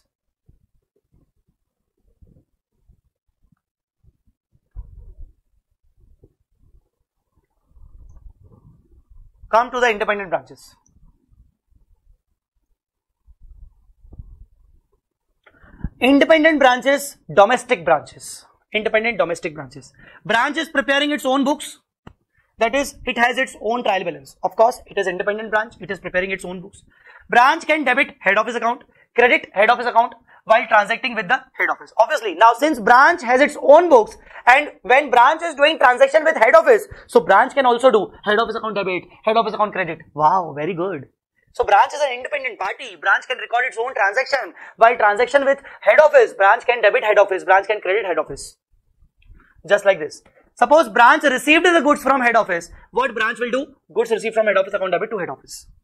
What branch will do? Goods received from head office account debit to head office.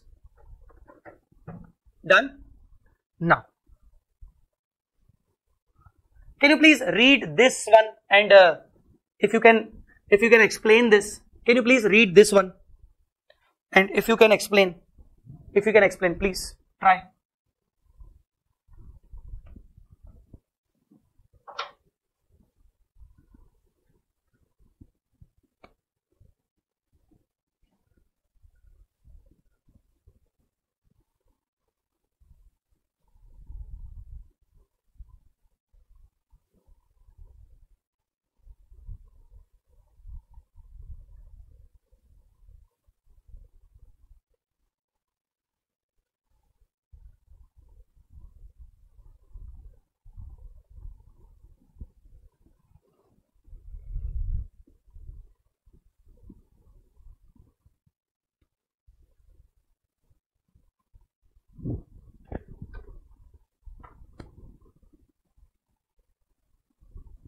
Okay, if you guys can please explain, I'll be very happy. Happy. Hello, sir. Yes. Sir, shall I explain? Yes, please proceed. Sir, the words mentioned there means if there's an interbranch transaction, while accounting, we just consider it as the transactions being taking place between the head office and the branch, and that head office transfers it to the other branch. Very good. Between two branches. Very good. Yes, very good. So, as said, in case of inter-branch transaction, suppose head office has two branch. Suppose head office is situated in Mumbai, and it has two branches. One is in Pune, and the other one is in Kerala, Calicut, Kozhikode. Okay, it is not Kozhikode, it is Kozhikode. You told me earlier. So one branch is in Pune and one branch is in Kozhikode. So if Pune branch is transacting with Kozhikode branch, if Pune branch is transaction with Kozhikode branch, so Pune branch will record the transaction considering transaction with head office only. So Pune branch will debit head office or credit head office. Pune branch will never debit credit Kozhikode. Similarly, Kozhikode branch will not debit credit Pune. It will debit credit head office only. Understood?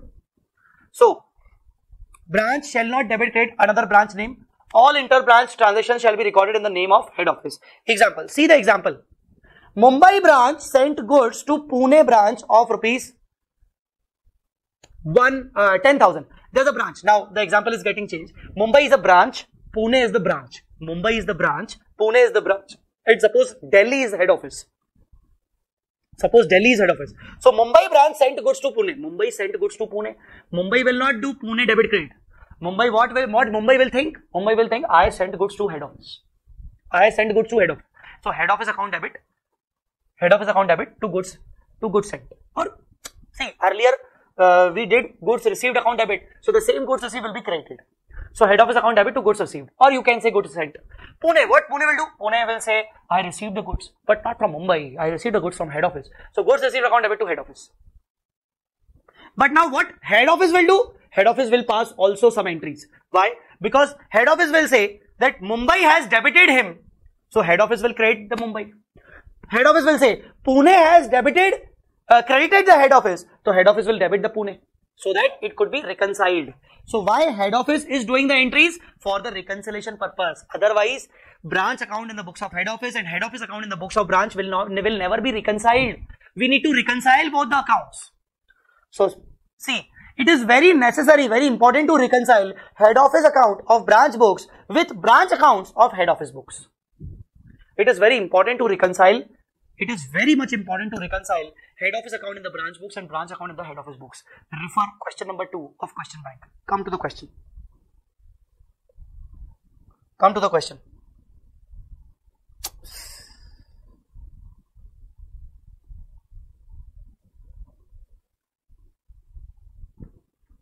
Come to the question.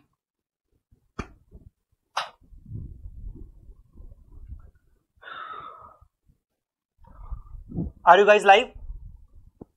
Are you alive? Tell me. Okay. Question number 2. Prepare necessary journal entries in the books of independent branch of Messrs. TPL Sons whenever required to rectify or to adjust the transaction. This is the question number 2 of independent branch. Okay. Now before discussing this question, once again come to the notes. If both are not reconciled, then the reasons are as under. Suppose head office account in the books of branch and branch account in the head office books, they are not reconciled. Why they are not reconciled? There may be some reasons. What are the reasons? Reason number one. Head office sent goods to branch, 100 rupees, but branch did not receive the same till the year end. Suppose head office sent the goods to branch on 31st of March, year ending, but branch did not receive the goods on the same day. Branch received it after 2 days. So closing on the year end, head office has already sent the goods, but branch have not received the goods. So when the head office has sent the goods, head office must have passed the entry already. But since branch has not received the goods till now, so branch has not passed any entry. And since branch has not passed any entry, head office has already passed the entry while sending the goods. Both the accounts in both the books are not reconciled. So who should make the adjustment entry? Branch should pass the entry because the goods are ultimately to be received by the branch only. So branch will do goods in transit account debit to head office at year end. Goods and transit account debit to head office. Branch should pass the entry. Now see the second reason why head office account and branch account both are not reconciled. This is second reason. Branch sent cash to head office, but head office did not receive it till year end. Now who has sent the cash? Branch. Since branch has already sent the cash, branch has already passed the entry. Who has not received the cash till now? Head office. So if head office has not received the cash, head office has to pass entry at year end. Cash and transit account debit to branch. Cash and transit account debit to branch. Cash and transit account debit to branch.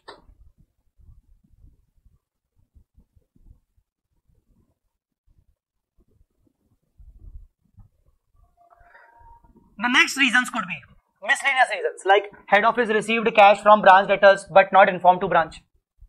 Next reasons could be the miscellaneous reasons, like head office received the cash on behalf of branch from branch debtors, but branch has not been informed. So if branch has not been informed, branch has not passed any entry till now. So branch should pass the entry that okay, its debtor has been reduced and branch needs to receive the cash from the head office. So head office account debit to debtors. So for these kind of reasons, we have one question, that question number 2. Question number 2.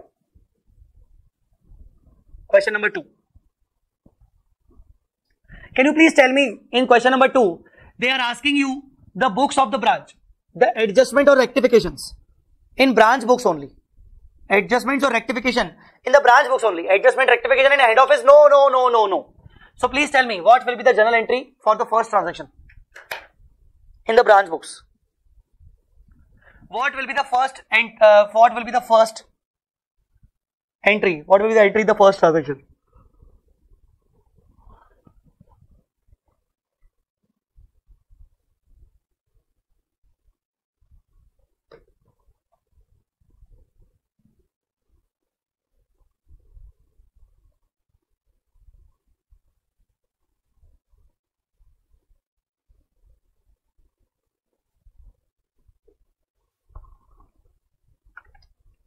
Branch paid 5,000 as salary to head office manager, but the amount paid has been debited by branch to salary account. So what is wrong in that? The wrong is branch paid the salary on head office behalf. Branch paid the salary of head office manager. So branch should not debit the salary. Branch should debit the head office account. It has wrongly debited the salary. So what entry should the branch pass? Branch should reverse the salary account and debit the head office account. So this is the answer. Head office account debit to salary. Head office account debit to salary. Very good. Second.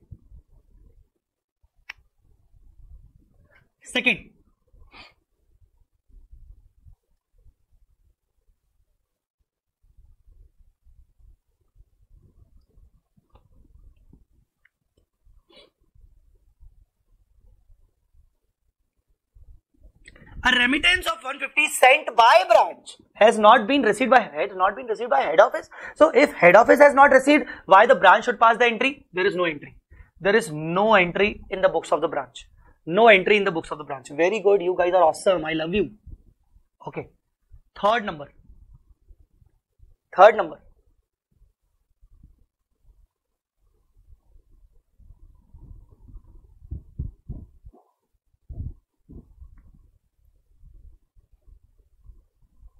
Branch assets account retained at head office. Sometimes the asset is using branch physically with the branch, but its account is maintained by head office. Okay, not an issue. Depreciation charge of rupees 15,000 not recorded by branch. See, who is using the asset? Branch is using the asset. So who will record depreciation? Branch will record depreciation. What should be the entry of depreciation? Depreciation account debit to asset. But asset account is not being maintained by branch. Asset account is being maintained by head office. So branch will pass the entry depreciation account debit to head office. Depreciation to head office. Branch has to record depreciation because branch is using the asset. But branch is not maintaining the asset account. So it cannot credit asset account. It will credit head office account. Are you getting my point? Depreciation account debit to head office. Fourth, head office expense 75,000 allocated to the branch. Okay, if you are asking the entry in the books of head office, for this same depreciation, so what head office books will do? Head office will pass branch debit to asset because asset account is being maintained by head office and asset account is getting reduced. Okay, the fourth, head office expense 75,000 allocated to branch but not recorded by branch. Understood or not? Not recorded by branch. Clear? Not recorded by branch. What to do? Head office expense 75,000 allocated to branch. There may be some common expenses, common company-wise expenses. Head office did that expenses, and out of that, those 75,000 expenses are to be recorded, was allocated to the branch. So what branch will do? Branch will pass the expense account on behalf of head office. So entry is expense account debit to head office. Expense to head office. So please look into other transactions also, and if you have any doubt, you can ask me the doubts. If you feel like to ask anything, you can ask me the doubts. So look into this for 2-3 minutes.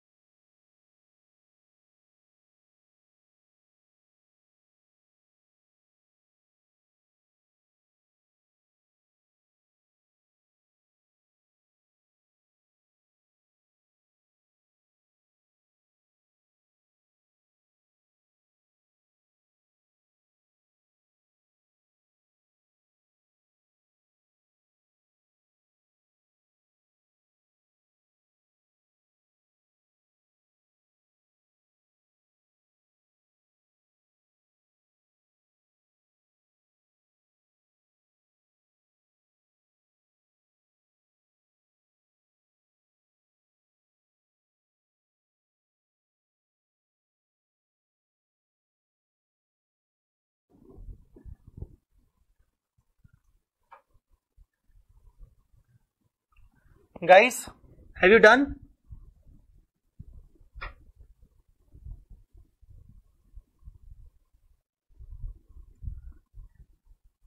Guys, have you done?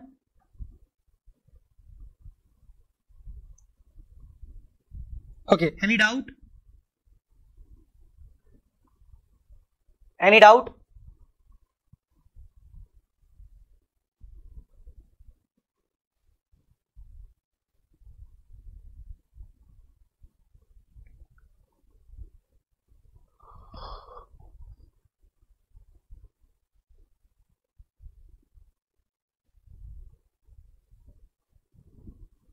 Okay. So this is done. Next is, now, after reconciling, see, once the books are reconciled, the accounts are reconciled, branch account in the books of head office account in the books of branch. Once these two are reconciled, what is the next step?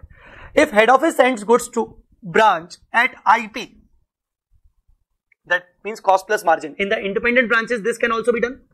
So if the head office are sending the goods to branch at IP, cost plus margin, opening and closing stock of the branch must have the unrealized profit. That means the stock reserve. We all know opening and closing stock. So head office will pass following entries. For opening stock of branch, the entry will be the stock reserve to P&L. Why stock reserve to P&L? See, this is the opening stock. Opening stock means this stock is going to be sold in the current year. If this is going to be sold in the current year, we will earn the profit. So profit and loss will be credited. So stock reserve account debit to P&L. As far as closing stock is concerned, see, the closing stock is there. That means the goods are unsold. If the goods are unsold, we need to eliminate the margin. And to eliminate the margin, P&L account will be debited. P&L account debit to stock reserve. So head office shall pass these two entries. Head office will pass these two entries when there's the opening and closing stock of the branch contains margin. Guys, are you understanding or not? While preparing the consolidated balance sheet of the entire group, the stock of head office will be shown, the stock of branch will be shown at IP, and then the stock reserve will be deducted. This stock reserve will be deducted since the branch stock is shown at IP, but the head office has eliminated the margin, so minus stock reserve will be shown. Understood, guys? Understood, guys?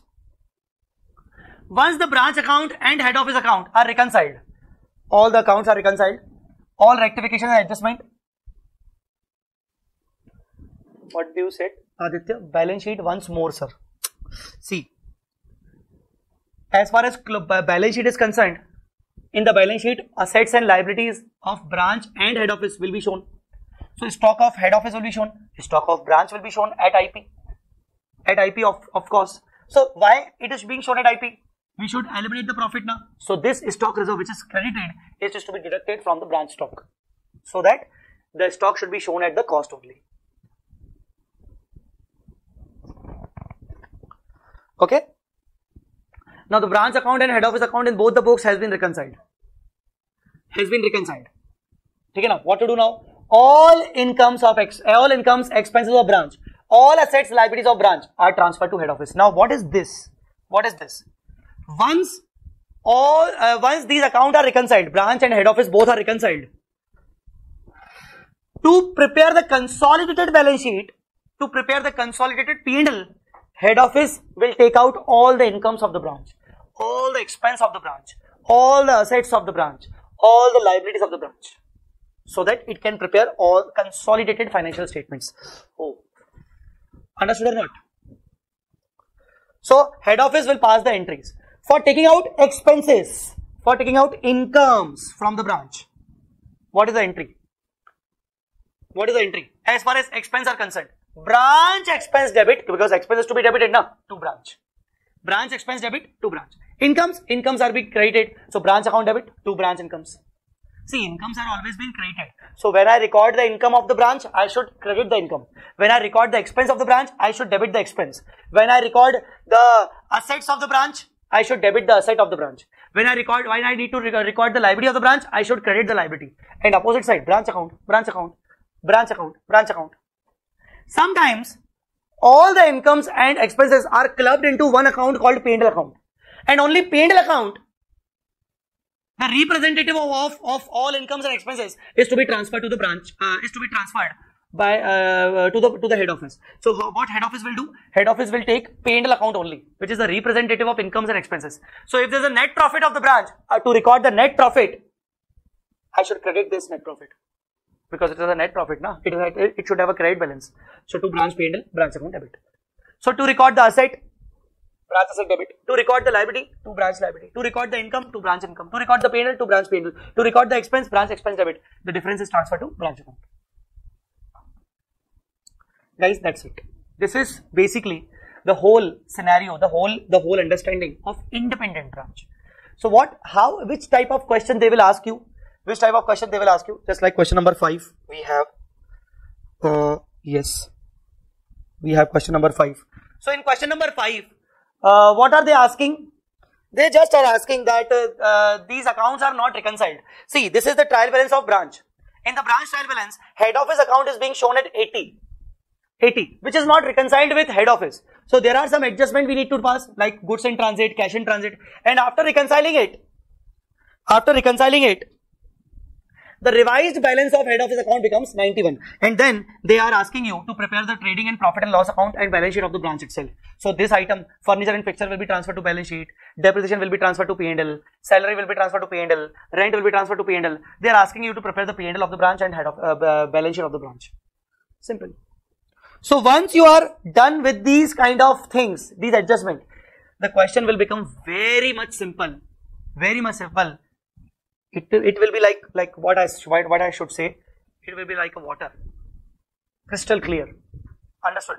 So this was the independent branch. If you want me to give you some important question on independent branch, then yes, you can try question number 5.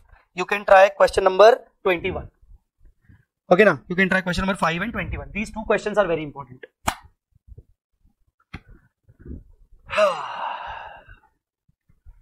Have you any doubt? Sir, one doubt, sir. Yes. That FCTR reserve, they actually, sir, you told one point about that partial case. Could you repeat it once more? Right. Wait. This one, na? Yes, sir. See, suppose I have made 100% investment in my foreign subsidiary. Now, foreign subsidiary could be my non-integral foreign operation. So I have made 100% investment in the equity of my foreign subsidiary. So since that was a foreign subsidiary, whenever I need to consolidate that foreign subsidiary, I need to apply the conversion rules, and these are the conversion rules.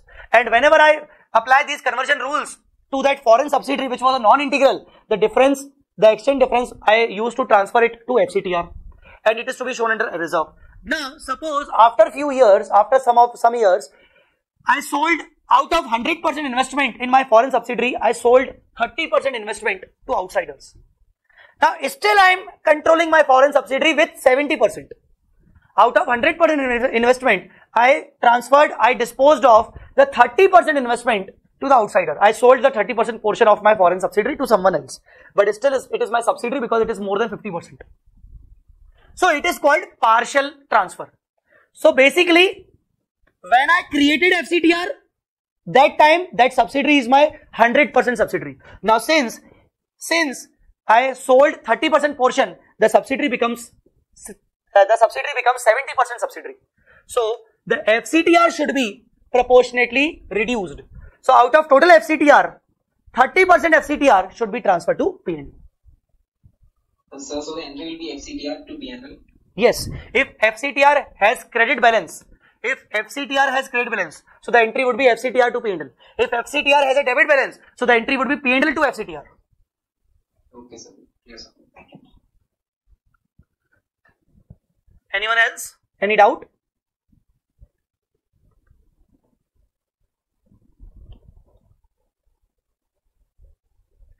Guys, one thing I should say, really sorry for yesterday and that day I couldn't take the lecture. Really sorry for that.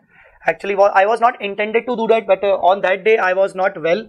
I was sick, and yesterday I stuck into heavy traffic because of the heavy rainfall in Pune. So really very sorry for that. I know this is the exam time and I could be available on time, but that was that was out of my control. So please pardon me.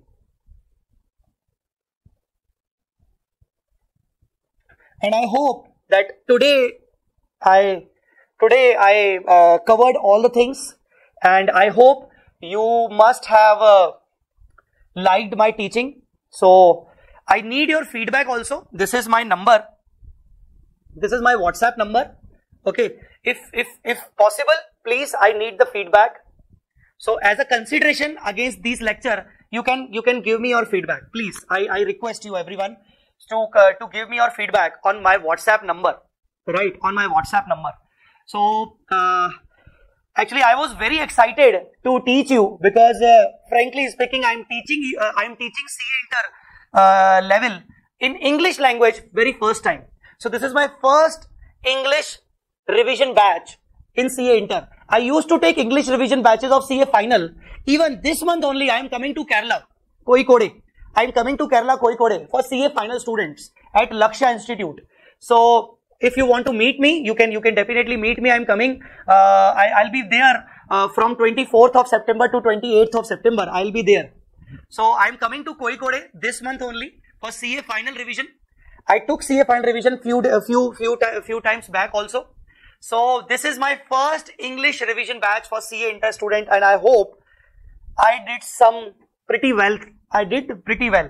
So if anything you feel like I need to improve on some things, please do tell me. Do tell me. If there is any area for improvement, please send me your feedback on my number. If you want to give your any feedback, positive or negative, please do message me, do WhatsApp me on this number.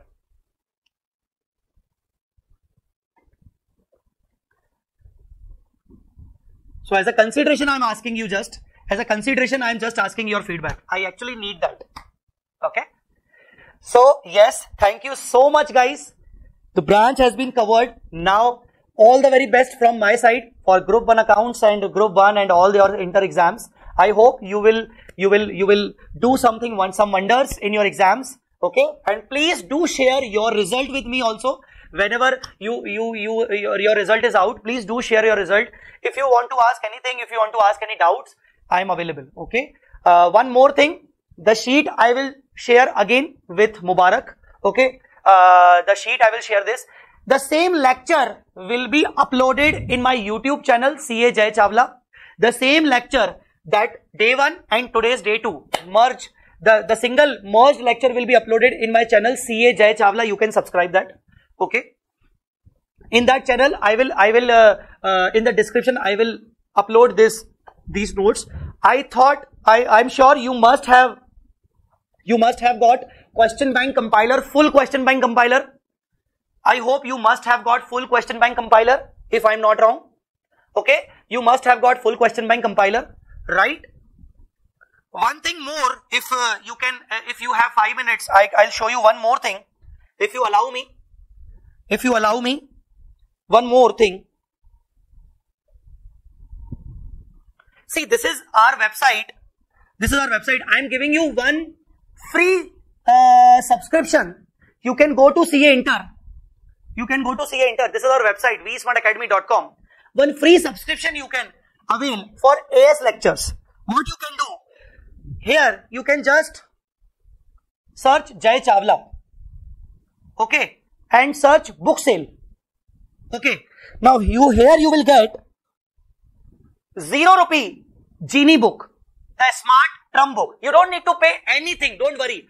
All the accounting standards are available here in the form of digital with video playing facility. So you can revise all the accounting standards digitally, and you can play the video also in for every concept. So here you can subscribe yourself for this development. This is an awesome thing you can have as far as AS are concerned. Okay, I hope you will like this. And please share this news with everyone. Sir, what's the website? Website is vsmartacademy.com. Okay, you can go this. What you need to do? Book sell and CA Jai Chawla. Here, the Smart Genie book, Smart Genie digital book. This is of zero cost. If I have to show something, wait a minute. See, this is like that one. See, this kind of book you will get this kind of books. Now see the magic. This is a digital book. Okay. Now suppose you are stuck into this concept. Suppose you want to understand the grant types and treatment of the government grant. Just play the video here. Just play the video here. If my internet may be slow. Okay. Just play the video here. The video will arise, and even I will start describing the treatment of government for this particular treatment. And here one more facility you will get, the speed option. One more facility you will get, the speed option. Okay. Now next page. Suppose you are stuck into this question. Suppose if you are stuck into this question, play video. You are not understanding this question, play video. The video will be played. The video will be played. I'm explaining this question. Speed option is there.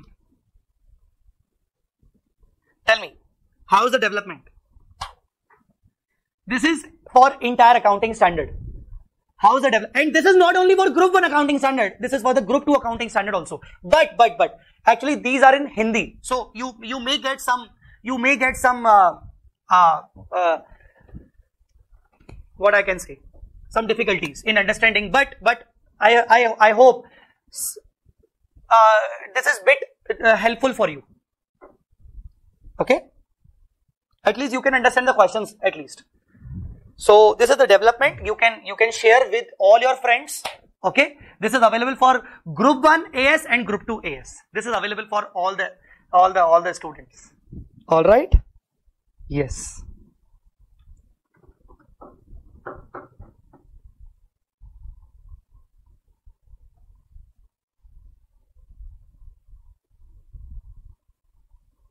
Even the same development is there for your GST also. GST questionnaire. Even the same development is done for GST also. Just you need to type Vishal sir name, Vishal Bhattar sir for GST. So same development is being done for GST questionnaire also. That is again free. Okay. So GST also, that is free. So that's it. That's it. One more thing. If you like my chart book, if you like my chart book, see, question bank I have already given you free. If you like my chart book, this is my chart book that covers, this is the hard copy book. This is the hard copy book, and that covers all the summary charts of accounting standards, as well as some more questions, also, some more topics also. Like, how should I show you? Wait. See, this is the chart book. Every accounting standard has charts. Every accounting standards has charts. So you can avail this chart book also from our website. You can avail this chart book also from our website. Okay, and for these charts, I have already recorded few sessions in my YouTube channel CA Jai Chawla. So that's all for the day. That's all for the day. If you want to ask something, anything else, then you can ask. Otherwise, we should close our session.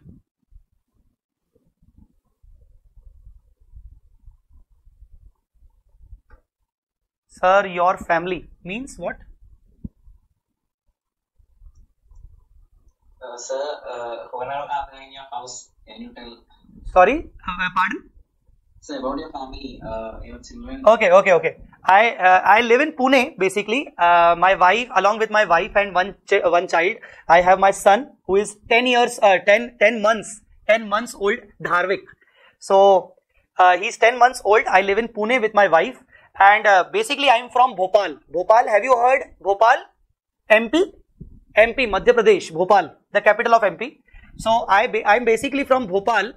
My entire family consists of father, mother. I have my father, mother, elder brother, right, and younger sister also. So I'm basically from Bhopal, but I actually live in Pune since 4 years with my wife and one son. Thank you so much, Aditya. Thank you so much, everyone. Thank you so much. So that's all for the day. Thank you, guys. And really, I am thankful for you all for patience listening to me. I hope this lecture will help you, and you will do some wonders in your exams. Do tell me your feedback. Do share with me your feedback as well as your result also. Thank you so much. Bye bye. Take care. All the best. All the best. Thank you, Roshni. Thank you, Aditya. Thank you, Archa. Thank you, Arya. Thank you, Lakshmi. Thank you, Rohit, Vishwajit. Thank you, Mohammad Rais. Thank you, Neha, Pavitra. Thank you, Prasad. Thank you, Priya. Thank you, Real Me. Anyways, thank you, everyone. Thank you, VNK. Thank you, Swapna. Thank you, Sahira. Thank you. And a big thank you to Sikasa Kozhikode branch. Thank you so much. Thank you.